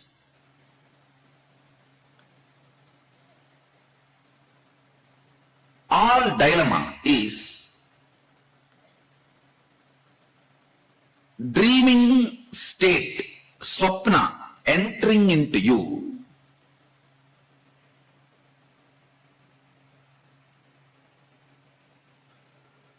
and convincing your waking state that dream state is part of your waking state. So the deluded information, less informed frequency of you, actually less informed frequency of you is your dream state. Little more informed frequency of you is your waking state. Completely, fully informed, awakened state of you, dimension of you is Turiya state. Not only fully informed, all empowered to manipulate, manifest, play with any of the, where knowledge is power, that state is Turyadita.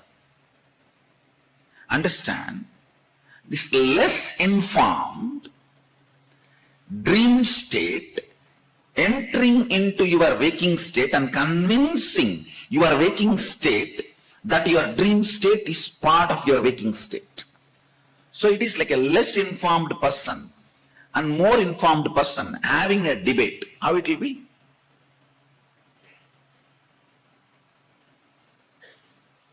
Even the logic or the frequency from which two ends of your dilemma operates will be different. Understand? For example, you are having a dilemma whether to start this business or not.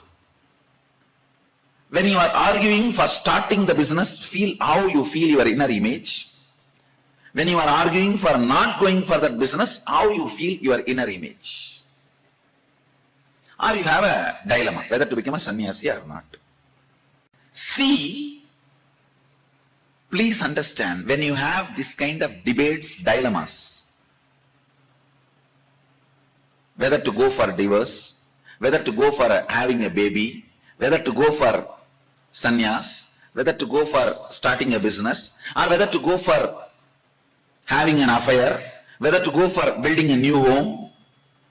Whenever you have this, just observe one debate, one side of the debate will always be from more alert, higher inner image of you.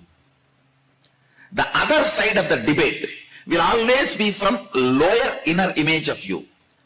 The moment you know this, just blindly vote to the fellow who is from the higher inner image. The debates and arguments which are coming from higher inner image, because he is Jagrat. The other fellow is Swapna, dream. Understand? For you to sit and have this understanding, you need little neem juice. Neem juice on the tongue, or a bay leaf on the tongue. Even the bay leaf, if you soak it in honey and chew, it will bring you to Jagrat state.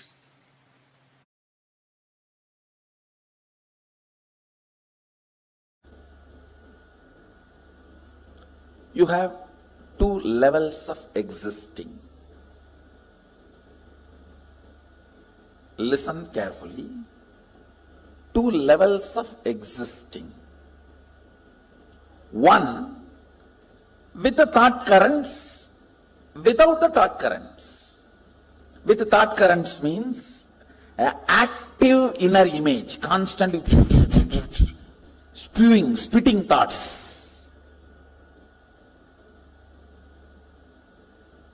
Without thoughts, in deep sleep, where I think some of you are in that state now. If you are not hearing me, you are in that state. If you are hearing me, you are not, fortunately.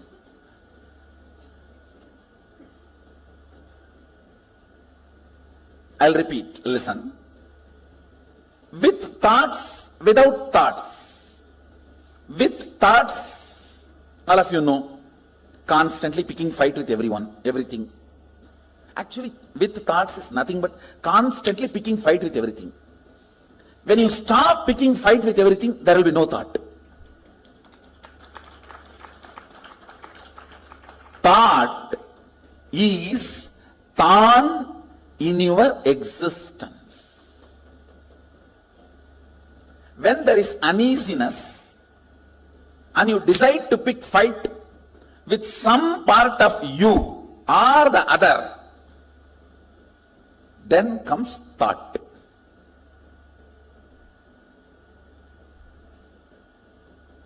Without thought, you know, deep sleep in the night time or sometimes in the daytime. Whenever you are in the deep sleep, no thought. So these two, same way, listen. With thought, without thought. Same way, with your existence, remembrance of your existence, without the remembrance of your existence.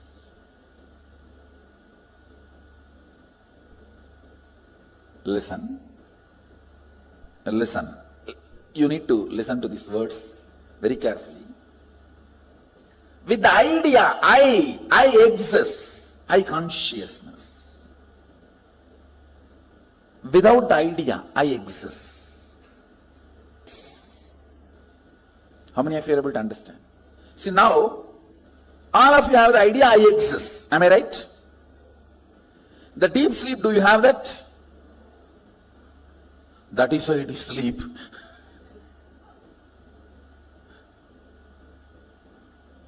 So, there are two ways and two states. Two ways is with thought, without thought. Two states is with the idea I exist and without the idea I exist. How many of you understand that?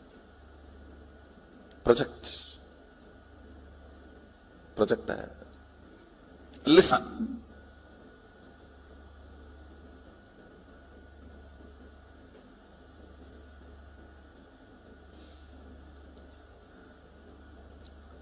With the idea,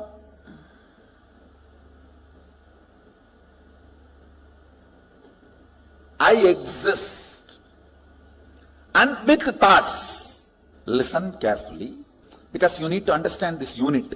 This is the fundamental unit. How the states of consciousness is formed in you. Why you go through what you go through in your life. Understand? Ignorance is not cute. Ignorance of traffic rules is not going to save you from the traffic ticket.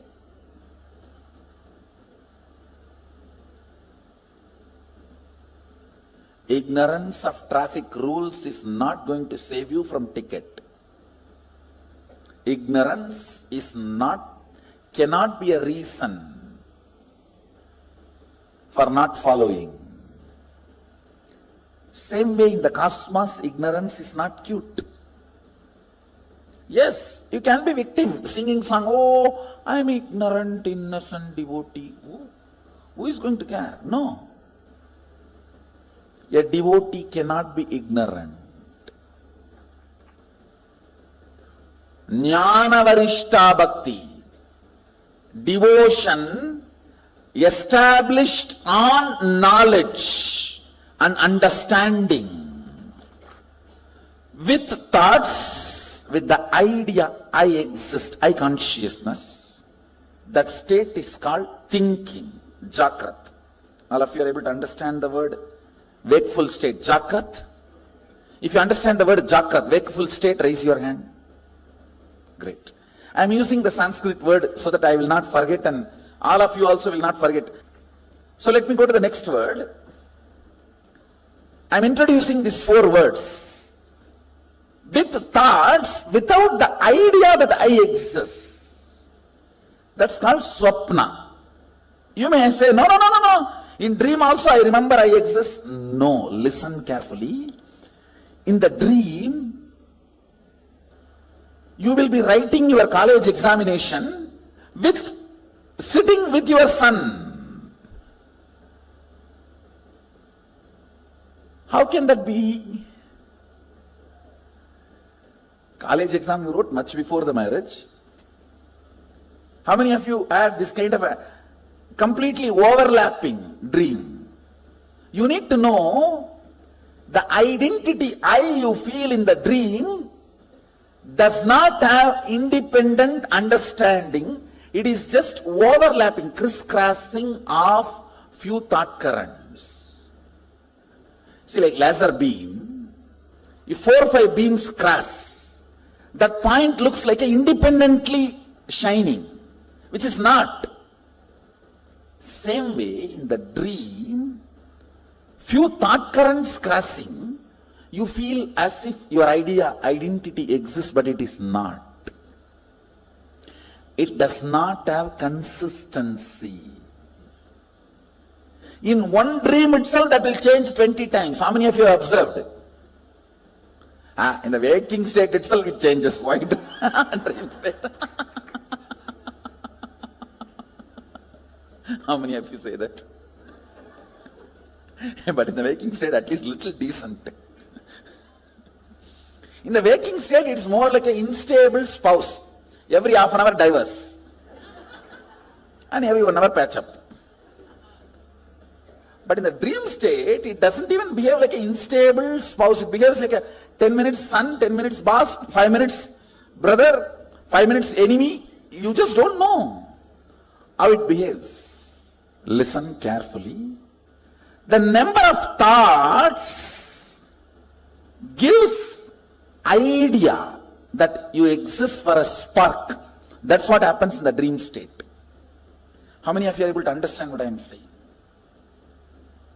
That is why the idea of I in the dream state is so illusory. Many times you don't even remember you when you come back from dream. What was your idea about you? Seen but does not exist. That's a direct translation of the word swapna. Seen but does not exist. Where the idea of I does not exist but the thoughts exist. Means the frequency of the thoughts is much higher. The idea of I, it has no existence. That frequency is almost like a zero. Then third word I am introducing, listen, where neither the idea I exist nor the idea thoughts exist. That is what is called deep sleep, sushupti. These three all of us experience in our day-to-day life. The fourth word I am going to introduce, it has no word. That is why it is called turiya. Turiya means fourth in Sanskrit. In Sanskrit, the word turiya means fourth. That's all. Because there is no word for it. Where the idea that I exist is there. I am there, but there is no thoughts. That is called the fourth state, turiya. With the idea I exist, but without thoughts, is turiya. With I plus with thoughts is waking state. Without I but thoughts is dream state. Neither I nor thoughts is deep sleep state. Only I, no thoughts is turiya. Now I want you to remember these four words. Let me repeat. Jakrat means waking state. Swapna means dream state. Sushupti means deep sleep state. Turiya means fourth state, awakened state. There is a fifth word Mahadeva introduces in Agama called Turiyatita, means not only you are awake, you are alive, you can move anything you want. See, if you have manifested the powers of moving a matter, how many of you are successfully able to move a matter? You have seen the glimpse of Turyatita. Turyatita is the state where awakening becomes power manifestation. Means you are able to play with your awakening. These are the 5 states. Listen, let me repeat once more. Jakrat, waking state. Swapna, dream state. Sushupti, deep sleep state. Turiya, awakened state. Turyatita, alive state, where you are awakened to the higher reality and you are able to manifest it as you want. Alive with your awakening. Where when you say, hey, static matter, dynamic activity and strategic existence is one and the same. Move, you are a static matter, I am saying, and it moves.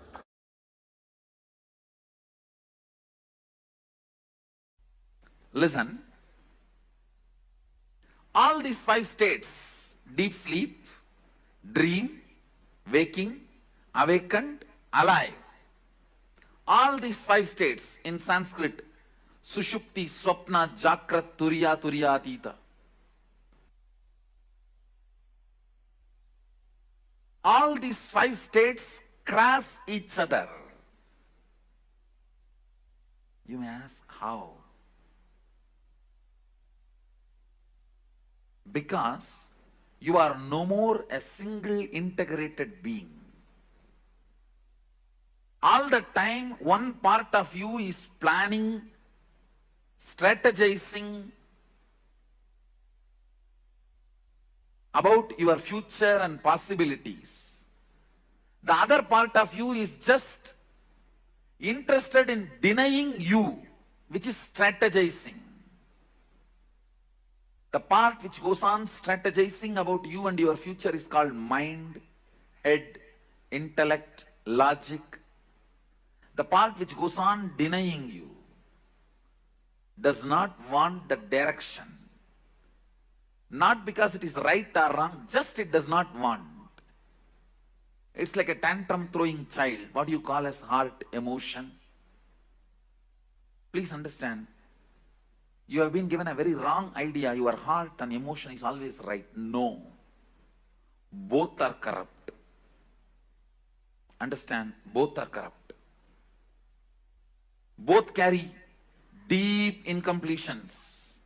Heart wants something just because it does not want that. Heart denies something just because head wants it. It's not that always heart is right. No. If you feel heart is right, no. You are wrong. Head is wrong. That does not mean heart is right. Head is wrong does not mean heart is right.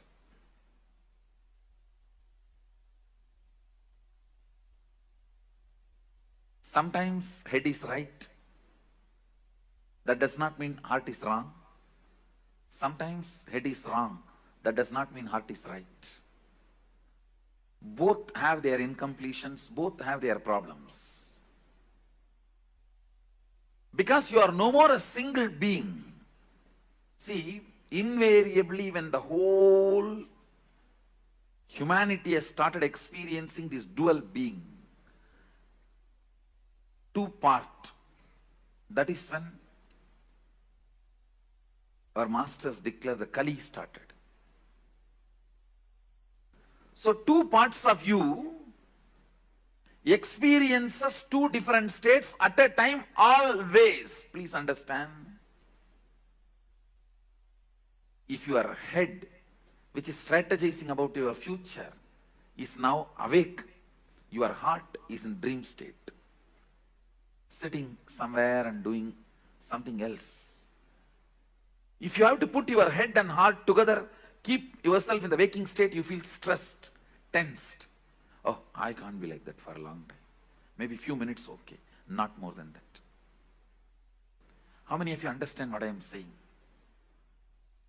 How many of you experientially feel, yes, I go through this? Understand, the line, vertical line is a heart projector. Vertical line is heart's line. Horizontal line is logic's line.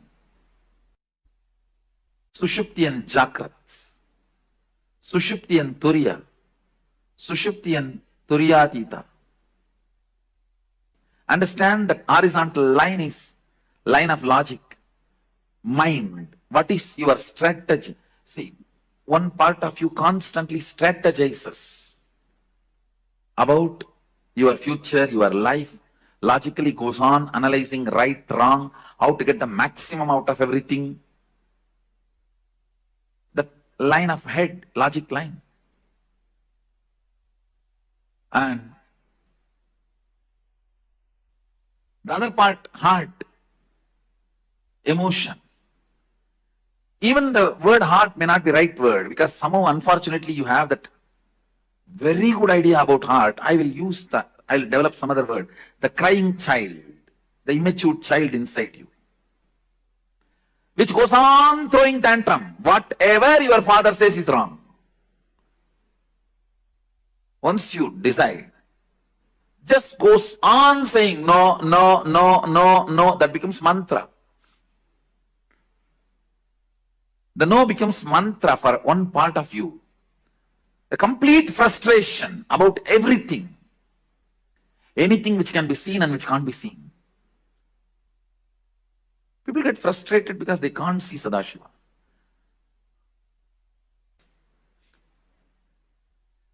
It is good. Sometimes you are not able to see. No, we get frustrated even with things which we have never seen, we never experienced, we never perceived. The tantrum throwing child.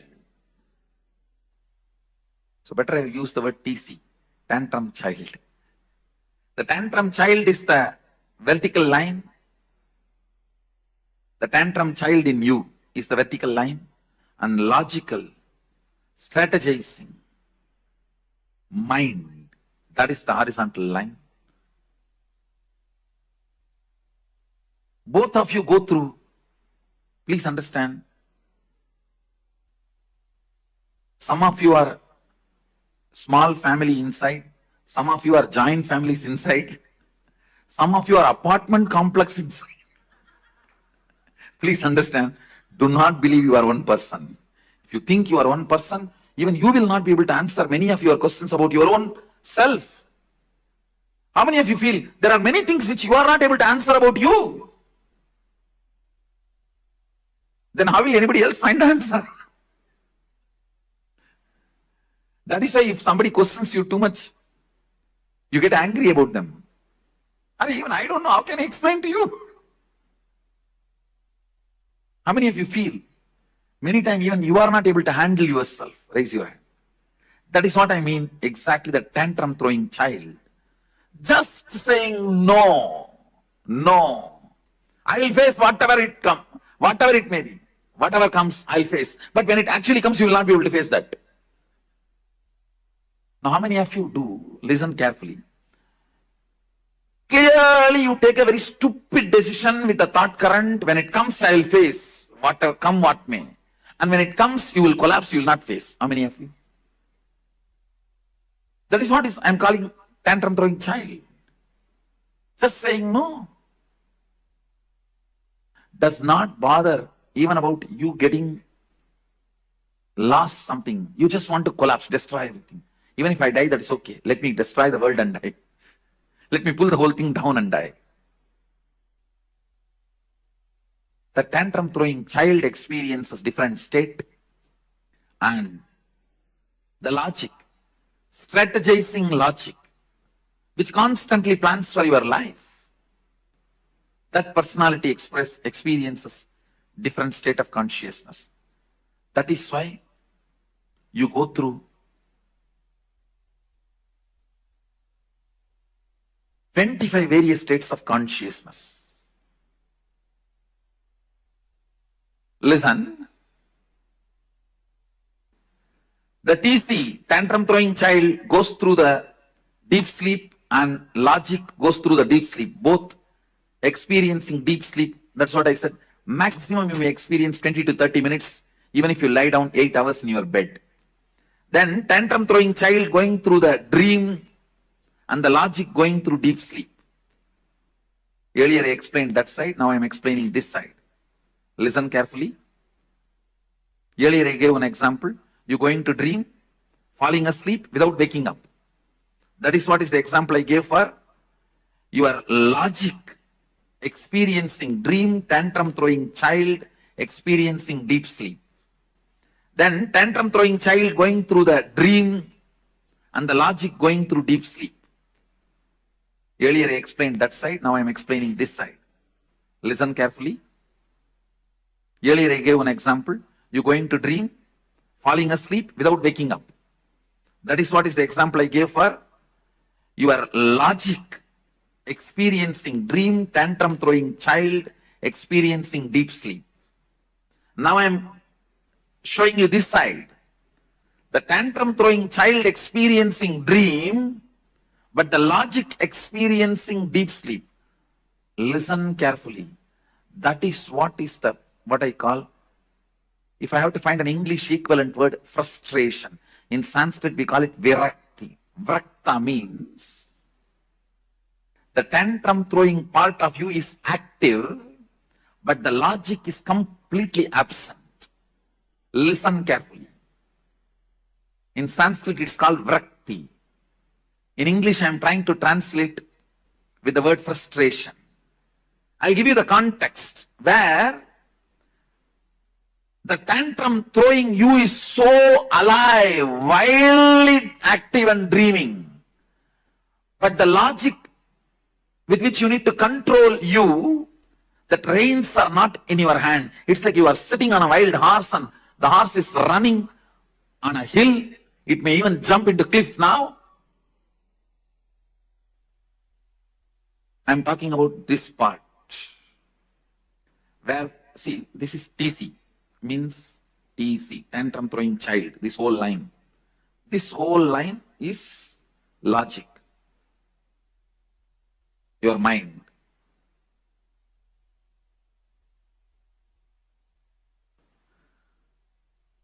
I'm talking about this state. The tantrum throwing child experiencing swapna, dream, wild. Going literally wild.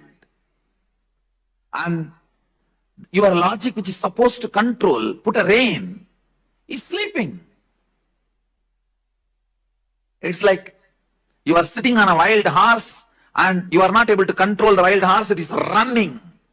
It may jump anytime off the cliff. All the decisions you take in frustration, please understand, all decisions you take in frustration will destroy you. Even if you think it is good decision, I tell you, do not do permanent damage to you because of your temporary sadness. Just don't take decisions when you know you are frustrated. Whenever you know your tantrum throwing child is wildly active and your logic with which you need to control your perception is absent, don't decide.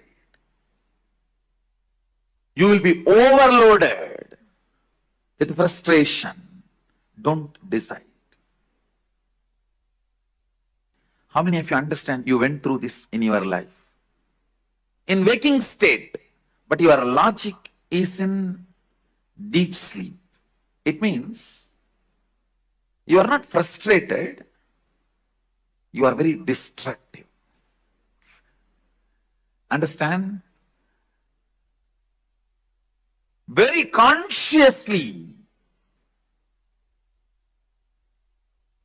you agree for destruction. You agree for the kind of a tantrum throwing lifestyle. You agree to be in denial. What can I do? That's all. Very consciously you wind up, you withdraw. I may use the word self-denial for this state. The state now I am circling.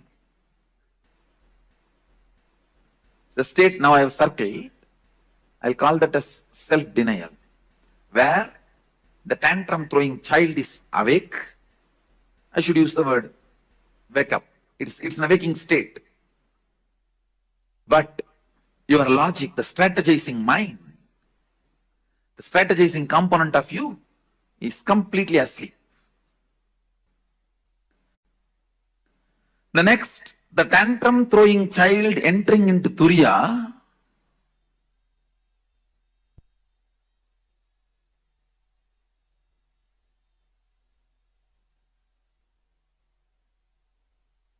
tantrum throwing child entering into Turiya, and the logic in deep sleep.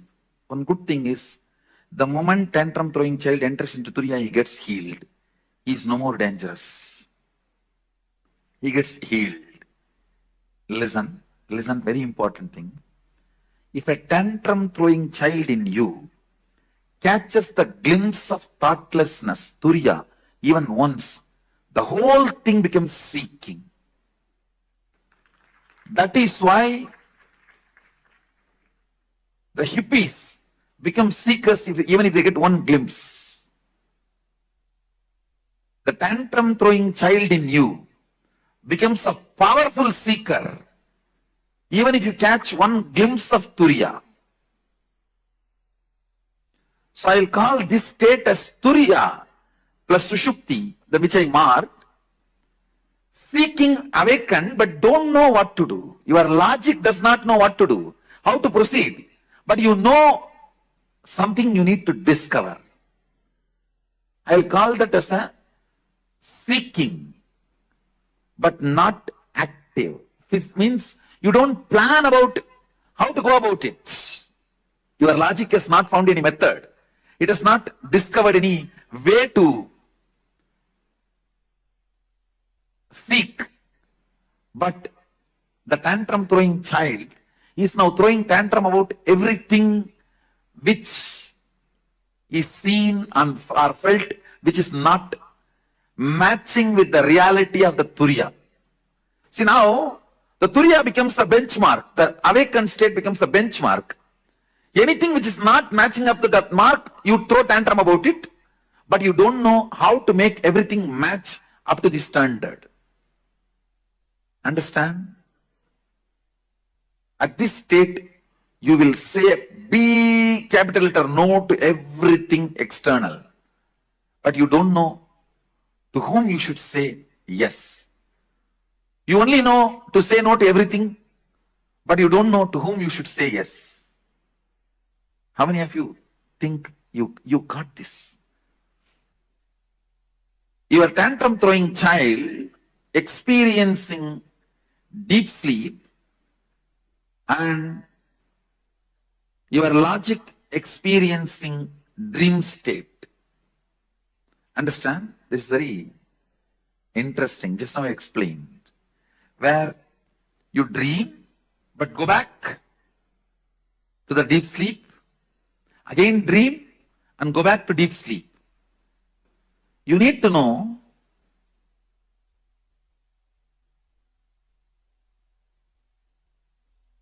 maximum only 30% of you is your logic part.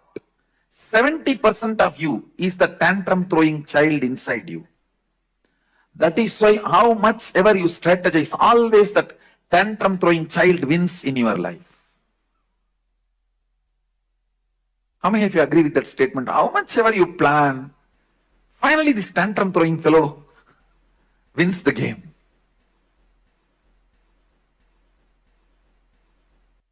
Even if your logic, for example, tomorrow you have to give a presentation. Your logic is planning for your presentation even in your dream. But the tantrum throwing child pulls you back from the dream to deep sleep state. That is what I will call this Sushupti Swapna, what I marked.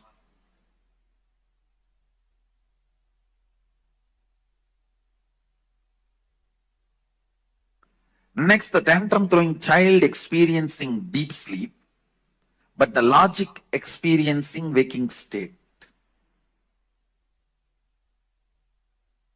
I'll say in this state, your logic thoroughly plans for your future. You will sit and think, nicely plan. But within next 24 hours, you will forget the whole thing and you will start thinking again the same thing and do the same plan. As if the whole thing got control deleted. How many of you experience this? Your logic's plan, but your tantrum throwing child is not even interested in looking at it.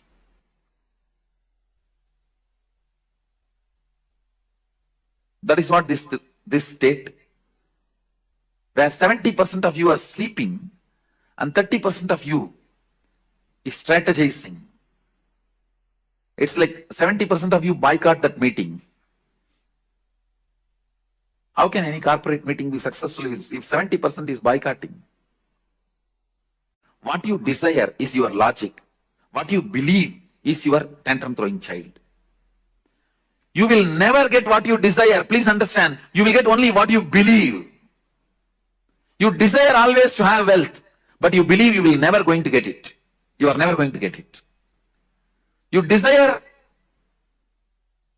to have health, but you strongly believe that is not part of your life.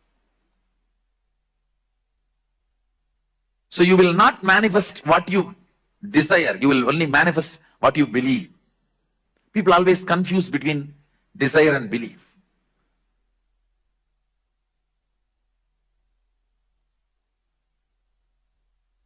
Your desire is your logic, your strategy, your future plan. Your tantrum throwing child is what you believe as you. I think now it's too clear. How many of you are catching what I am saying, this statement? Understand?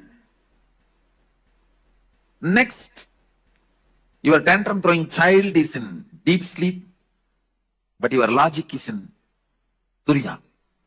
During this moments only you get the darshan, vision, but it goes away. It doesn't stay permanently, because anything only if your tantrum throwing child also cooperates only stays with you. For example, if your tantrum throwing child means the TC, if he enters into turiya and your logic is in sushupti, which I circled now, at that state, if you get any experience of God, Guru, darshan, it stays with you permanently, because 70% receives it. But this state, anything you get will not be permanent. It will not stay with you. It doesn't stay with you. In both states you get, but this, only if your tantrum throwing child enters into turiya and you experience something, it becomes permanent. Means your belief enters into that state, not your desire. When your desire enters, your belief will pull you back. Ramakrishna gives a very beautiful example. All his examples are completely from Bengali villages, because he lived his whole life in Dakshineswar, which was a village in those days, and he was born in Kamarpukur, which is a remote village. He gives a very beautiful example. These boys will catch the mongoose. Am I right? The pronunciation? Mongoose or mongoose? How you pronounce? Whatever. The boys, when they play in the paddy fields, they catch the mongoose. If they catch more than 5, 6, they can't keep them under control. So they will tie a rope in their tail and put a brick in the other end and leave them to go for further hunting. These fellows, they will enter into their home, which is like a dug below the ground. Even if they enter and hide in their nets, in their holes, the boys will come and just pick up the brick and pull the rope. They will come out, they will carry them. Just like the mongoose, whose tail the rope is tied with a brick, can never hide, can never rest in his hole if your belief is holding you back. Just your desire cannot take you anywhere, because the belief is a rope and brick. It will just pull you out.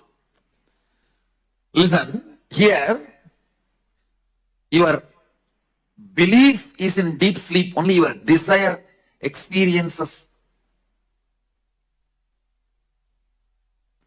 higher awareness. Then it doesn't stay permanently. If your desire, even if your desire is in deep sleep, if your belief enters into the higher consciousness, you don't lose it. The tantrum throwing child in Sushupti, and you enter into Turiya. The logic enters into Turiya. Again, this state also will not be permanent. It will not be permanent because the tantrum throwing child is 70% of you. That's more powerful. It will pull you out. But very good introduction, because with your logic, deep seeking, sometimes you catch the glimpse of unclutching. You caught the glimpse of unclutching, but you lost it. How many of you have that experience?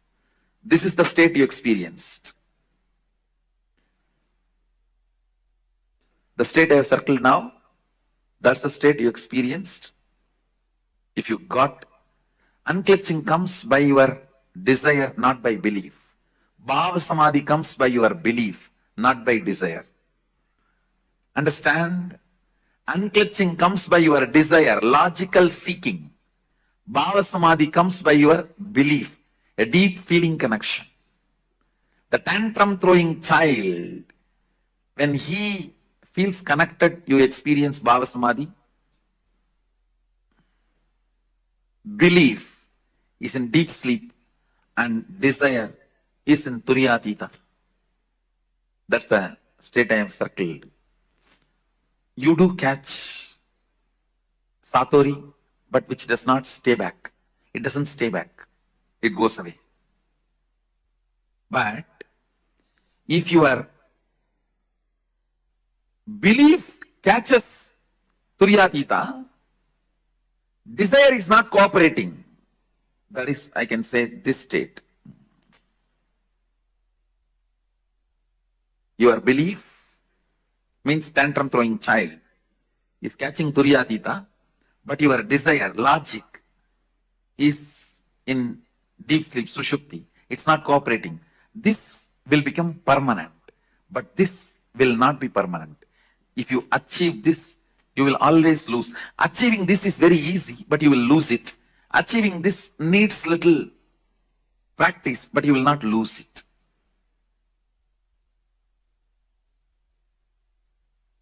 This comes by Bhava Samadhi, feeling connection. This comes by unclutching, your own effort. If both happens, that is what. If both happens, that is what is called Turiyatita, which becomes permanent. Few basic truths. 25 states of consciousness is multi-dimensions of you. Listen. All the 25 states are part of you. Nothing is good, nothing is bad. Deep sleep is as much you need.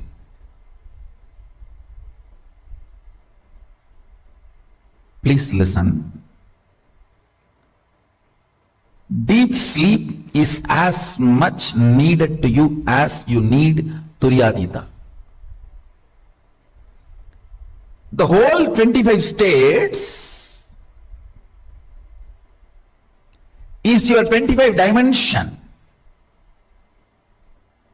Only thing, you becoming powerless during the deep sleep or the dream state is the problem. But if you decide to become powerless, you can be powerless anywhere. If you decide To become powerful, you can be powerful anywhere. Fundamentally, this whole 25 state is 25 phases of you, 25 dimensions of you. Nothing is bad, nothing is good.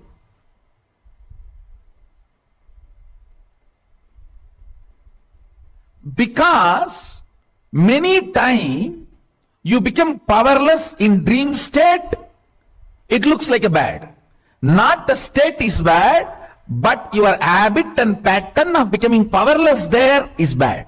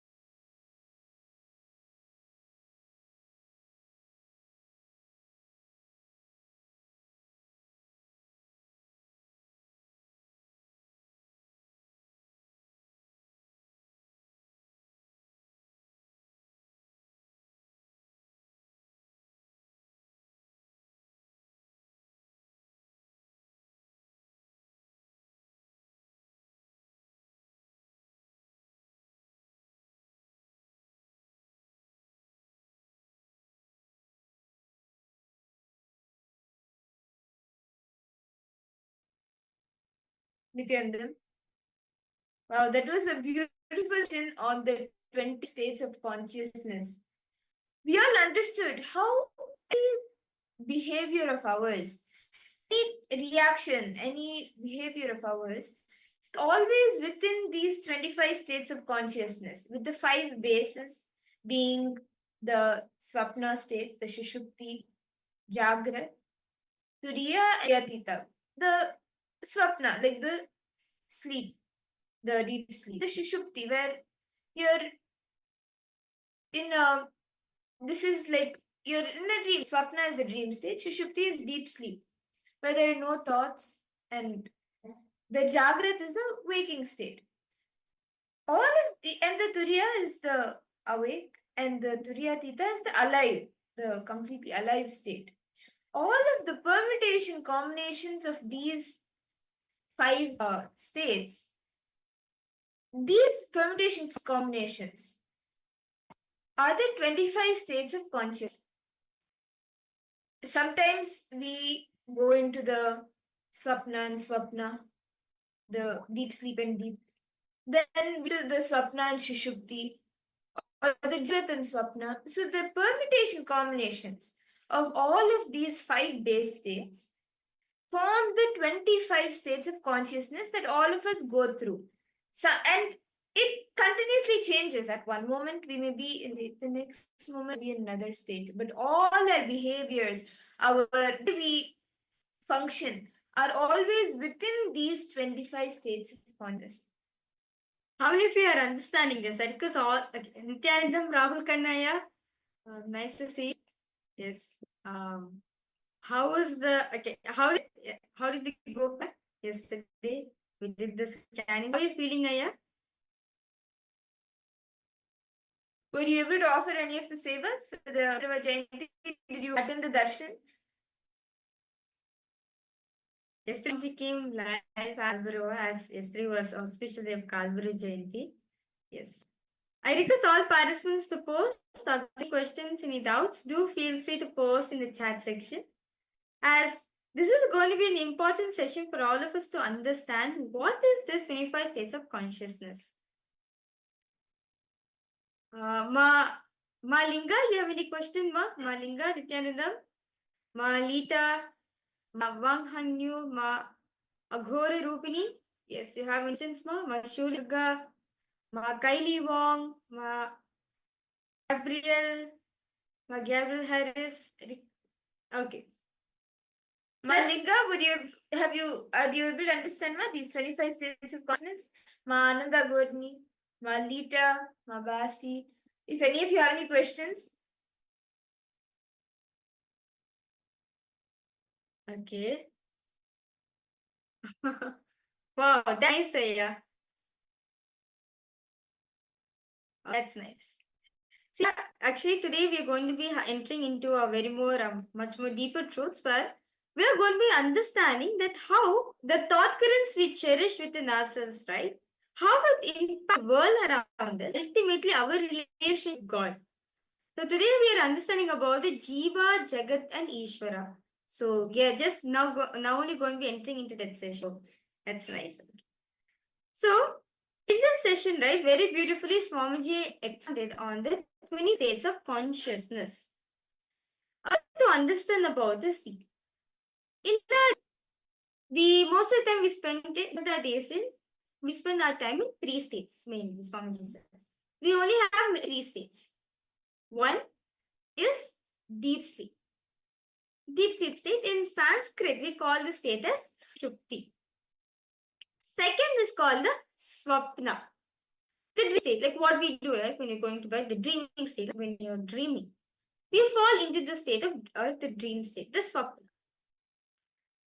Next, third is Jagrat, awakened state. The way what we are in, what we are supposed to actually, what we are in actually, the waking state, what we are in right now, right? And but Paramashiva elaborately says that we have 25 states of consciousness. So that's when consciousness comes.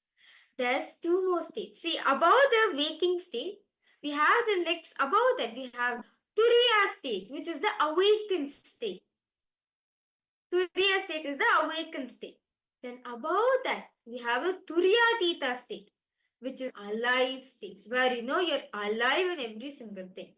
But Swamiji says, most of the time, we always spend time on 3 states of consciousness. So, the crossing of these 5 states put together forms the whole 25 states of consciousness. How many of you are understanding this? Very beautifully, Swamiji explained this truth with a diagram also.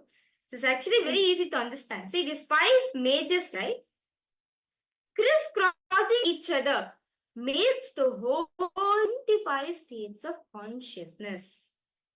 See, when you go to sleep every day, you usually enter into the swapna state. When you have dreams, when you go to sleep and you have dreams, you're usually in the swapna state, where you're in the dream state. You have the thoughts. In the Shushupti state, neither the thoughts are there, nor the idea of I there. And in Jagrat, you have the sleep state, you have the idea of I. And these are the 3 main states, as I was sharing, and of course, what's field. These are the 3 states that usually go in. So either it is either only swapna or only jagrat, or permutation combinations of these. And with the initiations of the power manifestation that is initiating us into, we tap into the Turiya state. Then the Trita, the ultimate state, Swamiji always in that state.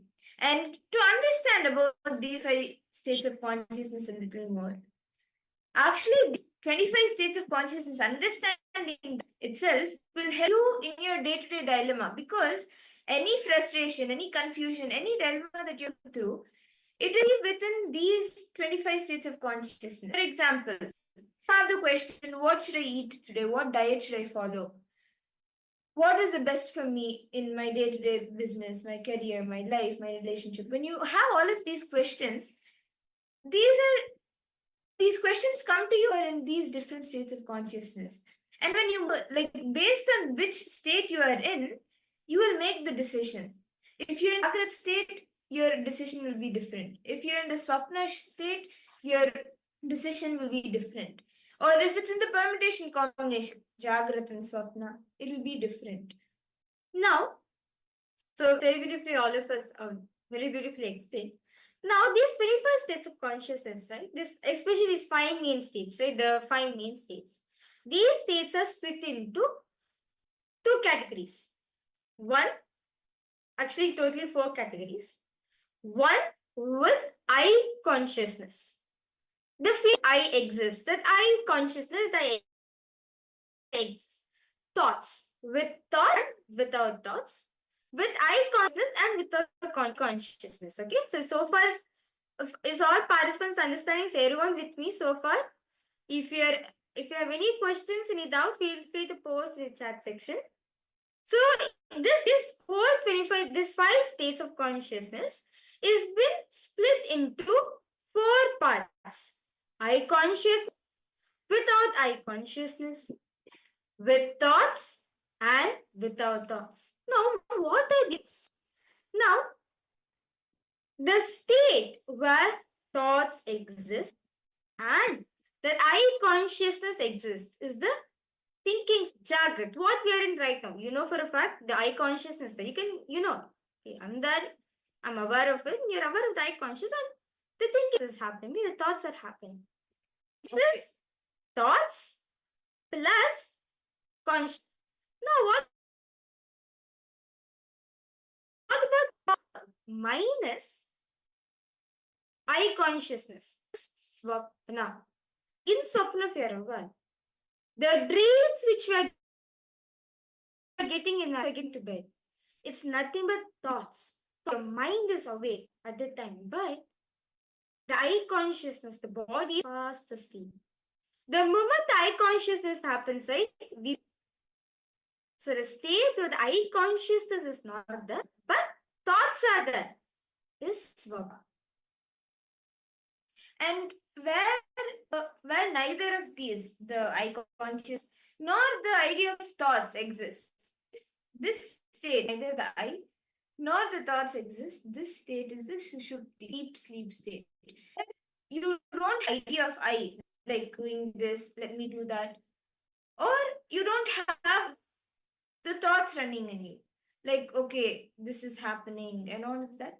The consciousness, the idea of I, and the thoughts, neither of these exist in the state shupti, the deep sleep state.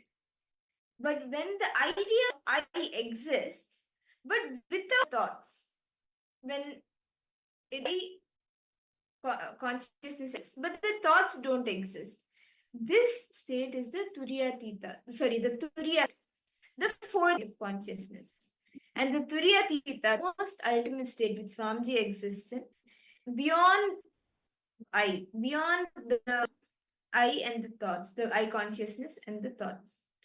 Understand now all of us understood, right? The 5 states of consciousness, how it's been segregated, what we are in right now. This crossing makes the whole 25 states of consciousness. If you wonder why am I behaving the way I am right now, or is all a decision, because the state in which you're established in, all the behavior pattern, all the decision making of your life, whatever, all this is based on the state in which you're established in. The state in which you're established matters a lot. As see, sometimes when you are in the lowest states of consciousness, we do take powerless cognitions for ourselves. It matters a lot. The moment you switch the state, the moment you're in powerful states such as Turiya or Turiyatita, you'll be able to take better decisions. So understand why you're behaving the way you behave. All decisions taken in life needs to be considered from the state in which you're established in. Now, to understand this whole 21st states of consciousness better, we request all the participants, actually, Swamiji tells each and every one of us to draw this table out. Only when you draw this table, you'll understand this better. So, you can have basically have the table where the mind is x-axis, the mind is on the y-axis, and the body is in the x-axis. And you can make the 21st states of consciousness. So, you can see now, a beautiful diagram is being given for all the participants. We request you to draw this table. We request all of you to draw this 21st states of consciousness table. It is only for your understanding. It is only for your preference. So that, like, even though after the program is over, like, even though when you're outside the program, right, you can see, hey, I'm in this state right now. Let's change my state right now. So we request all participants take and please start doing this.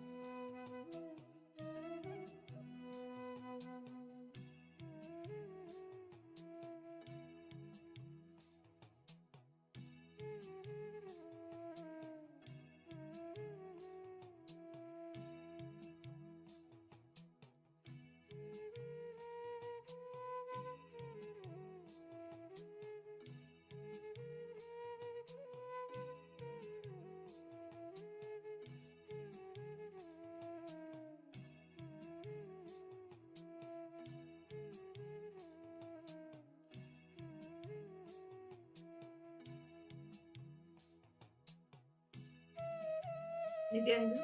I hope all the participants, all of you have been able to complete writing down the 25 states of consciousness, this mind map, where all the permutation combinations of the 5 base states, along with each of the permutation combinations, are shown.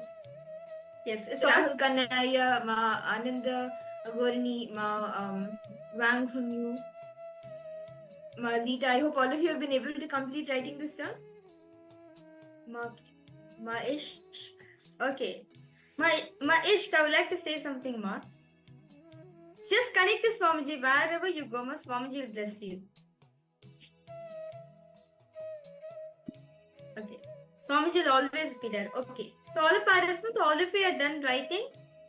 Okay, Ma Wang Hanyu, are you done writing it, Ma? Ma Linga, Ma Shulini Durga, Ma Ghora Rupini. Okay, that's nice. Everyone's done writing. Now, let's do a small test. Whether we actually understand it or not. So the first question for all the participants. Okay, actually you can have the table in front of you and you can do this, okay? So the first question is, if you are tired, if you're experiencing tiredness, which state of consciousness are you in? Can you just all the participants suppose? If you are experiencing tiredness, which state of consciousness are you in? Come on, let's see. Swamiji actually told this answer in the session.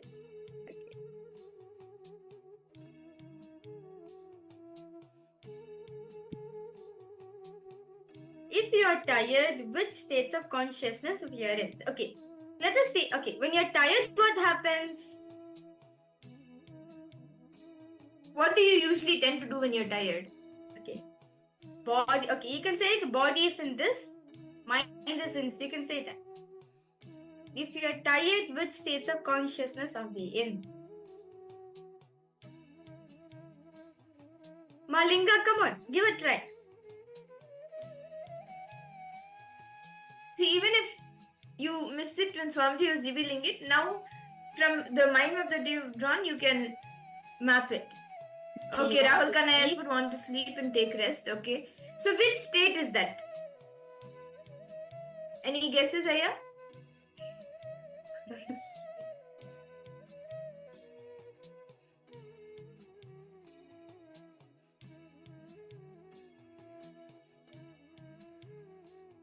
Swapna Jagrat. Swapna Jagrat. Okay. Okay. So let's now reveal. Okay. Anyone else would like to guess? If you're tired, which states of consciousness are we in? Malinga, Ma Ananda Gorini. Okay, Jagrat Swapna.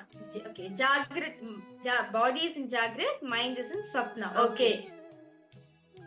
Okay, that's nice. Okay, let's now verify the answer. So, when you are tired, Swamiji says, right, when you are tired, when experiencing tiredness, your mind is in waking state. Your mind is in waking state, but your body is in the sleep state. In the deep sleep state. So, for example, if you logically see, if you're tired, right?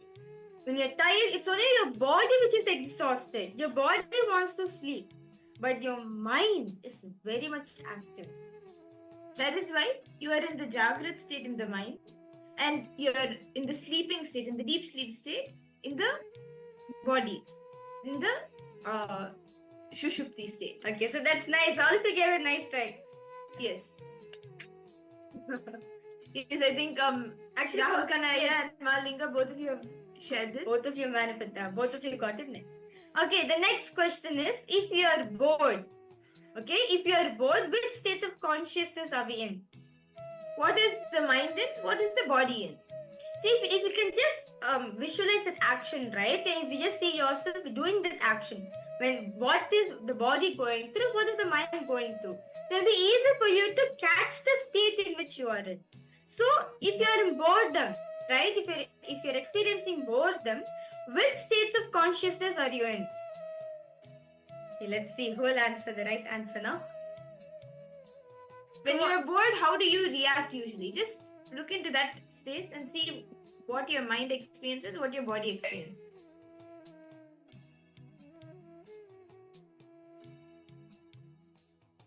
When you are bored, which states of consciousness you are in? Okay, let's see.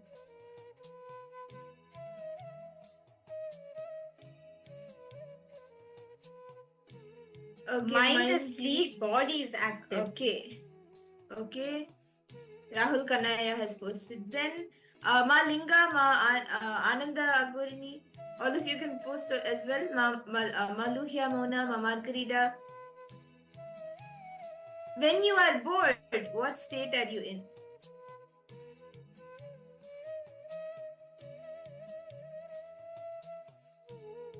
Ma Linga, Ma Lita, Ma Basti, Ma Anandeshwari, Ma Wanghunyu. Each of you can post. Quick Singh Vingaya, How Chanaya. All of you can post. What is the state that we are in when we are bored?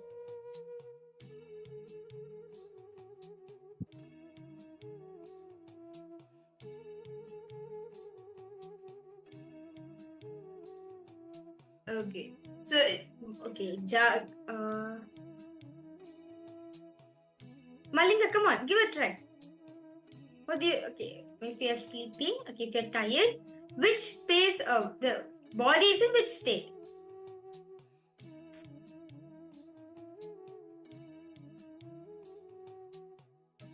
How about for you, Ma Margarita?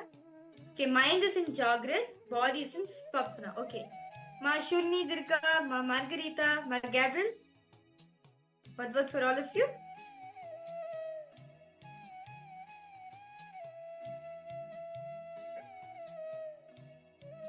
Okay.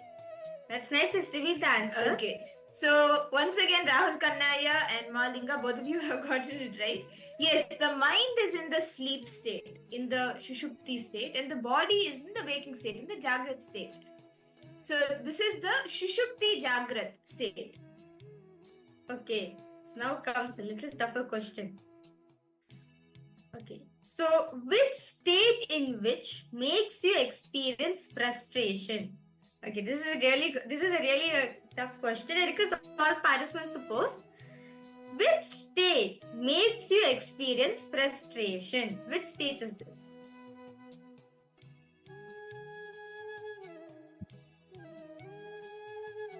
When you're frustrated, what happens?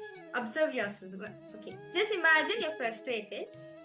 Imagine, okay, what is body is going through and what is mind going through.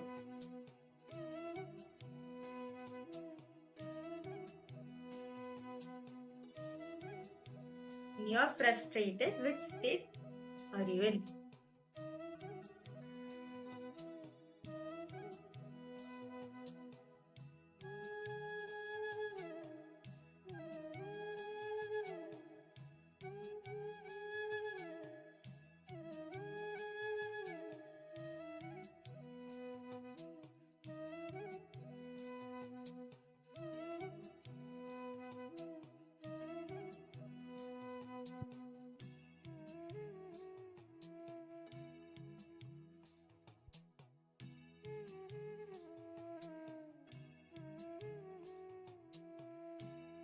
Malinga, Rahul Kanaya, Ma Basti, Ma Lita, Ma Maluhya Mona, Ma Margarita. Okay, both are in Swapna. Okay. Malinga has posted. Both Swapna. Okay. That's a good try. How about for you, Aya, Rahul Kanaya? See, Sushupti. Both in Swapna. Okay, both in Swapna. Okay. Both in Swapna or Sushupti. Okay. So let's now see the answer. So when you're frustrated, right, Swamiji says, this is actually the time the tantrum throwing child, the tantrum throwing child which is there in you, is extremely active. So basically, this child, this is going through your dream state and your deep sleep state. That's very true. See, when you're frustrated, right, either your body will be in deep sleep state, your body will be in dream state and your mind will be in deep sleep state. This is what Swamiji is saying. This is what Swamiji says, that when the tantrum throwing child is active, you experience frustration. And when this child is going through sushupti and swapna, this is what you experience as healing. But whereas when you're experiencing healing, right, we are actually taken to a higher state. Actually, Swamiji calls us the Turiya state. We are aware at the point of time. Okay, one last question I would like to ask all the participants. When we are receiving initiation from Swamiji, when you're seeing Swamiji's darshan, which state are we in? This is a bonus point. When you receive the Diksha or any initiation, whether it's into power manifestation or any other initiation, what state do you go into out of the 25 states? When you're receiving darshan and diksha from Swamiji, which state of consciousness are you in?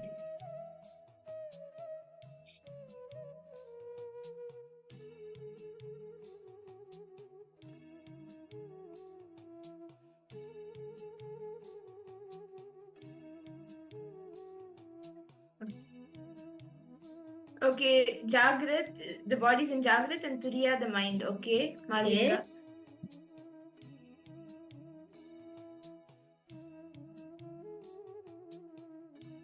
I request all participants to post. Makaili Wong, I request you to post. Max Siavo Lankau. Yes. Ma Wang Hanyu. Ma Anandeshwari, Ma Dita, Ma Basti. All of you can post. Ma Margarita. What do you think? Any guesses? Okay, the Rahul Kannaya has posted Turiya Tita and Turiya. Okay. Actually, Swamiji says, right, when we are experiencing darshan from Swamiji, when we are experiencing darshan, we are in the Turiya Tita state. Turiya Tita state, the ultimate state of samadhi was Swamiji is in. But for us, especially when we receiving initiation from Swamiji, our mind, our eye consciousness is there, right? It is from Jagrat Turiya Tita or Turiya Tita Jagrat. From this state only we go to the higher. So basically, always the Turiya Tita will be there for us. That's nice. Rahul Kannaya, that's a good try. Yes. Okay. Actually, Swamiji shares that only when we come to Jagrat state, see, when Swamiji is always established in the Turiya Tita state, right? Swamiji needs to come to the Jagrat state to talk to us. And say, even for us to receive from Swamiji, we have to come, we have to touch the Jagrat state. If you are in Swapna or Sushupti, you can't receive Swamiji. Only if we are in Jagrat state, only we can even receive Swamiji. Swamiji said, both of us have to come to Jagrat. Only when both of us in Jagrat, I can take you to higher state of consciousness. Okay. So that was a very beautiful quiz all of us had. So with that beautiful session, let's now enter into power manifestation. So as today all the participants, we are continuing to manifest the power of length dimension.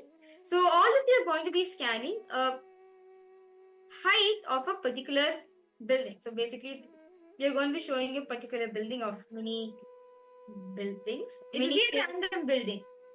And what you will be doing is you will be scanning the height of the building. It is a random building. You can scan the height of the building and also the place, the name of the building as well. See, the length dimension is anything in the logic dimension.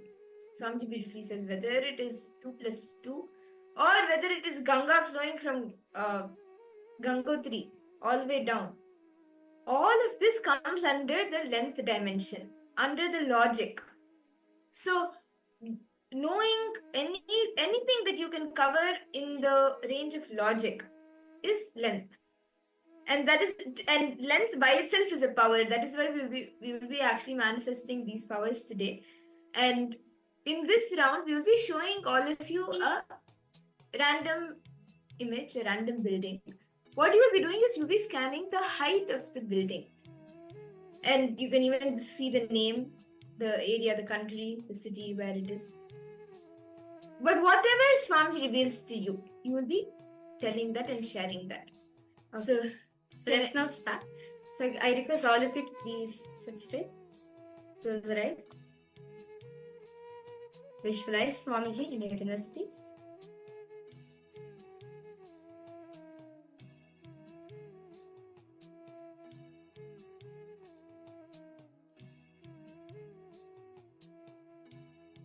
Now, tensely start chanting the Mahavakya.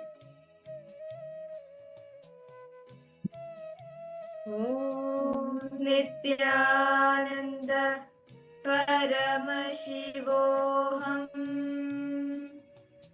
Om Nithyananda Paramashivoham. Om Nithyananda Paramashivoham. Yes. So now we will be projecting an image for all of you, a building for all of you. You can start scanning and see what is the height of this building. And you can post, as you see, as Swamiji shows you can post it in the chat, whatever Swamiji reveals to you.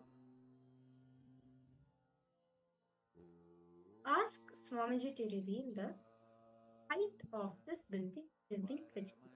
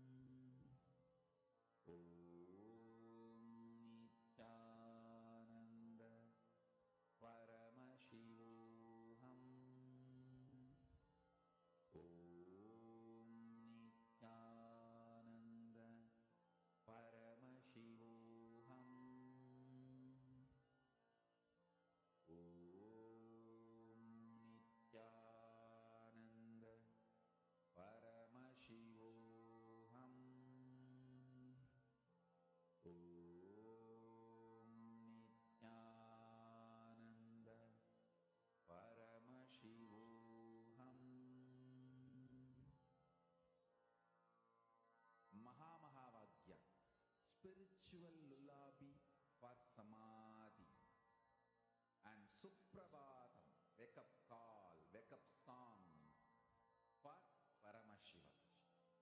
This Mahavagya is spiritual lullaby for you to fall into samadhi. Suprabhatam, wake up song for Paramashiva to wake up in you. Just remember this one powerful cognition. This Mahavagya puts me in samadhi. This is spiritual lullaby for samadhi and Suprabhatam, wake up song for Paramashiva in me. For Paramashiva to manifest. With this one spiritual powerful cognition, chant this Mahavagya.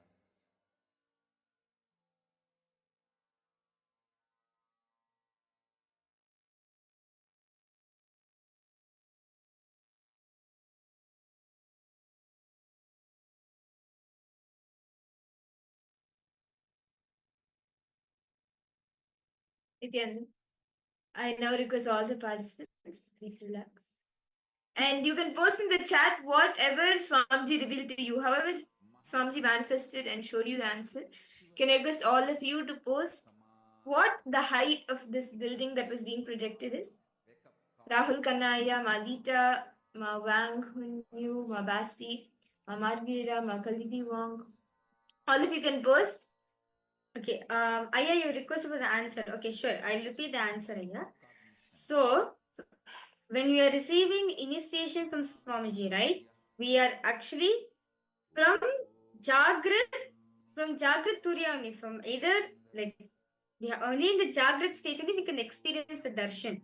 So it should be in either Jagrat Turiya Tita. Jagrat Turiya Tita only we experience in darshan time. Because Turiya Tita says the ultimate samadhi space which Swamiji has established. Yeah. So for us to experience darshan, we have to come to Jagrat state. Only if you're in Jagrat state only we can experience it. Okay. Yes. So Aya, what were you able to see as the height of the building?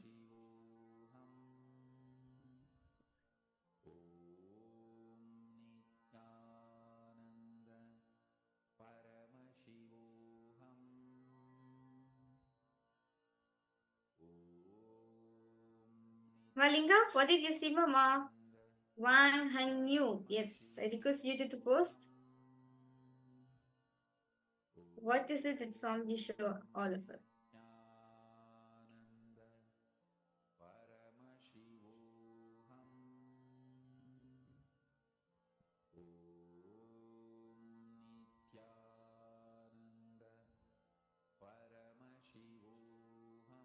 Okay, I have posted 212. 212, 457.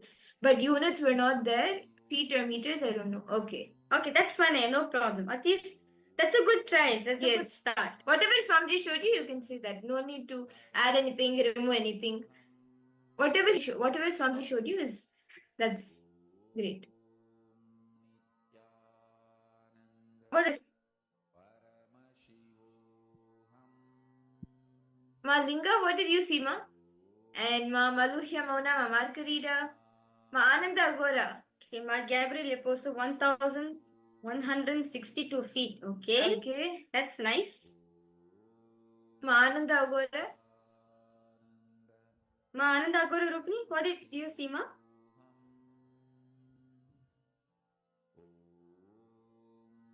Okay. That's nice to see. Let's verify the answers for all the participants. So this building, right? This building is actually located in Seoul, South Korea, and the height of this building is 1,819 feet. Sorry for the 1,819 feet. Yes, Ma Gabriel, you were close, Ma. Yes. And Rahul Kanaya, you also got something in the hundreds. Yes, I think 400. Okay. I think maybe if you can check in the meters, then it might be. Yeah. You may get the closest. Yes, Aya. And see, just scan more deeper. Just ask Swamiji, okay, what next? What next? What is the next, the like which city? Then you will see that the other things, other details also start revealing to you. Okay, so shall we all do another round? Can I request all the participants to please sit straight? And now we will be connecting to Swamiji again, and we'll be projecting a building for all of you. You can start seeing what is the height of this building, and you can even see which place it is in, what is the country it's in, and even the name of the building.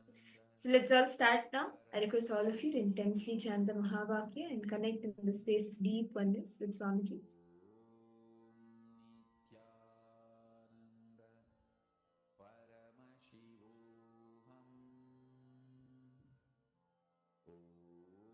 Ask Swamiji to reveal what's the height of this building.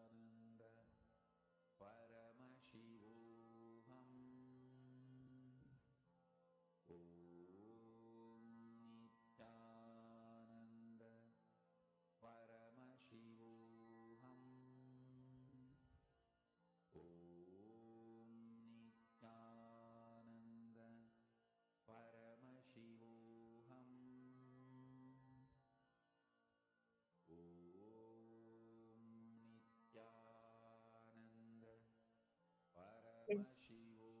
I request all the participants now please relax. And you can post in the chat whatever Swamiji revealed to you.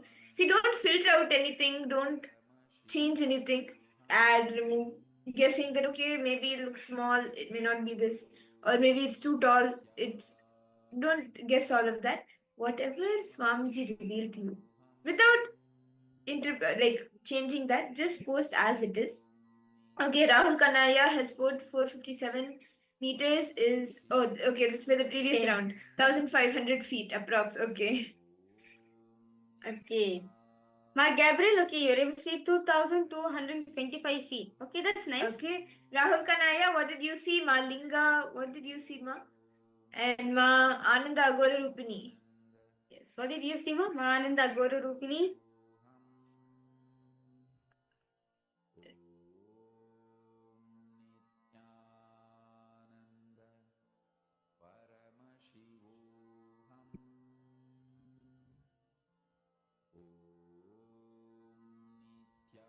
Nithyananda, Ma Shobana Saxena. Okay, yes. I just saw your message, Ma. Okay. Just give me a. May I know, Ma, where are you from? Where are you joining us from, Ma? Ma Shobana Saxena?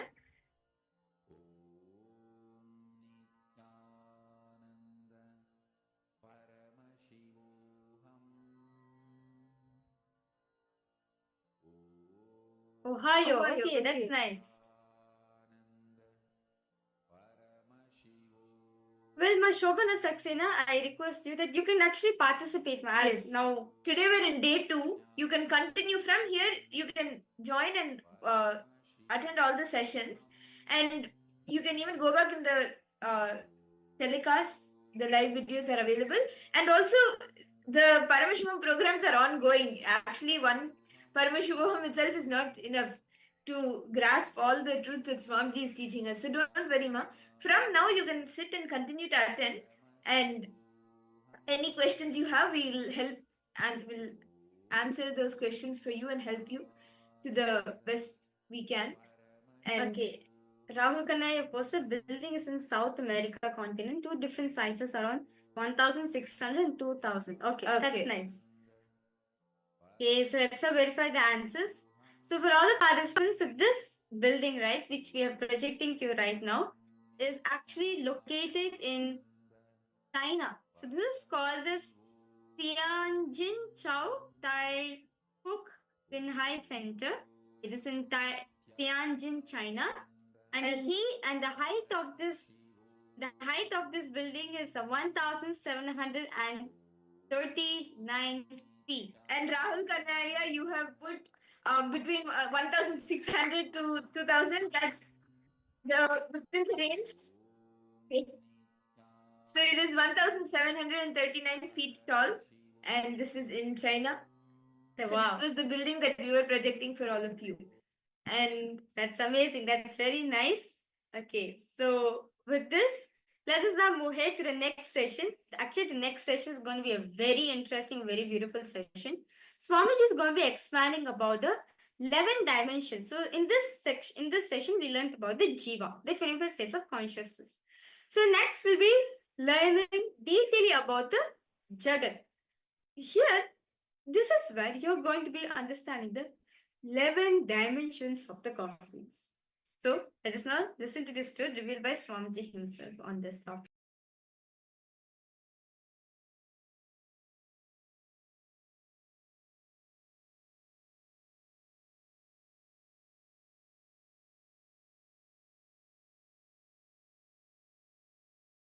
Hindu tradition is a powerful knowledge source. Understand? Thousands of years before Mahadeva has spoken about this 11 dimension, modern day science is still sitting with the 5th dimension. Mahadeva has gone to 11 thousands of years before. And you need to know, in Hinduism, 11 genders, not 3. West talks only about 3. Male, female, and the whole thing, everything they classified into LGBT. In Hinduism, 11. 11 genders, male biomemory in female muscle memory, male muscle memory in female biomemory.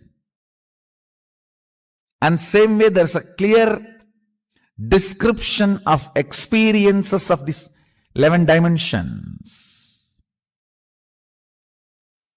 If 25 states of consciousness knowledge is shared with the world, whole psychology, psychiatry, this department will collapse. About everything.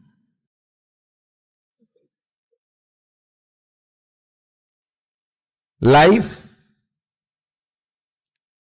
desire, good, bad, purpose of life, right, wrong, about everything. Having powerful cognition, getting matured, having powerful cognitions, getting matured. Because of that powerful cognitions, manifesting powers.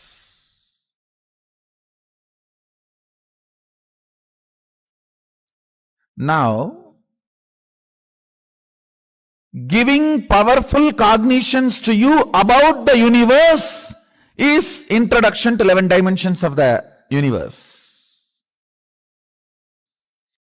Listen, the modern day so-called science is able to understand only 4 dimensions: length, breadth, depth, time.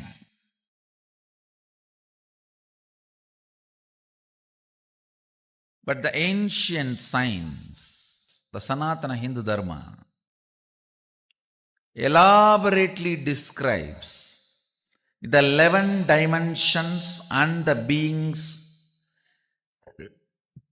exist in the 11 dimensions: length, breadth, depth, time, and space. These are the 5 unit dimensions, and the permutation combination of that 5, length, breadth with the time space, breadth, depth with the time space, length, depth with the time space, the various permutation combinations of these 5 basic dimensions forms 11 dimensions of the universe. Let me introduce the first dimension. Dimension means aspect of the universe. See, 25 aspects of you only is the 25 states of consciousness. So now internalize. 25 aspects of you is the 25 states of consciousness. 25 aspects of you is the 25 states of consciousness. 11 aspects of the universe is 11 dimension. 5 aspects of God is Panchakritya.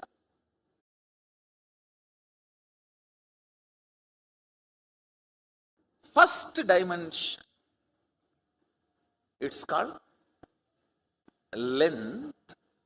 Listen. Each of this dimension has its own tattva, unit. So understand these basic principles.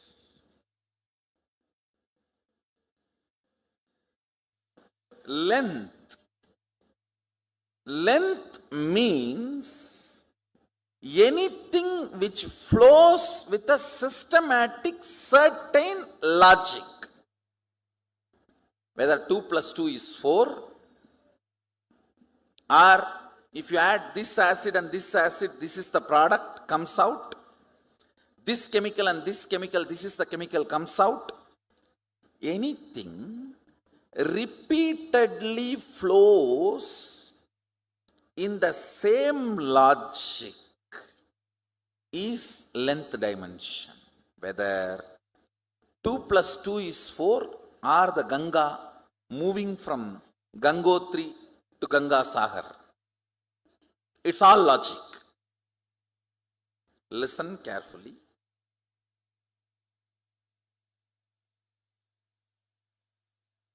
All logic which moves systematically comes under length dimension. If I introduce other 2-3 dimensions, then you will understand. You will be able to grasp the depth of each dimension.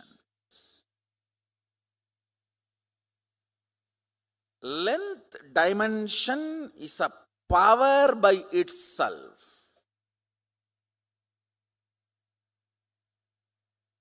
If you master the length dimension, anything which works as per the logic will be under your control. You are master of it.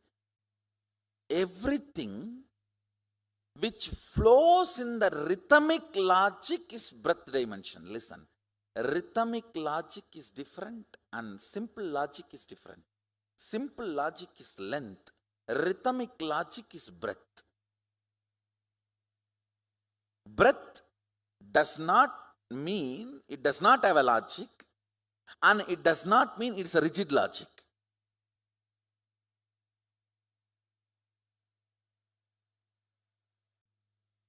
All language,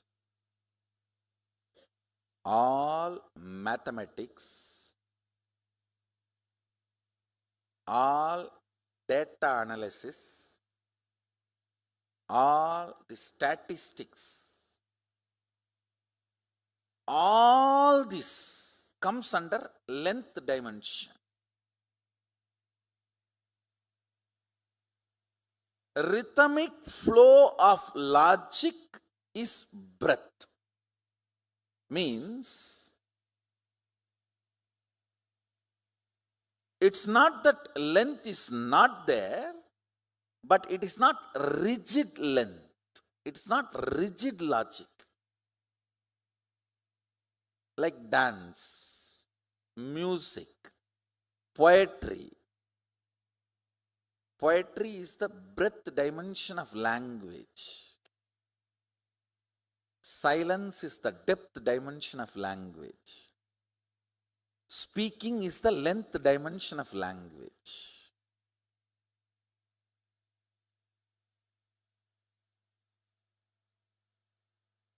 Mathematics is the writing dimension of length. Painting is the breadth dimension of writing. Yantras are the depth dimension of writing. Listen, now I am giving you a very important understanding. You need to come to these cognitions. That is why the lessons about the 11th dimension. These cognitions are needed. Actually, I am teaching you how to come to powerful cognitions with this 11th dimension. With this 11th dimension, the two important results you need to achieve. Mahadeva says the first result is manifesting powerful cognitions, then manifesting powers. Listen, there is a big difference between these two. Listen carefully. If you read through third eye, it is manifesting powers. If you realize, if my third eye is available for me, it is available for me because my third eye is connected to Swamiji's third eye. It means I can connect with his third eye. If I can connect with his third eye, I can connect with anyone's third eye. and using anyone's third eye and starting reading is manifesting powerful cognition. The rhythmic flow of logic length is breath. All the actions and activities of heart and art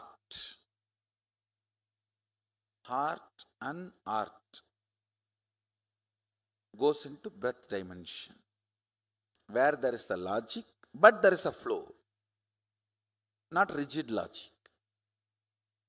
Listen. All your patterns function from breath dimension, not from length dimension. Like if I sit in cold, tomorrow I'll get fever. Because my father had diabetes, I will also have diabetes. This kind of stupid cognitions. Rhythmic flow of the body language is dance. Rhythmic flow of the verbal language is poetry. Rhythmic flow of the sound is music.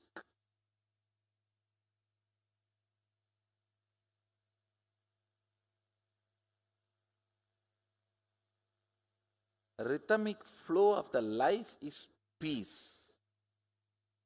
But depth of life is bliss.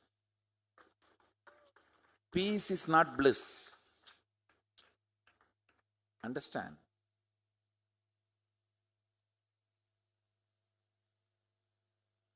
Powerfulness of the length is relaxation.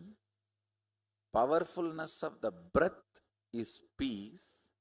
Powerfulness of the depth is bliss.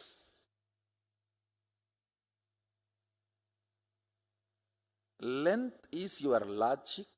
Breath is your emotions. What is emotion? A logic out of which you functioned many times, now you automatically function based on that logic is emotion. Packed logic is emotion. How many of you are understanding what I'm saying? You know, in this situation, this is the way you have to behave. Because many times this is the way you have done. This way your father has done, your grandfather has done, your grandmother has done.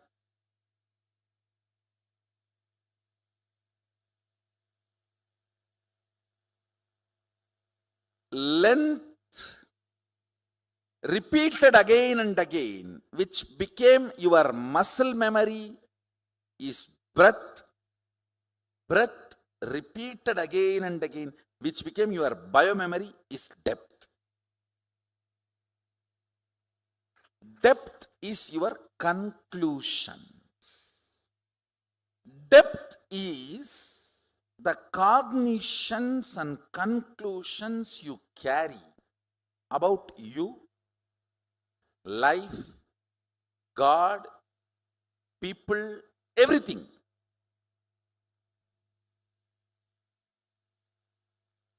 I'll repeat. Logic of you and the universe is length dimension. Rhythmic logic of you and the universe is breath dimension. Cognitions from which the logic and rhythmic logic of you and the universe manifests is depth dimension. Listen. Listen to the fourth statement.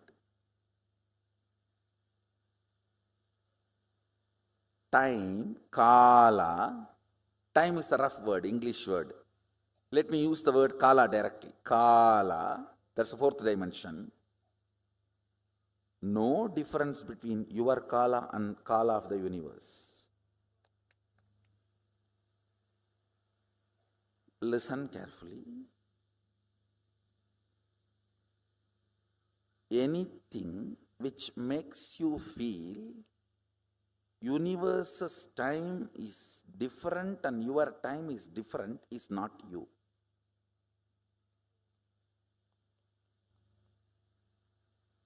Your length, when its frequency increases, becomes breadth. Your breadth, when its frequency increases, it becomes your depth. Your depth, when the frequency intensely increases, it becomes your time.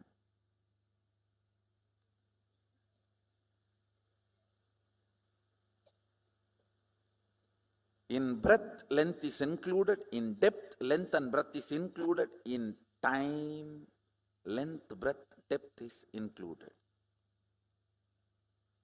This fourth dimension is the space where your so-called normal human life faces a breakthrough. Time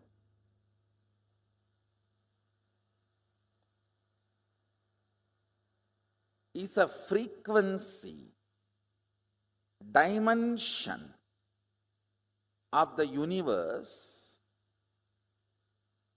aspect of the universe, where you and universe are reverberating in the same frequency.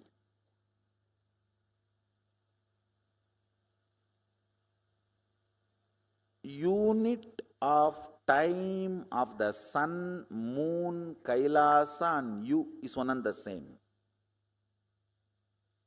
Listen, yesterday I said, our 1 year is 1 day for them, but unit is same. Only quantity difference. How many of you are understanding? It's only quantity difference, but not.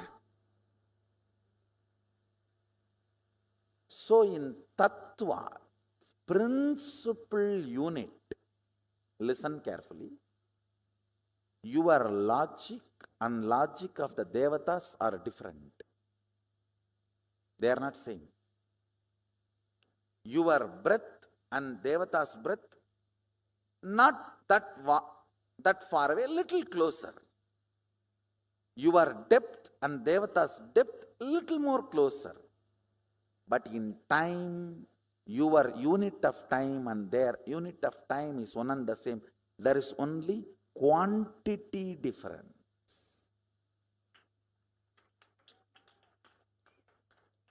Tattva, fundamental principle unit is same. How many of you are getting it?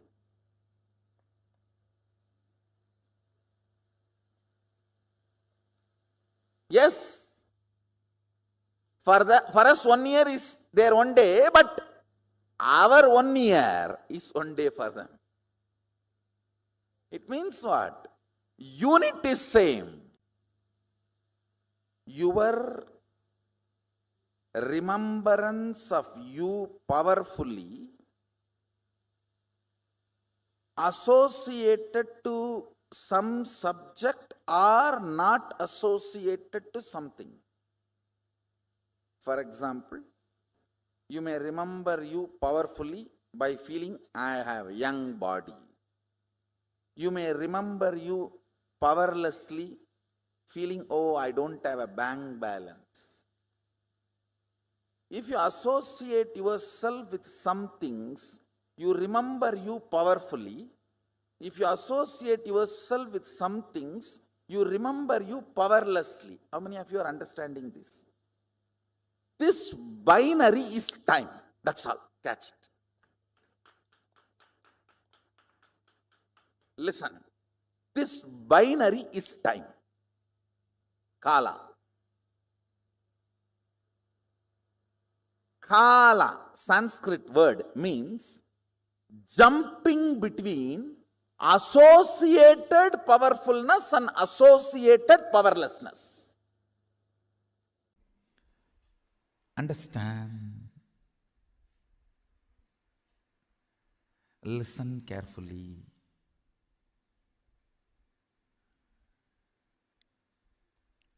Length, breadth, depth of a person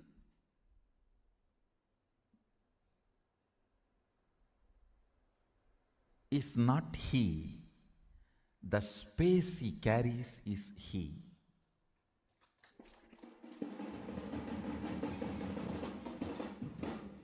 When I say length, breadth, depth of a person, I speak in both the meanings. One, logic, heart, and cognition. Length, logic; breadth, heart; depth, cognition. This three does not really constitute a person. And length, breadth, depth of the size, shape. Size and shape does not constitute a person. That is why you fall in love with the size and shape, get frightened when you see the space.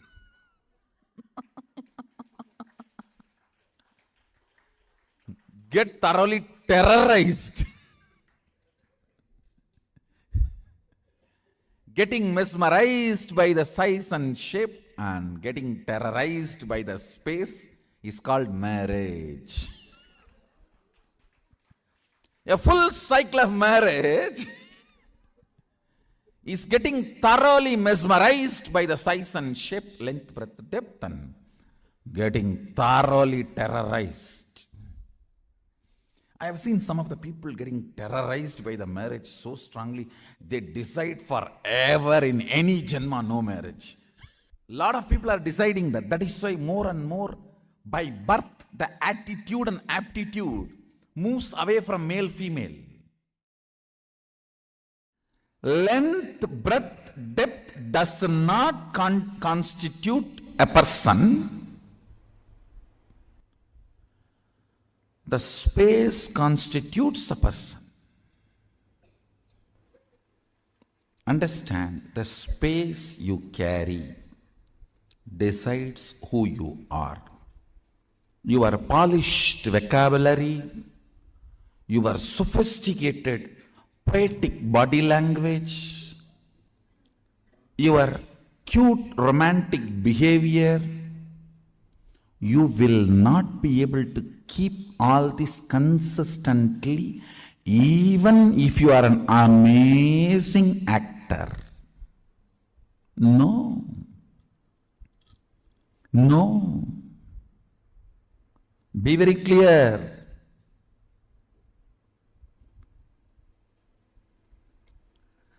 The space you carry, its smell, its flavor comes out of you like energy.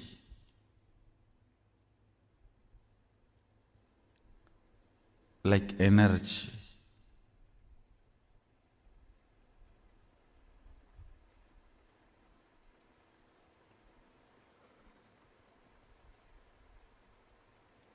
Many of the Indian restaurants use this as a tactic. They release a certain masala flavor. That whole area will have that masala flavor. The moment you enter that zone, you will feel like eating. That is also again like a marriage only. You go to the restaurant and you order what do you want. Then when you see what the other person has, you always wish you had ordered for that. And the other person is feeling the same.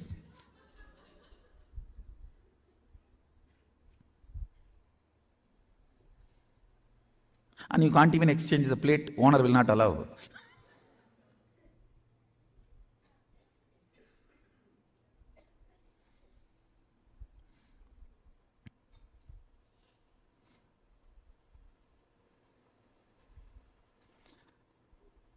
The smell, the flavor of your space, the flavor of your space is what I call Shakti. Understand? The explosion happening in your inner space is Shakti. Please listen. This is the good news for you.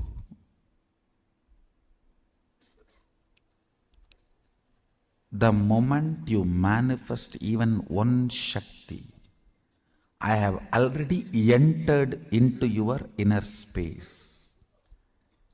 If I have not entered in your inner space and made the connection, you will not be able to manifest Shakti, because all power manifestation has to start from space, not from depth. Understand that time is a non-existence power layer. It has no existence, like a length, breadth, depth. It is only when the space collides with the length, breadth, depth, the dust created is time. See, the length, breadth, depth is a mass. Space is a energy. When these two collides, the dust generated is the time. I can roughly compare it to the Vatavarana, the layer around the planet Earth. We call it Valimandalam in Tamil. In English, I think it's called atmosphere. Yes. See, it's like atmosphere. Length, breadth, depth, and space, when they collide, the atmosphere created is time. It has no independent existence. If the length, breadth, depth moves away from the space, the time will not have its existence.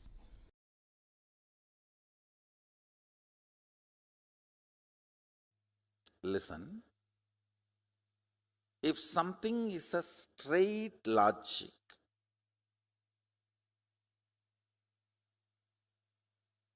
it is called length dimension.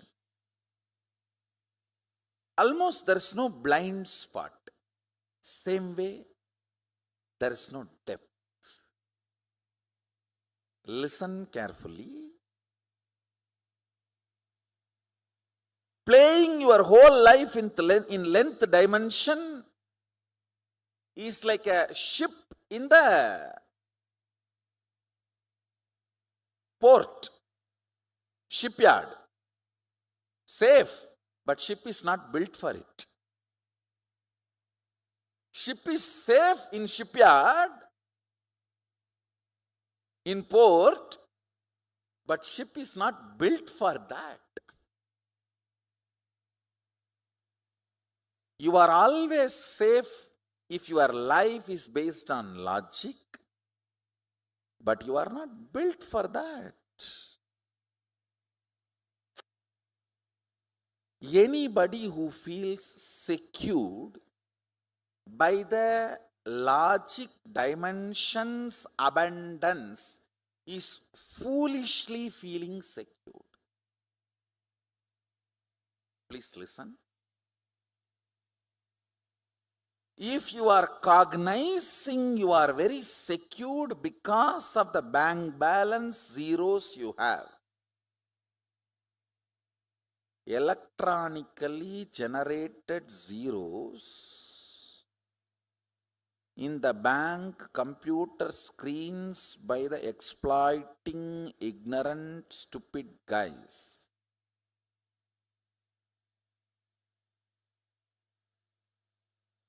if that is giving you the concept of security, you are stupidly secured. I am not saying that money cannot give you comfort. Yes, it can give you many things which you cannot buy without it, no doubt. But if you cognize that is going to give you a complete security in life, you are fool. It can give you painkiller, it cannot remove pain. Bed is not equivalent to sleep.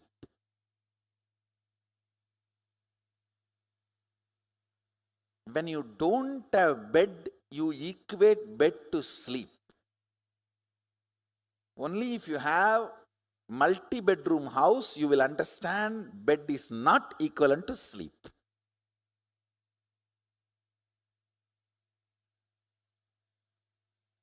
Same way, security you feel based on length dimension is the security ship feels in the port.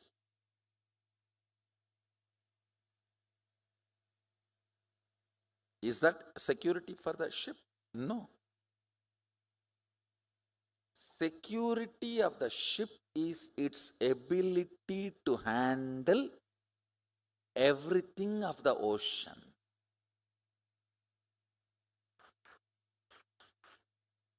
Security for you is your ability to handle all the 11 dimensions.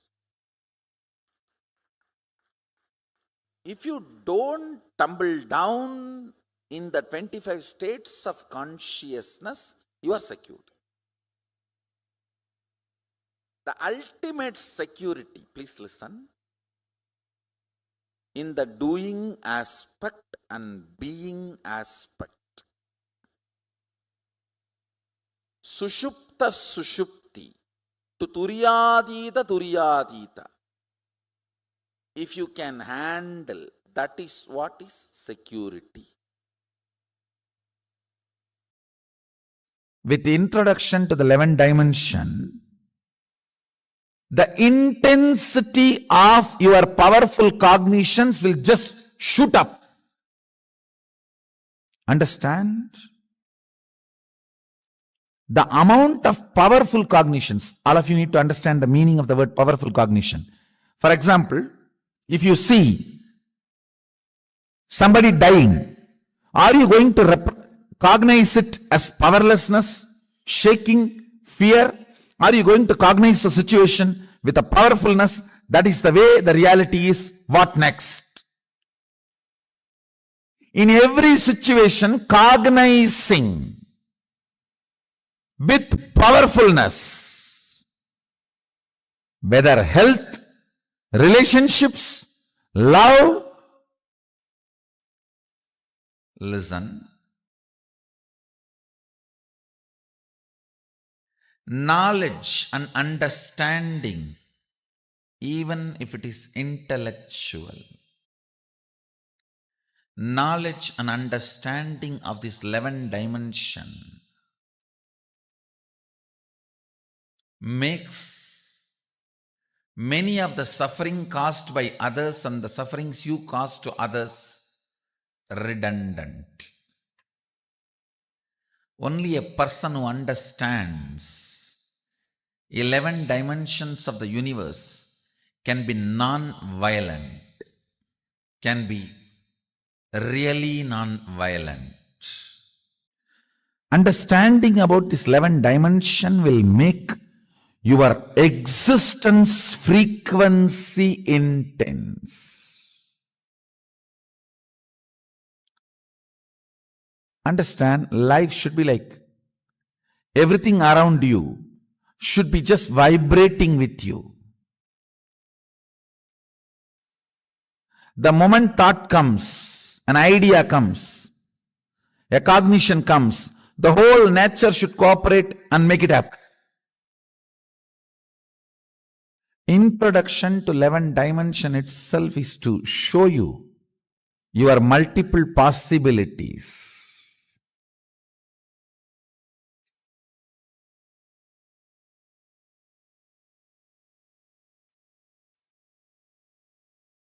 Actually, I am interested in you, not your identities. That is why when people try to come and tell me, Swamiji, I am this, what can I do for your mission? I tell them first, your consciousness, let you make it to the higher frequency. taste what I am teaching, what I am standing for. Substantially, even you will not be able to doubt. You to that level. Experience the depth of your consciousness. You should feel you have become too big. Wow. Existence is really nice. The way I exist now feels great. Depth of personality is joy. Depth of personality is bliss. That consciousness you are carrying, that chit you are carrying, should be constantly manifesting powerful cognitions and power. That is the biggest help you can do to me. See, I want you to know these dimensions, only then I can take you to the next level of experience.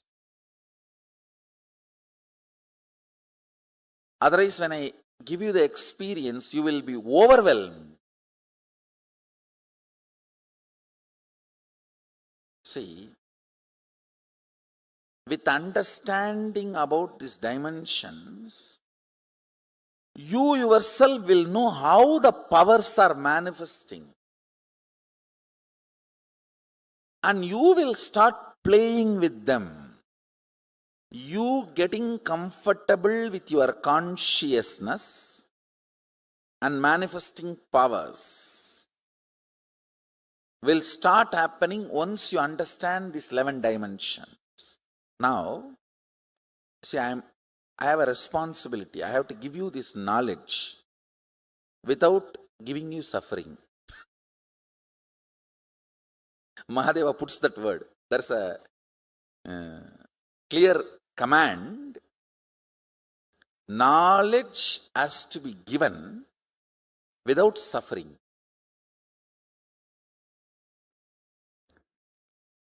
Listen, first thing you need to know about the universe because you are living in universe. Ignorance is no way cute and ignorance is not going to save you anywhere. Second, why I am teaching about this fundamental units of the universe, 11 dimensions, because understanding about these 11 dimensions will make you manifest multiple powerful cognitions and powers. I'll repeat. See, manifesting powers of third eye, like reading through your third eye, scanning through your third eye, is power. But understanding the fundamental principle, unit, tattva, why you are able to do? Because you connect your third eye with a third eye which is already awakened, your master's third eye which initiated you. And that third eye is connected with all the existing third eye. Then, the power you manifested through your third eye is not limited to your third eye. You can read through any third eye. That is what is powerful cognition. Understand? So today you are going to manifest powerful cognitions. Only then you will understand how understanding about these multi-dimensions makes you start functioning in multi-dimension level. Understand, my purpose is individual, having a breakthrough in consciousness and feeling you have now become multiple. Like earlier, if you felt you are in your body 100 unit, it should just become million unit. You should feel, wow, million unit, I am in my system now. That's all I am interested. If you have become million from 100, then You will know the whole dimensions of the universe, possibilities of life, powers of the consciousness. Everything starts manifesting. It's all fundamentally integrating you and making you experience superconsciousness. I am interested in you, not any adjectives added to you.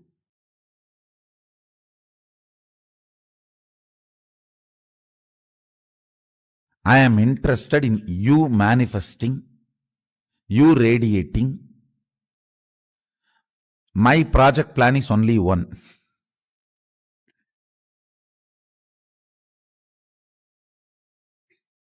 You manifesting, you having a breakthrough. I'll do everything for that. Whether I ask you to eat vegetarian food or I ask you to apply the aushadas and take bath, or I ask you to do the yoga on the pole and the rope, it is all centered on one. Now, I'm going to introduce you the 11 dimensions of the universe, all only this purpose. Breaking the barriers you built around you and experientially manifesting, not just theory, word.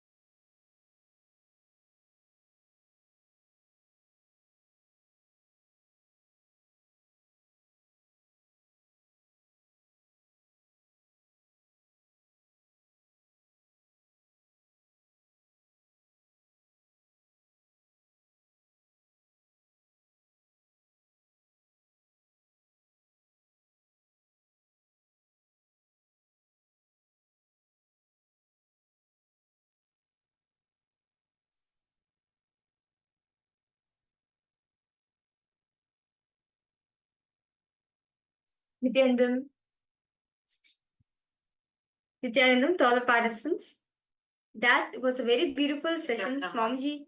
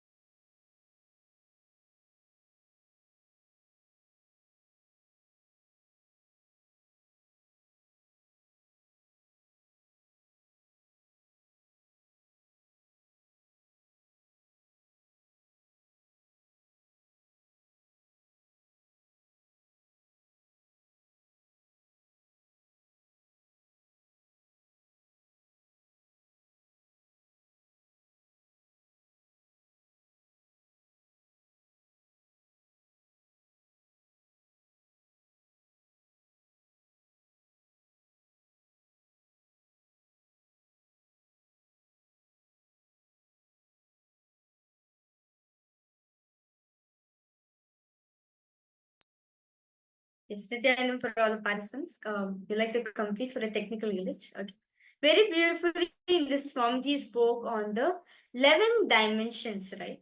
So, in the very start, in the very beginning, Swamiji very beautifully said how science is now only discovering the dimensions of the universe. But 5,000 years ago, not just 5,000 years ago, the ancient rishis, right? Paramashiva elaborately has said that there are 11 dimensions of the universe.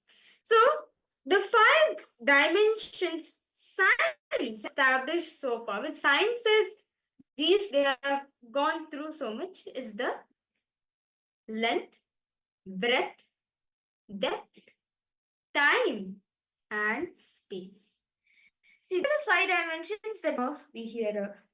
But apart from this, there are more dimensions. There are 11 dimensions that Paramashiva revealed. And within these 5 dimensions, usually we all tend to only be in the length and breadth dimensions. Sometimes we tap depth dimension into our depth. And beautifully, Swamiji explains how the length is everything related to logic, anything in the logic dimension. Day-to-day life that you thinking and all your activities that you do in the logic dimensions, your studies, your work, all of that is like how we were seeing in the power manifestation, the height of the building. Now, if an architect sees that, they can make an approximate. It's this tall, it's this wide, so it would be approximately this many feet. And how Swamiji says 2 plus 2 is logic, and even Ganga flowing from Gangotri all the way down, knowing that logic, the entire logic behind that is the length dimension. And breath is the rhythmic flow of nature, the rhythm of life.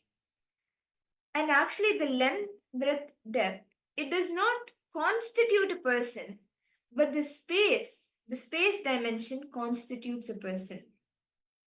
Are each of you catching this? How we usually are all times with the depth.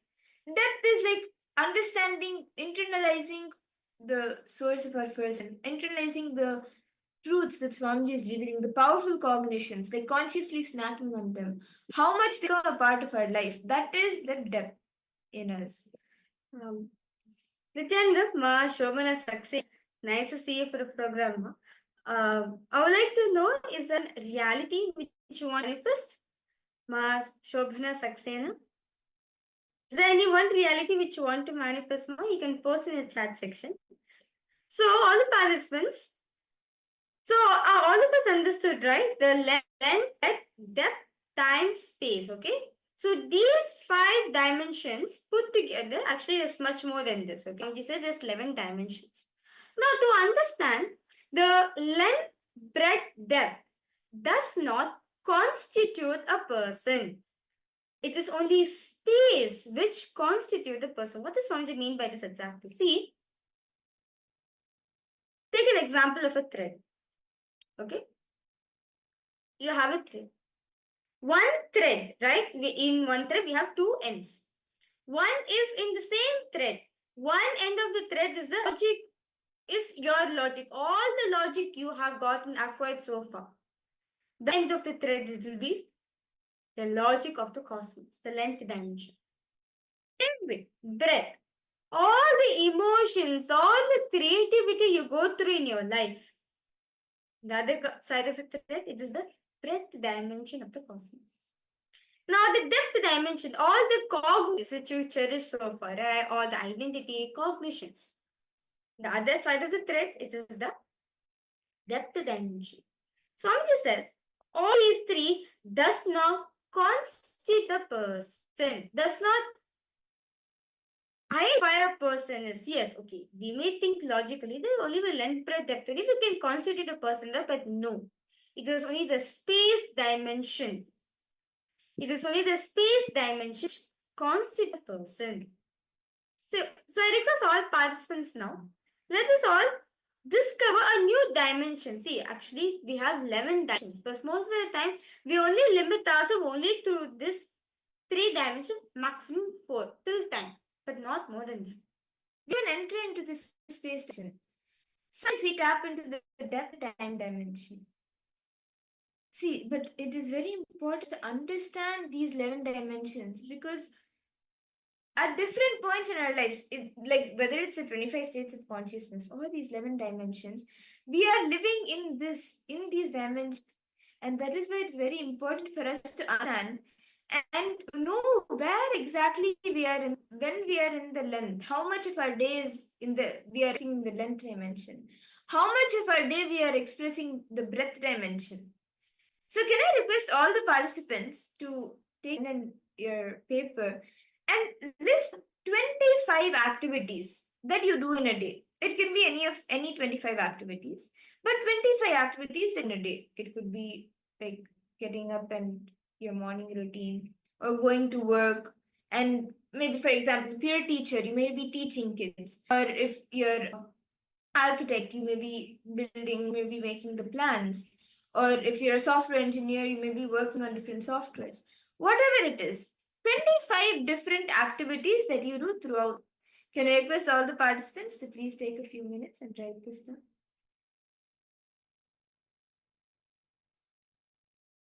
Any questions any of you have, please feel free to.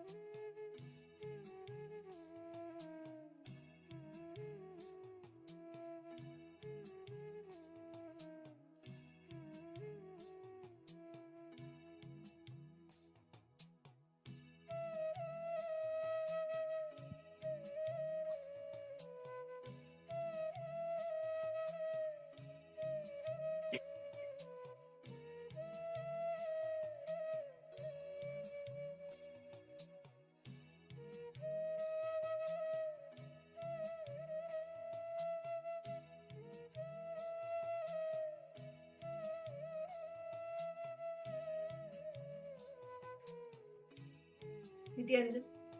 I hope all the participants, all of you have been able to write down 25 activities that you do throughout the day. Different activities, it could be anything. And if you're comfortable, you can even share the activities in the chat with us, and you can even post in the private chat to us so we can help you further.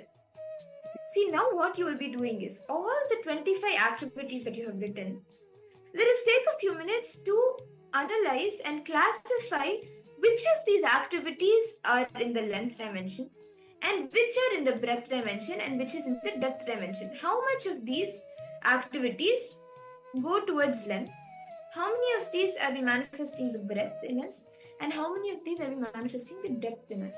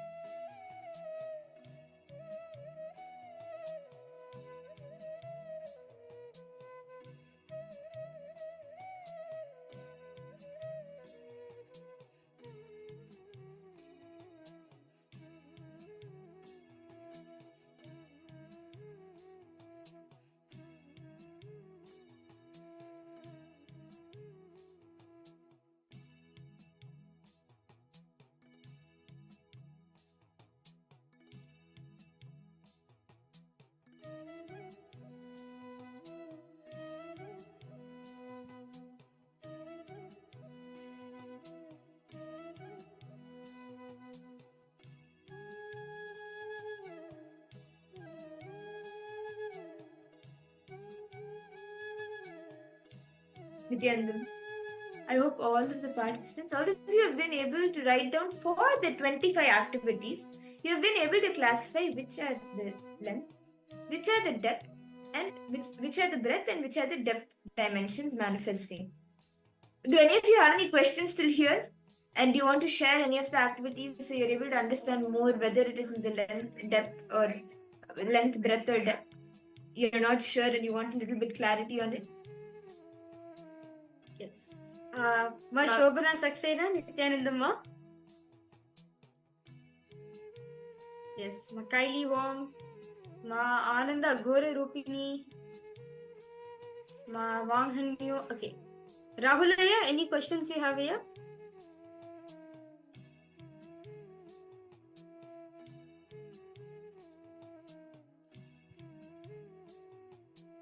So, is all the participants understanding what does it mean to be in what is it if we are in breadth, length, or depth? Any questions, any doubts, all of you having? Do feel free to post in chat section. That's no problem. Okay, you found no breadth dimension. Okay, could you post few of the activities that you do, Aya? So you can even post in private chat. We'll not read it out. Yes, Puja and Yoga is depth dimension actually. It's actually beyond depth dimension.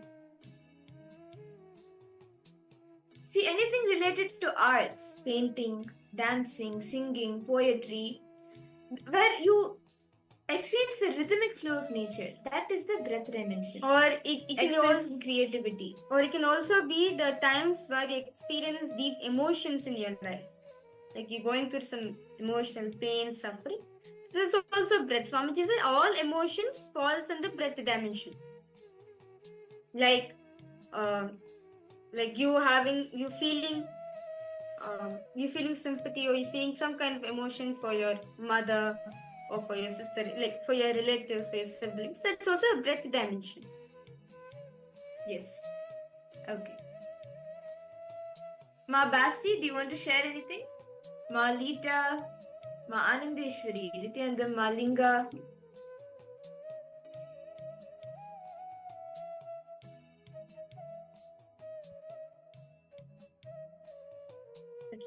So now all of us, Malinga, yes, any questions you have, Ma? Malita, yes, Nithyanandam. Okay. So now very beautifully all of us identify, right? So all the activities we are doing, whether it's length oriented, breadth oriented, or depth oriented. Now I request all participants now. Now based on this, see, this is only to make each and every one of us aware that which dimensions are we spending more. See, if you're going to spend yourself more time in length dimension, you're going to become a logical person. If you're going to spend more time in your breadth dimension, you're going to be an emotional person. So you don't understanding. If you're going to spend more time in the depth dimension, then you're going to be a friend. You're going to be a companion for the other person. So you need to understand which dimension as you are in. As if you're which dimension depends on the particular state. I mean, like, of course, all three interconnected to each other. The which dimension you are in, you attract that kind of people around you. And how much percentage of these dimensions are you expressing? How much percentage of the length dimension are you expressing? Or how dependent are you on the length dimension? How dependent are you on the breadth dimension? How dependent are you on the depth dimension? Can I request all the participants to write down how dependent are you on each of these dimensions? You can write the percentage. Actually, over here, very beautifully, Swamiji said that if you are spending time in your depth, right? If you're a depth or dependent person, then you'll always keep your friends inspired as they enjoy your company. So if you're a breadth dependent person, then no matter what happens, the relationship you carry with the other person will always be emotional.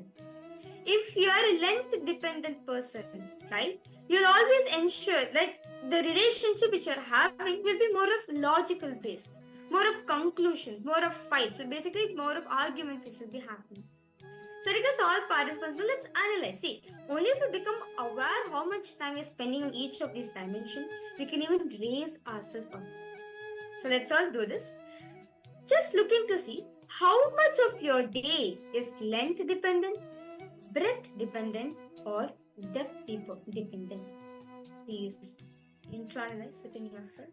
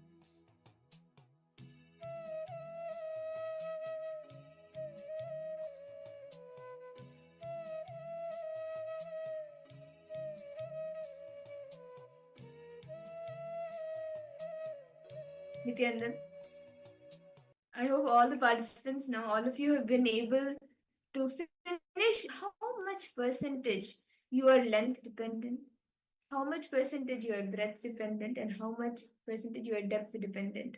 Can I request all of you to post in the chat how much, like, have you been able to internalize and write down the person? And you can even share how much percentage you are able to come to, how much you are in the length, how much in the depth you are. Irene Lemos, yes, Nithyananda Ma, welcome for the program. Okay, so yeah, you have posted something.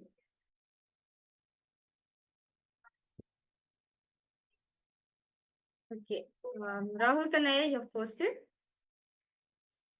40% breadth after knowing emotions are breadth, 30% depth, 30% length. But during Paramashivoham days, depth is max, I think 60. Yes. Okay. That's good. You've been able to analyze how much percentage you are living in these dimensions. Yes. Actually, that's nice. That's good. That's really nice. See, so one thing Swamiji says, right? Most of the time, as human beings, we spend most of the time in either length, most of the time in length, 50% of the time we spend in breadth. That's all, not more than that. Maybe depth will be like 10%, maximum will be 20%. But now we are in the Paramashivoham, right? This is an ecosystem. This is literally Swamiji's own inner space. You actually spend more time in depth dimension because you forget. Because in Paramashivoham, it is not about your length. Here we are not, it's not about length nor your breadth. It is about your depth. The cognitions you're carrying matters a lot, as the cognition only matters. The cognition, it is in the cognition only you manifest things outside. Okay. So how about the rest of the participants? Ma Shobhana Saxena, how about for you, Ma? Ma Margarita, how about for you? Ma Wang Hang Yu, yes. Okay. Ma Shulini Durga. Okay. Kiksing Mangaya, Nithyanandam, welcome to the program. Nice to see you for joining. Roman Rishi Jugarnath. Nithyanandam to you. Welcome. Okay. So with that beautiful session all of us had. So now all of us see. In the previous session, all of us understood state of consciousness we are in determines the decision we are making and how our behavior is. Now, by knowing the dimension, which dimension you are at, you actually attract that kind of people around you. You project that inner space also. Understand Swamiji says, Jiva, Jagat, Ishvara, all three are connected to each other. If Jiva, if your inner space is confused, then the world around you, you'll feel the world is there to exploit you. But an Ishvara, God, you will not be able to relate with him. You'll feel distance from him. So the cognitions you're carrying matters a lot. The cognition defines you, which state you are in. So with that beautiful realization, right, with that beautiful session all of us had, let's now enter another round of the power manifestation. This round, we are going to be having a little different. So we are going to be manifesting the power of breadth dimension. Till now, since morning, we have been manifesting the power of length, the logic dimension. Now we'll be manifesting the power of breath, which is the rhythmic flow of nature, like anything in the arts dimension, in the creativity dimension. So what we will be doing is we will be showing all of you the name of a painting, a specific painting. So we will actually be doing the power of GPS. Okay. So this is going to be the power of GPS. Okay. So basically all of us know, right? If we thought we want to, let's say if you're lost somewhere, what do? You go open to Google Maps and and you want to from this place or the place, the Google Maps will help you. You put the place from where you want to leave to the place you arrive, and the entire map gives you the directions, go right, left, and for these many kilometers. Now what you will be doing is this entire thing, you will not be asking a Google map, but your third eye will be doing the GPS. Like you will actually be drawing the GPS and going around to see. We will be giving you two locations. So from place A to place B, you will be scanning the directions, how you can travel there, how you can go to that place. So you will be doing the power of GPS.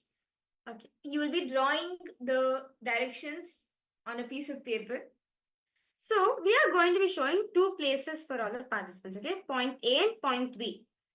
What you're going to be doing exactly through the third eye, you're going to be capturing those two images and dropping it in your inner space and asking Swamiji to reveal the direction. So basically, you're going to be drawing the GPS.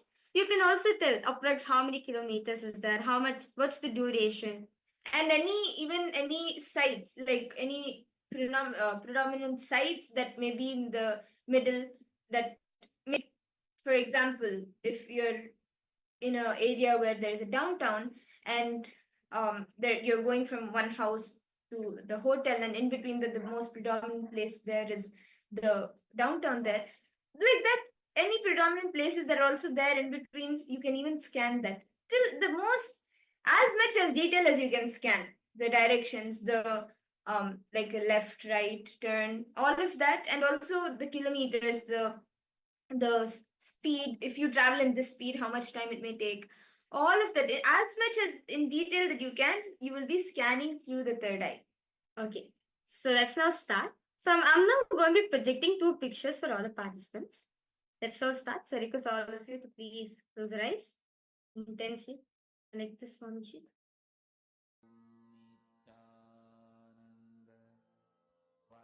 Now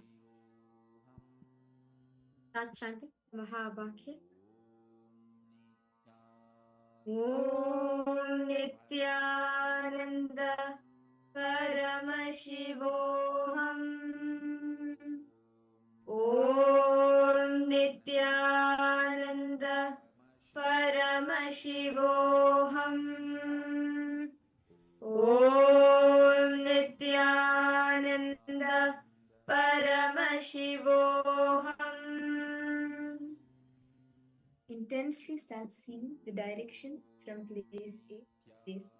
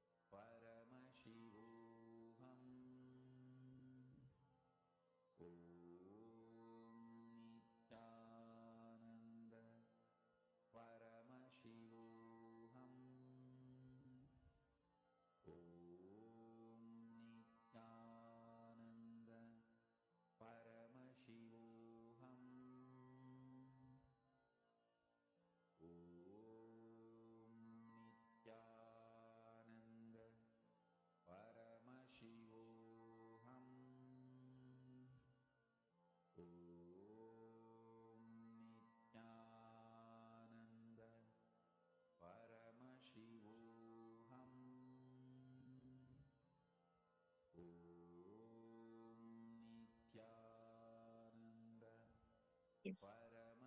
I request all the participants to now post in the chat what did you see as the directions? What was the details Swamiji revealed to you? Can I request all the participants to take a moment and post it in the chat? Ma Margarita, Malita, Rahana, whom you, Ma Ananda Agora Rupini. All of you can post. What did Swamiji reveal to you as the directions from place A to place B?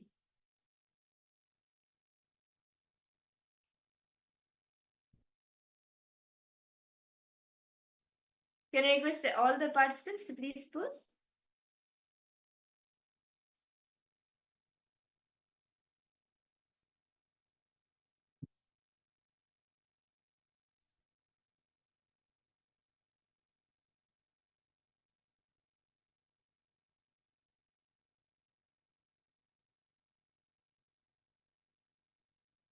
Let's see all the answers. Okay, so Rahul Kanaya, what did you see? And how Chenaya? Ma Xiao Lao how? Ma Aidin Lemos, Ma Anandeshwari, Ma Jnanapradayini, all of you can post. Ma Lita, Ma Linga. What did each of you see? Okay, Rahul Kanaya has posted, Ma, I saw one tourist attraction with fountain and many people, and then left, right, and some not busy line came. Okay. How about the rest of the participants? Manandeshwari, come on, Ma. I request you to post. What did Swamiji show you? Something Swamiji has shown each and every one of us. Request all participants to please. Ma Shobana Saxena, Ma Shulini Durga, Ma Kalili Wong, Ma Mahulia, Ma Margarita. Request all the participants. Ma Ghora Rupini. Yes, I request you two to post, Ma. What did Swamiji show for each and every one of you?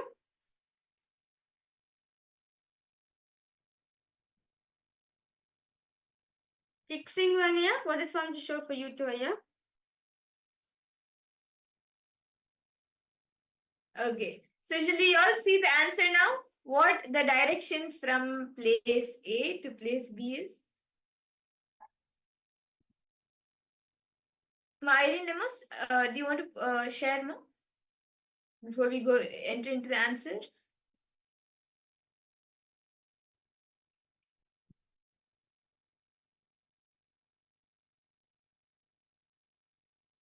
Okay. Let's verify the answers. So for all the participants, actually this place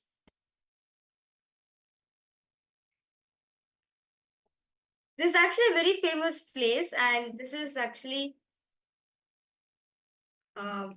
the place A is a place in Japan. It's a tourist area in Japan, and it goes to Riga, which is in Latvia. Yes. So this is in Tokyo, Japan, and it goes to Riga, Latvia.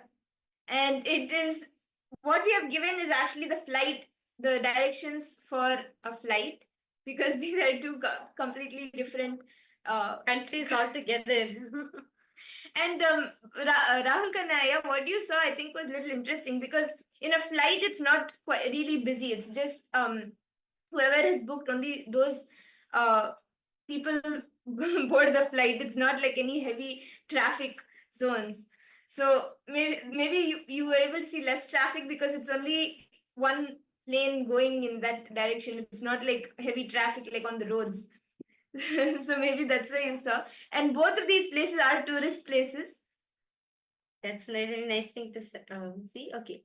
So with this, as we are continuing to manifest the power of bread dimension, do not worry for all the participants. So we are now going to be entering into very participants to take note of this session because Swamiji is going to be giving this as an initiation for each and every one of us. In this session, we are going to be learning about the Panchakrityas of Bhagavan Sadashiva.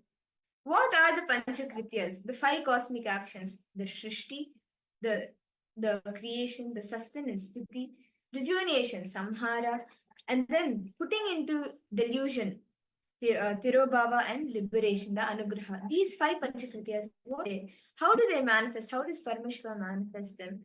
We will now be seeing in this session. That is all. Many times we feel, right, how can I be Paramashiva? How can I manifest the Panchakrityas? I'm not even able to handle anything in my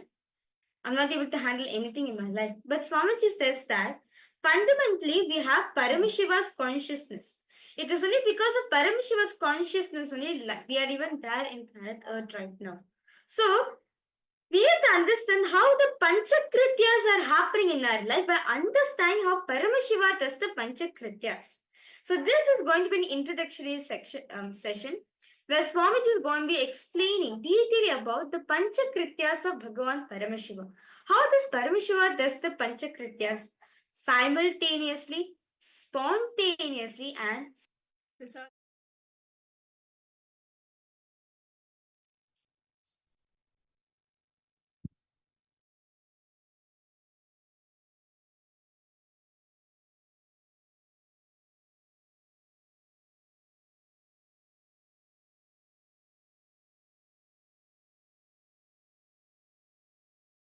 The 11 dimensions of the universe, 25 states of consciousness, and then 5 aspects of Sadashiva, supreme reality, Ishvara, creation, operation, rejuvenation, delusion, liberation. Please understand, supreme cannot be just God, generator, operator, destroyer. Please understand, the supreme as per Sanatana Hindu Dharma, Bhagavan, Brahman, Sadashiva, cannot be translated by the word God. The Western definition of God is generator, operator, destroyer. Only 3 aspects. The Hindu understanding of supreme reality is generator, operator, destroyer, deluder, and liberator. The major 2 aspects of life unfortunately was never grasped anywhere else other than this Saraswati Ganges civilization. Only the Saraswati Ganges civilization understood the world beyond seen. If you don't understand delusion, you can't understand beyond the 4 dimensions. You can't understand reality in its completion. God is not Sadashiva. Maybe I can contribute a new word, Godel. G-O-D-D-E-L. G-O-D-D-E-L. Godel. Listen. Whenever science or technology grows, the scientists and people who are expert in that field need to contribute right word. They need to support the language also to explain the concepts.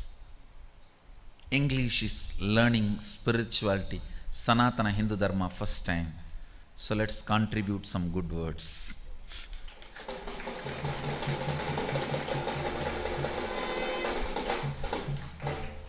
English is learning Sanatana Hindu Dharma from the source, I think first time. So Godel should be the word, not God. God is not Sadashiva. Sadashiva, Brahman, Bhagavan, all these words used in the Brahman used in Upanishad, Bhagavan used in Puranas, Sadashiva used in Agamas cannot be translated as God, God, used in Western theologies. Understand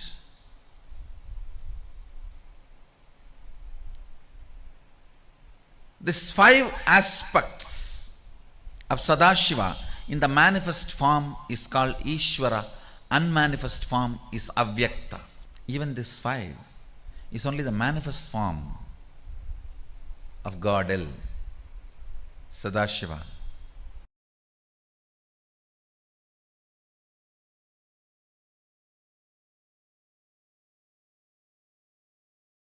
Paramashiva introduces himself how he is manifesting to teach Agama as Sadashiva. As Sadashiva, he manifests with 5 heads, 10 hands, teaches Agama. Through these 5 heads, he does these 5 actions. Manifestation, it's called Srishti, manifestation. Then Sthiti, sustenance. Then Samhara, rejuvenation. Then Prabhava, pulling out of delusion. Then Anugraha, liberation. Listen. Listen carefully. Sthiti. Sthiti means maintenance.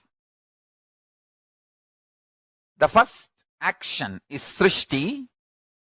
Second is Sthiti. Third, Sthiti means maintenance. First, Srishti, manifestation. Sthiti, maintenance or sustenance. Samhara, rejuvenation or dissolving or destruction, whatever word you want to use. Samhara, literally the word Samhara means transformation, rejuvenation. It one becoming another. So listen carefully. Srishti, manifestation. Sthiti, maintenance. Samhara,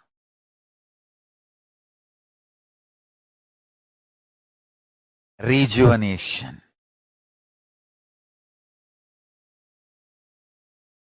Prabhava, pulling out of delusion. Anugraha, liberation. Paramashiva does manifestation, maintenance, rejuvenation, pulling out of delusion and liberation.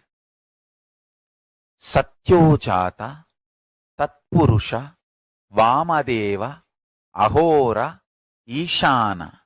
These are the 5 phases. He resides in his supreme Paramashiva Swarupa as Ajomuha or Adhomuha, unborn, beyond form, formlessness. Is Paramashiva Swarupa. That Paramashiva Swarupa manifests with these 5 phases as Sadashiva, Tatpurusha, Vamadeva, Ahora, Satyojata, Ishana. 5 phases he manifests and does the Panchakritya, Srishti, manifestation, Sthiti, sustenance, Samhara, rejuvenation, Trobhava, pulling out of delusion. Anugraha, liberation. Understand? He does all these 5 jobs.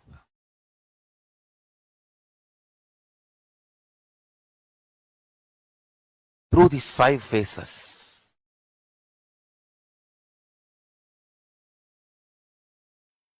I'll tell you. In the cosmic level, Paramashiva has 5 of his dimensions: creation, sustenance, rejuvenation, destruction and rejuvenation, putting in and pulling out of delusion, and liberation. All these 5. In your microcosmic life, in your Pindanda microcosmic level, you play the same game. Every day, the new cells getting created, new organs getting manifested in your body is your creation. All of you need to know, including your brain. Everything gets newly created. New cells are created every minute, every second. This is your creation.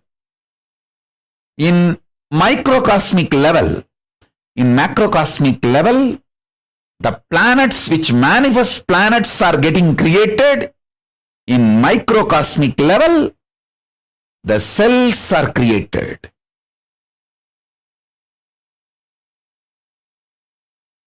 In the macrocosmic level, whatever is created is continuously getting sustained. In microcosmic level, the body you create is getting sustained. The life you manifest is getting sustained by you. You continuously breathing, inhaling and exhaling, keeping you alive is sustenance, maintenance in microcosmic level. In the macrocosmic level, destruction, rejuvenation, samhara is black holes swallowing big bangs. In the microcosmic level, the old cells getting killed and new cells getting formed is rejuvenation, samhara. In your body, in your microcosmic level, Pindanda level. Same way, in the Brahmanda level, the delusion is cosmos creating deluges, pralayas to rejuvenate itself, clean itself. You can see the heat wave all over the world. All the Panchabhutas playing and aligning itself. In the cosmic level, this is the delusion. Trobhava going on. In the macrocosm, Pindanda level, you forgetting your existence as Paramashiva, higher reality, falling into the nightmares and going through, is the small scale Trobhava. Delusion in the Pindanda microcosmic level you go through. In the cosmic level, Brahmanda level, liberation, anugraha is Paramashiva himself manifesting as this Nijavadara Nithyananda and making this KAILASA happen.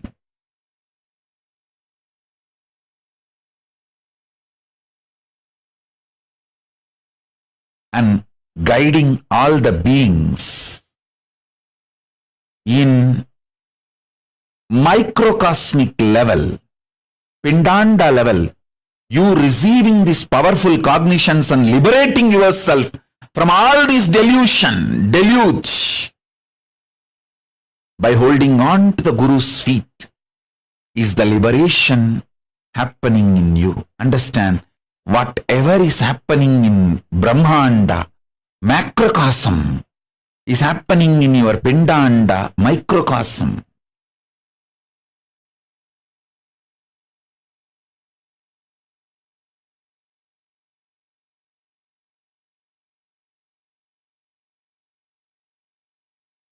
So don't worry about your delusions. Don't be powerless about it.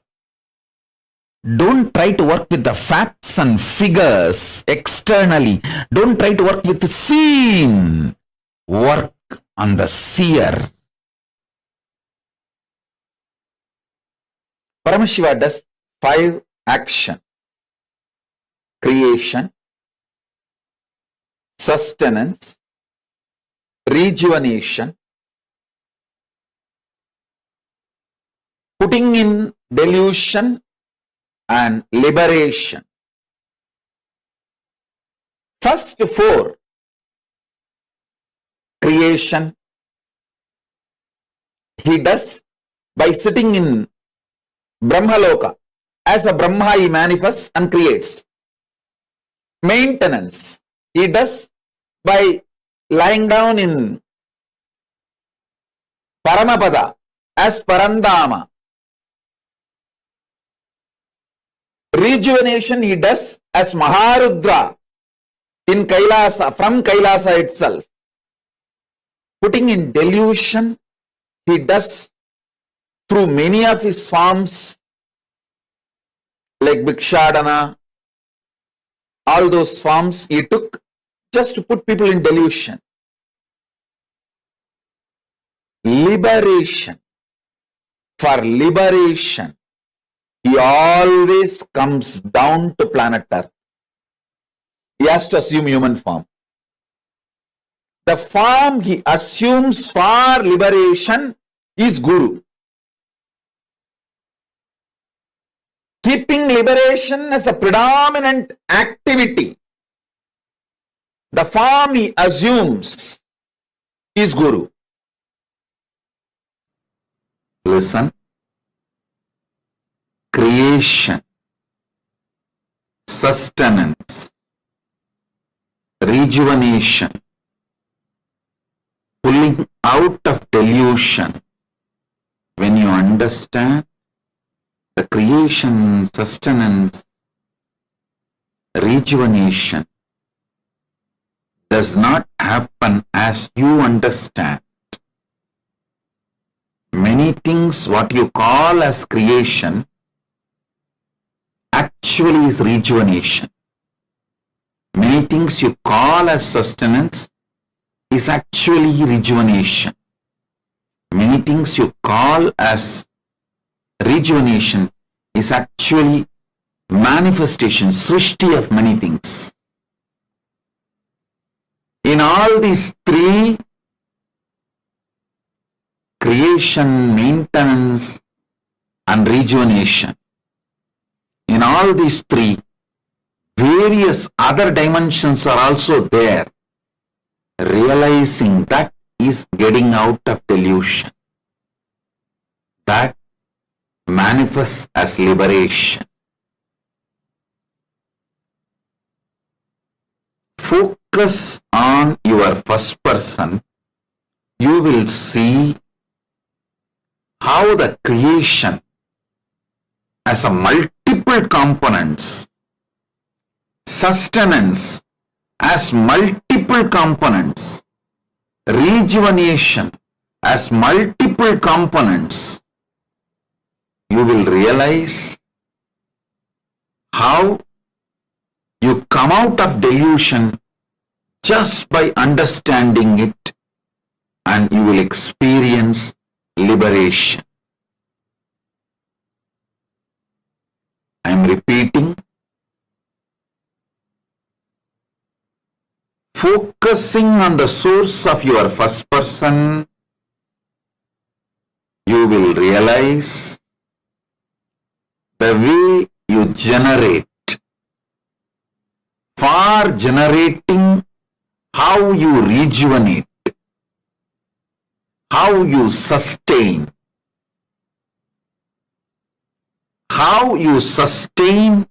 for sustaining, how you create and how you rejuvenate,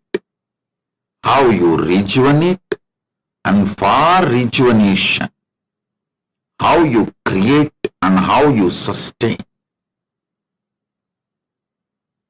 When you understand this deeper nuances, you are liberated from all these three. You are pulled out of this delusion. You will realize this creation, sustenance, rejuvenation, this three itself is a delusion.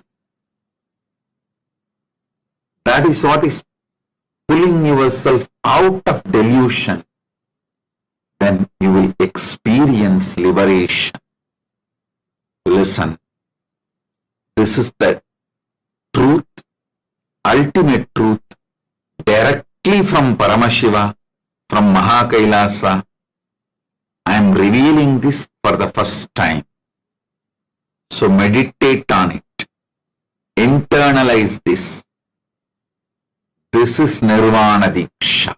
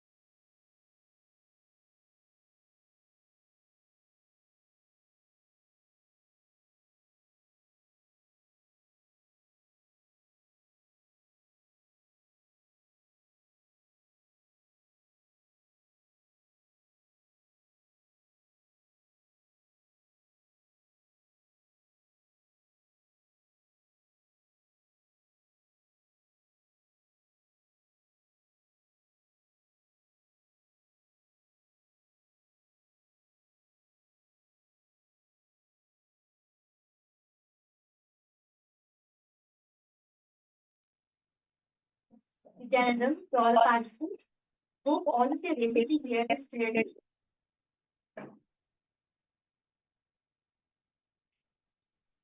Now, in the space of Paramadvaita, we all listen to the story of how Nandana experienced the space of Paramadvaita with Paramashiva. We also listen to how Swamiji experienced the pure space of Paramadvaita with Arunagiririshvara. And let us all now serve ourselves in that space of Paramadvaita, Paramashiva Bhakti, Paramashiva Jnana, and Paramashiva Vijnana by immersing ourselves in the Nitya in the Sankirtana, immersing ourselves in the devotion, the Bhakti. And now, for the participants, all of us are going to invoke the presence of Swamiji in our beings by doing Sankirtana. I welcome and I request each and every one of you to come along as we invoke Swamiji in our being. Joining with me, I have Madhya Arthapurya and Swami, who will be guiding us in this beautiful Sankirtana. So let us all start with the Sadguru Vandana.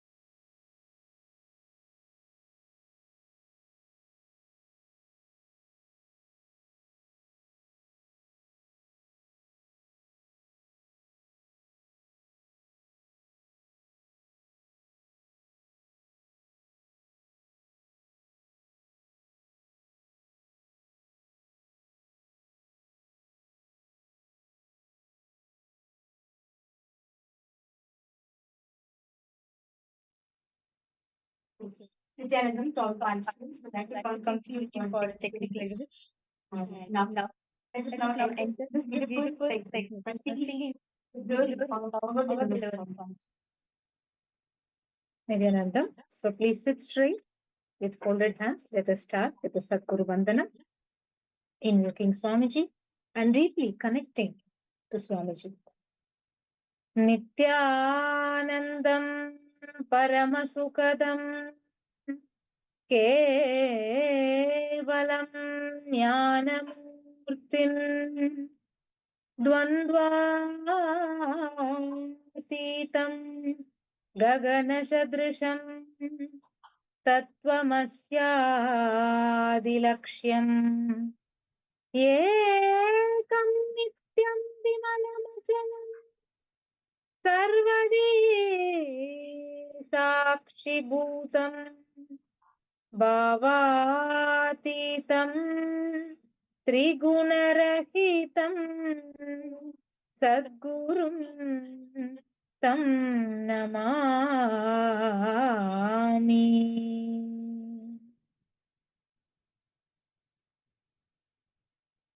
Let us now begin the Sankirtan.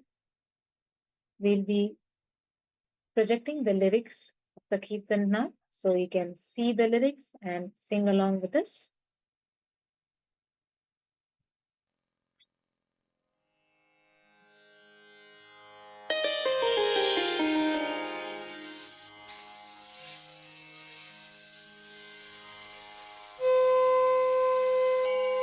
We request each one of you to participate intensely and get involved in the Kirtans. Chant the name of Bhagavan. Each and every time you chant, connect with him in deep devotion and feeling connection.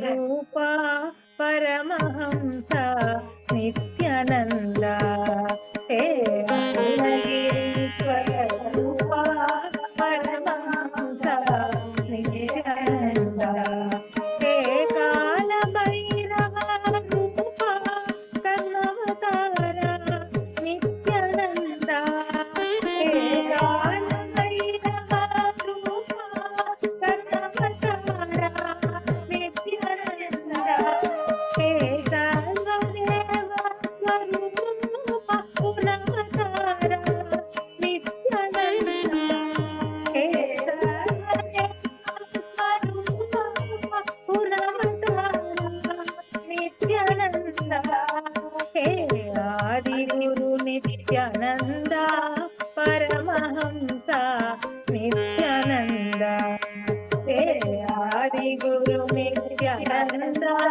Paramahamsa Nithyananda.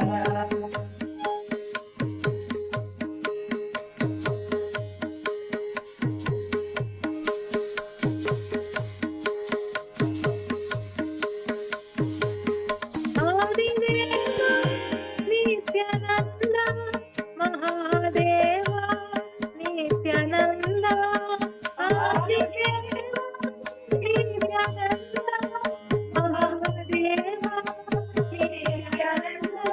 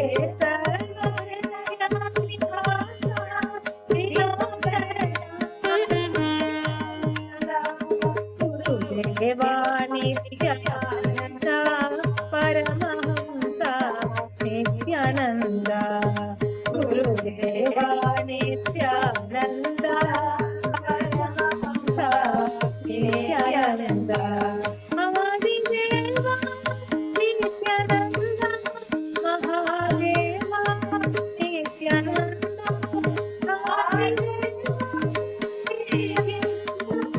Mahadeva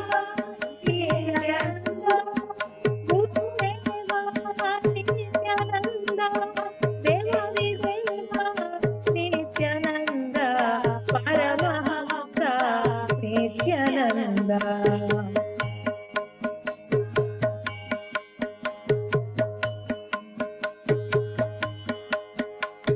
Request all the participants to chant along to sing along with the sequence. Well done.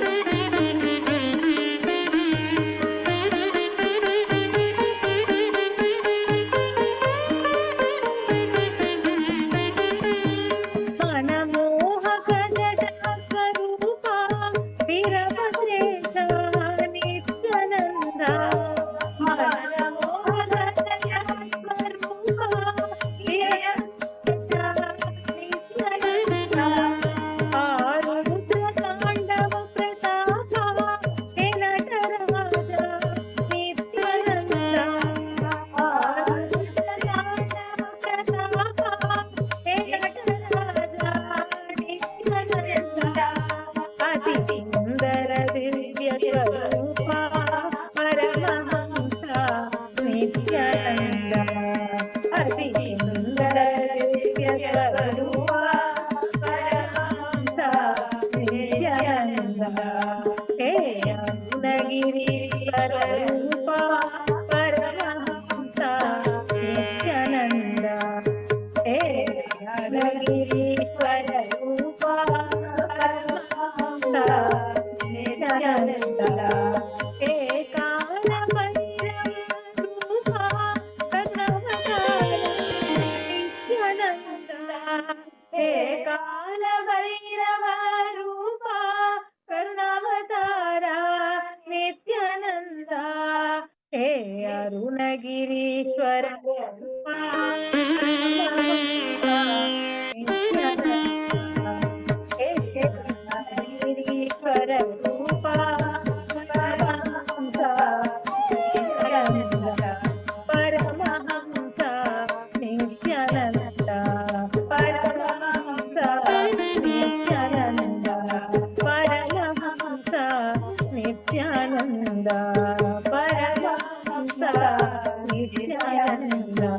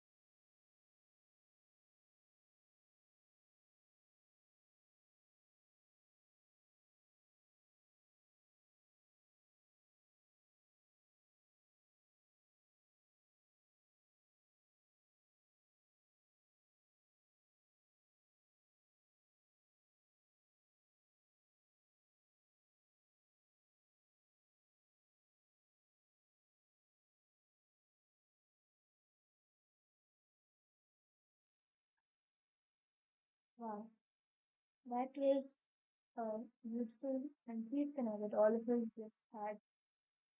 And in that same space of bhakti, devotion, each and every one of you have a chance to make that Paramashiva Bhakti into Paramashiva Jnana and even make it into Paramashiva Vijnana. And that opportunity that each and every one of you have is the Paramashiva Sena program. By attending the Paramashiva Sena program, you can make your Paramashiva Bhakti into Paramashiva Jnana and finally, ultimately, into Paramashiva Vijnana. As Swamiji said, Paramashiva Vijnana is Paramashiva, Swamiji, knowing you. He himself, Swamiji himself will know you. And the Paramashiva Sena program, the becoming a Rajya Sabha member of KAILASA is an opportunity that you should not miss for any reason. And this program, it's like first, it's one program, the in-house program happening after 5 years, and Swamiji himself is attending to each and every person.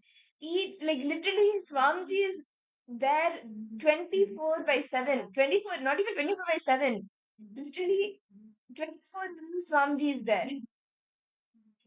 Swamiji is making himself available in the Paramashiva Sena program for each and every one of us. And you can become a part of the Paramashiva Sena, a Rajya Sabha member of KAILASA by attending the program. You can experience the Paramashiva Vijnana, where Swamiji himself will know you. And understand this program, right? Like it is literally conducted and guided by Swamiji himself.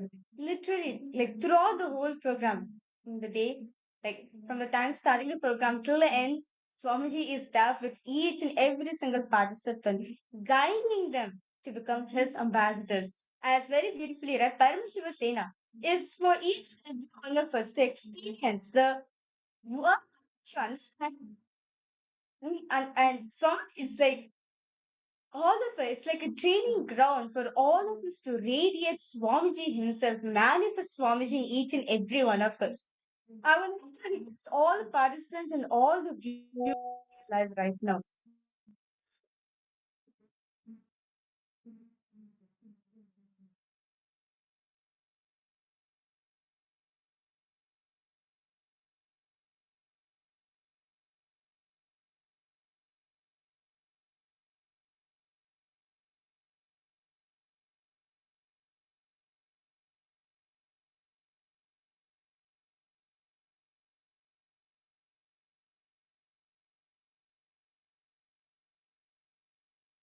See, understand by becoming a part of the Paramashiva Sena, becoming Paramashiva's ambassador, you get to experience the Paramashiva Vijnana, the space of Paramashiva Vijnana, Swami himself knowing you. And it's such a sight to see how, for each and every participant of the Paramashiva Sena program, each and every question, Swami comes, like he is making himself available. He attends to each and every participant, whether it is the smallest questions or even questions related to how like the science of how to connect what is Paramashiva Vijnana, how to connect one from another, all of these, any questions. It, as Mavrija was sharing, this is the training ground for you to become an ambassador, Kailasa, an ambassador of Paramashiva himself. And if you have not signed up for the Paramashiva Sena yet, you should, because this is an opportunity that you should not miss for whatever reason. And Swamiji, out of his utmost compassion, has opened like it's over. It's over. It's understood the next 2 seasons. The next season started January 13th to February 14th, and then immediately on to March 15th. It's like back to back. And Swamiji is attending to each and every one of us. Ma Virupaksha, a person participant would like to know when the sessions on the chakras will take place. Okay. Actually, ma detail about this chakras will be happening in the Paramashivoham Level 1 program actually. Detailing it will be happening in the Paramashivoham Level 1 as Swamiji revealed this whole science of the chakra thing. Um, this is the first thing Swamiji revealed, right? So detailing the participant will be learning the Paramashivoham Level 1 program. Yes. All the advanced sciences only will be learning in the Paramashivoham Level 3. Yes. Okay. Thank you so much. Ma Virupaksha, are you joining the Paramashiva program? Yes. Okay. Ma Swamiji, the next 2 seasons for you. Take steps. All the obstacles are there. Just step. Jump. How about for you, Ma Gracina? Ma Stephanie, Ma Leah Corey, Nithyanandam. Why? Ma Gracina, why? What do you think it's not possible? What's the obstacle you're facing? Yes, on January 13th. Yes. Ma Gracina, you're going to be Swamiji's ambassador. Come on, Ma. What's the most blessing you can get? There cannot be a bigger blessing than being Swamiji's very own ambassador, manifesting Swamiji through you, literally being an extension of him, going and enriching people, sharing Swamiji's, like literally embodying Swamiji for the people, enriching them, helping people in every place where they are stuck.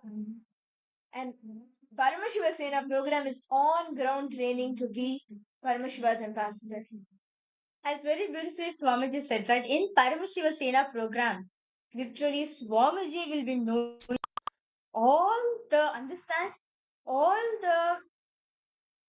the manifest and the unmanifest part of you. Literally Swamiji will know your whole. Literally, if you want Swamiji to know you personally, Paramashiva Sena is for you. As literally like on today is like this the 11th day, like the 12th day of or the 12th day of the Paramashiva Sena program. And literally like all the participants are getting trained on ground to represent Swamiji wherever they go. And end of the day, they are going to be they are going to be part of they are going to be part of the Raj Sabha of KAILASA. And this is a big opportunity Swamiji is giving up for each and every one of us. Become a Raj Sabha member of KAILASA. Please head to ecitizen.info/PSS and please and understand like it's just too amazing. Literally Swamiji himself will be training each and every one of us from the minor detail to how to present yourself, how to talk. As all something the AI, you will be trained in like from basic body language, speaking skills, leadership skills, AI skills, everything. On ground training to be Swamiji's ambassador. And the best part is Swamiji is making himself available. Swamiji is there for you. He will get to know you. He will know you end to end, internally, externally, everything. And any question that you have, anything that you are facing, Swamiji himself attends to each and every participant of the Paramashiva Sena. So if you just want to experience Swamiji, like that dimension of Swamiji, you have the opportunity now by signing up for the Paramashiva Sena, becoming a Rajya Sabha member of KAILASA, and just go on enriching both yourself and others as an ambassador of Swamiji, as an ambassador of Paramashiva. I see several participants logged in. Ma Komati Kalej Chelvan, Nithyananda Ma, welcome. Ma Vani Goyal, Nithyanandam. Ma Vani Goyal, yes, Nithyanandam, welcome. Ma Yubon, Nithyanandam Ma Deborah, Nithyanandam, Ma Mahasadashiv Priya, Ma Arindeshri, Ma Ulrich, Nithyanandam to each and every single participants. And those of you, if you really want to have the personal connection with Swamiji, right? If you want to have the personal, like the intimate, one-on-one connection with Swamiji, then Paramashiva Sena is for you. You want to experience Paramadvaita. Paramadvaita. This is the place for you. You want to experience what Swamiji experienced with Arunagiri Yogeshwara. This is the place for you. You want to experience how it is to be Swamiji's very own extension, Swamiji's very own ambassador. This is the place for you. Ma Stephanie, Ma Irene, come on, why don't all of you take the step now? You can put your intention today. Understand? When you take the first step, Swamiji will manifest the rest for you. You may be having multiple obstacles, whether it's your passport, visa, money, whatever it could be. If you put your intention today, you take the first step, Swamiji will take care of the rest. Actually, many sort of Paramashiva Sena participants, how they have come is just a miracle.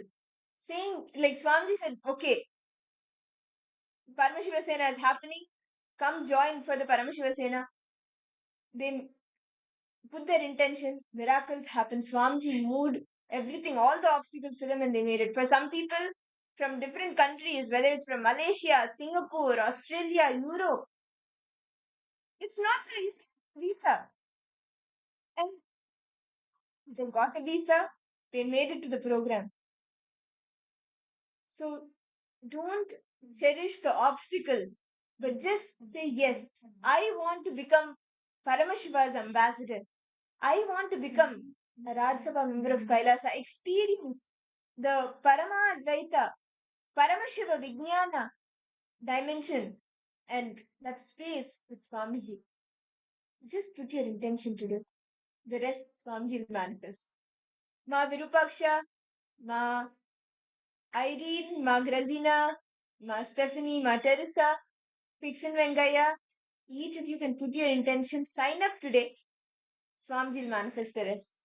Come on, Ma Grazina, you put an intention, Ma. See, whatever the resistance you're having, right, Ma Grazina? You can see a smile, you must see that resistance which you're carrying, right?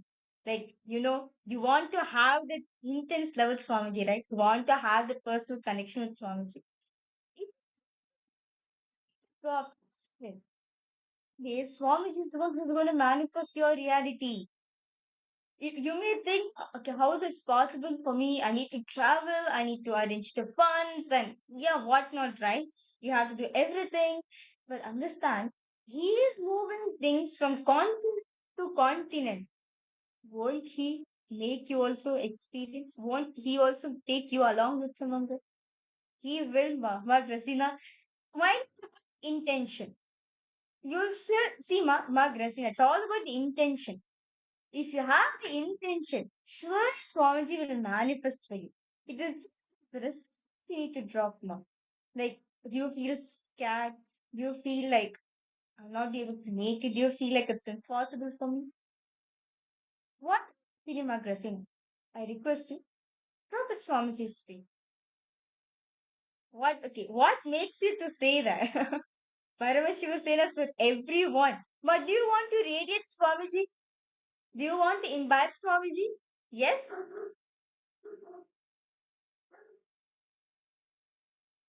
Yeah? Then Paramashiva Sena is for you. Yes. See, Swamiji doesn't see us based on whether you're capable or not. He makes you capable enough to become an ambassador. Yes, you want to imbibe Swamiji in your inner space. Then Paramashiva Sena, you understand, ma? In this program, literally 24/7, Swamiji is being available. Swamiji is being available for all of us, literally attending to each and every one of us. Like calling out your name. Who knows? When you attend the Paramashiva Sena program, Swamiji call out your name, Grazina. If you want to experience an intimate relationship with Swamiji, then Paramashiva Sena is for you. As Swamiji very beautifully said, right? If you want Paramashiva to know you, Paramashiva Sena is for you then. So I request all the participants and all the viewers who's watching us live right now, if you're interested in attending the Paramashiva Sena program, We are getting trained to become Swamiji's ambassador.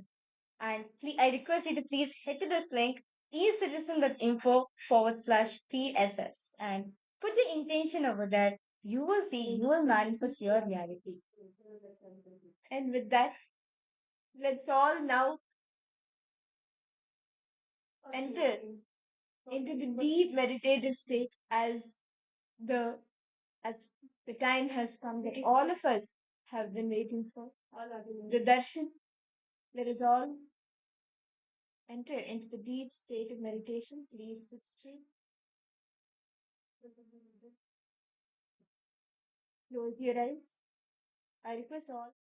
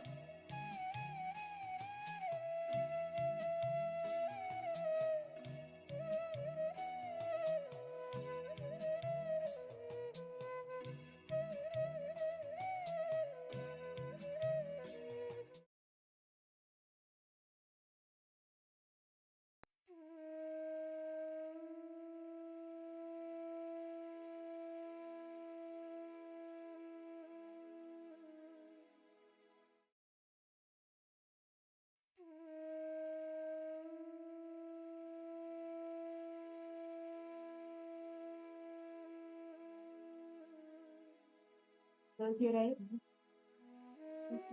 Sit straight.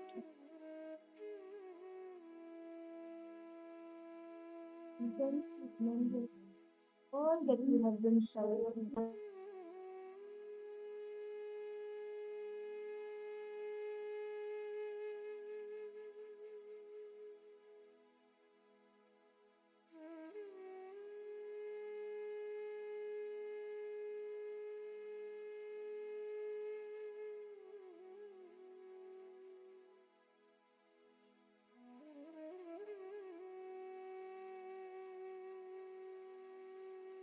In the pure space of gratitude.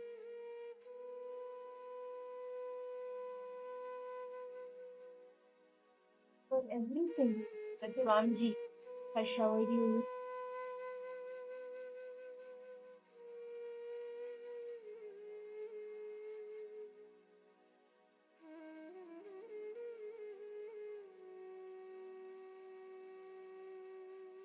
Everything Swamiji manifested in your life.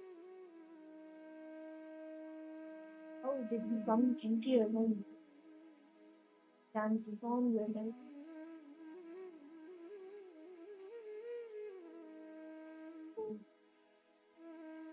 Live in that pure space of gratitude.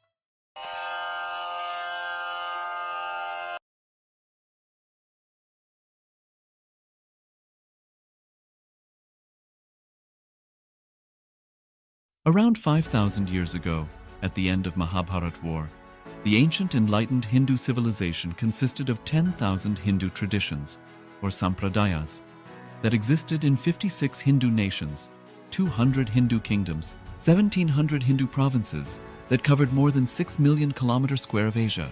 The Supreme Pontiff of Hinduism, SPH, Bhagavan Sri Nithyananda Paramashivoham, is the reviver of KAILASA, this ancient enlightened Hindu civilizational nation. KAILASA is an unbroken cultural, religious, historical, civilizational, and sovereign continuation and revival of multiple of these historical Hindu sovereign states and Hindu ecclesiastical entities. The unbroken continuity of these ancient Hindu nations through KAILASA results in the legal recognition of KAILASA as per the international customary law, particularly the doctrine of continuity. The international law, the doctrine of continuity, implies that upheavals and revolutions within a country, changes in government, territorial adjustments, measures taken during military occupation, or other internal transformations do not negate the existence of the country, do not affect the legal personality and international obligations of the country or state. The Vienna Convention on Succession of States in respect of treaties, 1978, addresses these principles of the doctrine of continuity as it outlines international law during situation of state succession or continuation. International law recognizes a state's legal personality by recognizing its identity.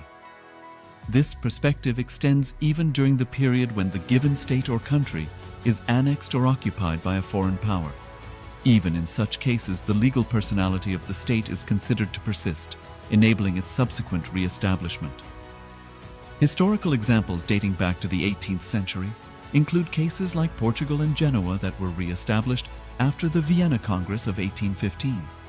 More recent examples include countries such as Poland, Ethiopia, Czechoslovakia, Albania, and Austria that were re-established after World War II. Even when a nation is deprived of its territory, the nation continues to exist. Its sovereignty and international legal personality continues to persist. The Dalai Lama, as the spiritual and temporal leader of Tibet, exemplifies this principle. In 1959, the Dalai Lama was exiled and forced to flee. Despite the challenges faced, the Dalai Lama continues to advocate for the preservation of Tibetan culture and garners worldwide support for Tibetan autonomy on the global stage. Similarly, from 1309 to 1376, the Pope of Catholicism had been in exile in Avignon. Despite this, he was recognized as the head of state as well as head of the church and given full privileges of the position after their return to Rome. Even in 1861, much of the papal territories had been lost, leaving the Pope with no sovereign territory other than the papal residence and related buildings. Yet his temporal powers were still acknowledged. He was recognized as a head of state, and later, the Lateran Treaty of 1929 formally re-established papal sovereignty over the Vatican City. The Sovereign Order of Malta further exemplifies this principle, retaining international recognition as a sovereign entity despite the permanent loss of their territory upon Napoleon's invasion in June 1798. Despite such permanent loss of territory, the sovereignty and the international legal personality of the Sovereign Order of Malta continue to persist. Much later in 1894, the order settled in Rome and acquired two properties, the Magistral Palace and the Magistral Villa that received extraterritorial status.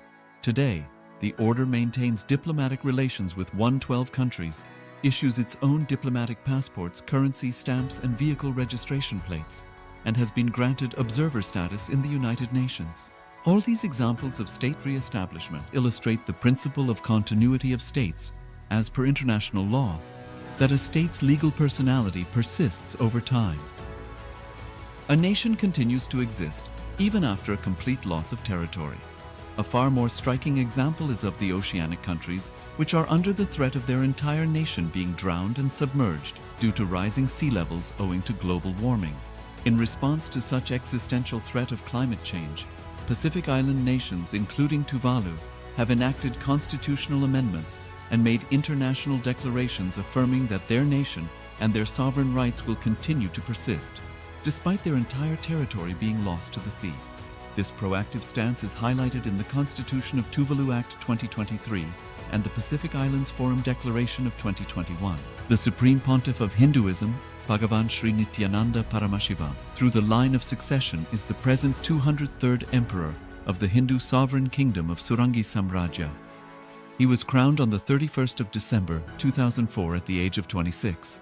Thus, by very same principles of the doctrine of continuity, through which the international legal personality of Portugal, Genoa, Poland, Ethiopia, Czechoslovakia, Albania, Austria, Vatican, Tibet, Sovereign Order of Malta, and several other nations has been recognized despite having undergone a period of exile, annexation, occupation by a foreign power, or despite loss of territory. The SPH Nithyananda Paramashivoham, through well-established legal and historical facts about the Hindu sovereign state of the Surangi Samrajyam, derives all sovereign rights and powers of the royal lineage of the Surangi Samrajyam as its 203rd sovereign emperor, from his inheritance and continuation of the unbroken succession of the kingdom of Surya Vamsa Surangi Samrajyam Sarvanapitha. Surya Vamsa Surangi Samrajyam, through unification with 20 other sovereign Hindu states and sovereign ecclesiastical, historical entities, became part of the United States of KAILASA, which thus became a sovereign, independent juridical state, with the SPH Nithyananda Paramashivoham as the sovereign. Just as how the oceanic nations like Tuvalu have safeguarded their sovereignty from the existential threat of total submersion by amending their constitution and asserting that their sovereignty will persist regardless of the loss of their territory, KAILASA, which is a sovereign continuation of 21 sovereign Hindu states and sovereign ecclesiastical historical entities, is also reviving and continuing the Kumari Kandam Hindu nations that got submerged. As per the doctrine of continuity, these facts imply that the KAILASA's statehood is recognized by international law and manifests as a natural outcome of well-established historical legal facts. Share your time, talent, and treasure. Become part of KAILASA. Sign up as an eCitizen https://kailasa.ecitizen.info. Around 5,000 years ago, at the end of Mahabharat War, the ancient enlightened Hindu civilization consisted of 10,000 Hindu traditions, or sampradayas, that existed in 56 Hindu nations, 200 Hindu kingdoms, 1,700 Hindu provinces that covered more than 6 million kilometers square of Asia. The Supreme Pontiff of Hinduism, SPH, Bhagavan Sri Nithyananda Paramashivoham, is the reviver of KAILASA, this ancient, enlightened Hindu civilizational nation. KAILASA is an unbroken cultural, religious, historical, civilizational,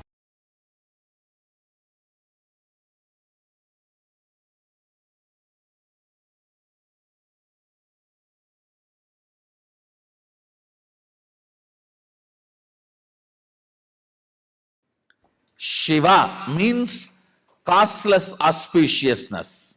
Sada Shiva means continuous causeless auspiciousness.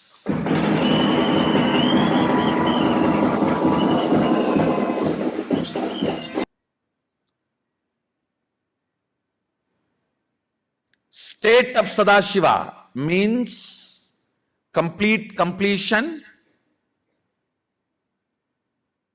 unclutched space, integrity and authenticity. All that forms the state of Sadashiva.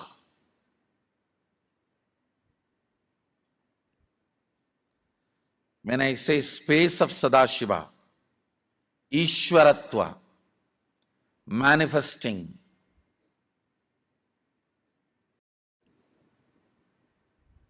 responsibility and being a leader for other beings, to move to the Sadashivatva. State means completion, unclutching, integrity, authenticity, all that. Space means being a leader, responsibility, enriching, causing, all this. Then comes manifesting powers of Sadashiva. Understand, when you decide to be leader and lead people towards Sadashivatva, Sadashiva empowers you with all his powers. Understand? When you exhaust your 2 hands, he gives you 1,000 hands. When you exhaust using your 2 eyes, he gives you 1,000 eyes.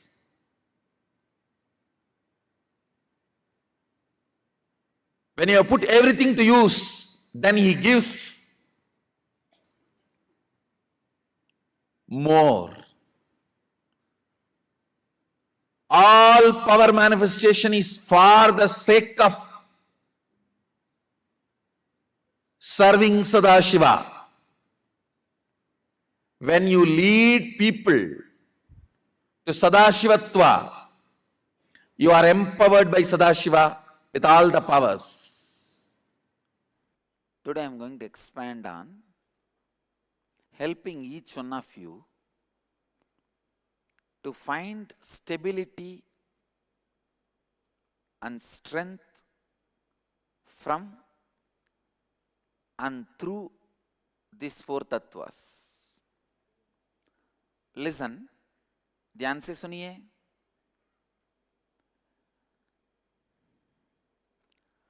Always give priority to be established in these 4 tattvas.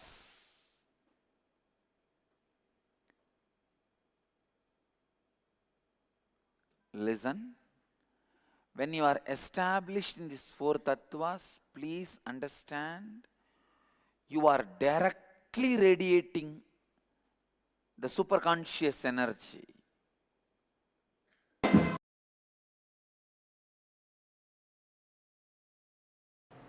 When you are in the mode of creation, add integrity to you. You will manifest Sadashiva. Let me repeat. When you are in the creation mode, add integrity to it. You may ask, what is creation mode? When you feel like doing something active. It can be your office work. It can be manifesting wealth. It can be doing something for name and fame, including career activities, or it can be physically creating something, art, painting, drawing, even sexual desires, activities, all these belong to creation. When you are in the creation mode, bring integrity to you, you will manifest Sadashiva. Your creativity plus integrity is Sadashiva's creation energy. Satyo Jata. Only from Satya anything can be born. Jata means born. Satyo Jata means born out of integrity. Anything which is born out of integrity only will stand forever. So the creation phase of Sadashiva is Satyo Jata. In all your creativity, it can be as simple as cooking to as complicated as manifesting wealth. It can be as lower as you think. Sexual desires or can be higher as creating your enlightenment. Any creation, including manifesting powers. Any creation, including manifesting powers. Add integrity to it. Out of Satya, anything born. Satyo Jata. Anything born out of integrity will stay forever and do good to you. You all have that creation mode in you.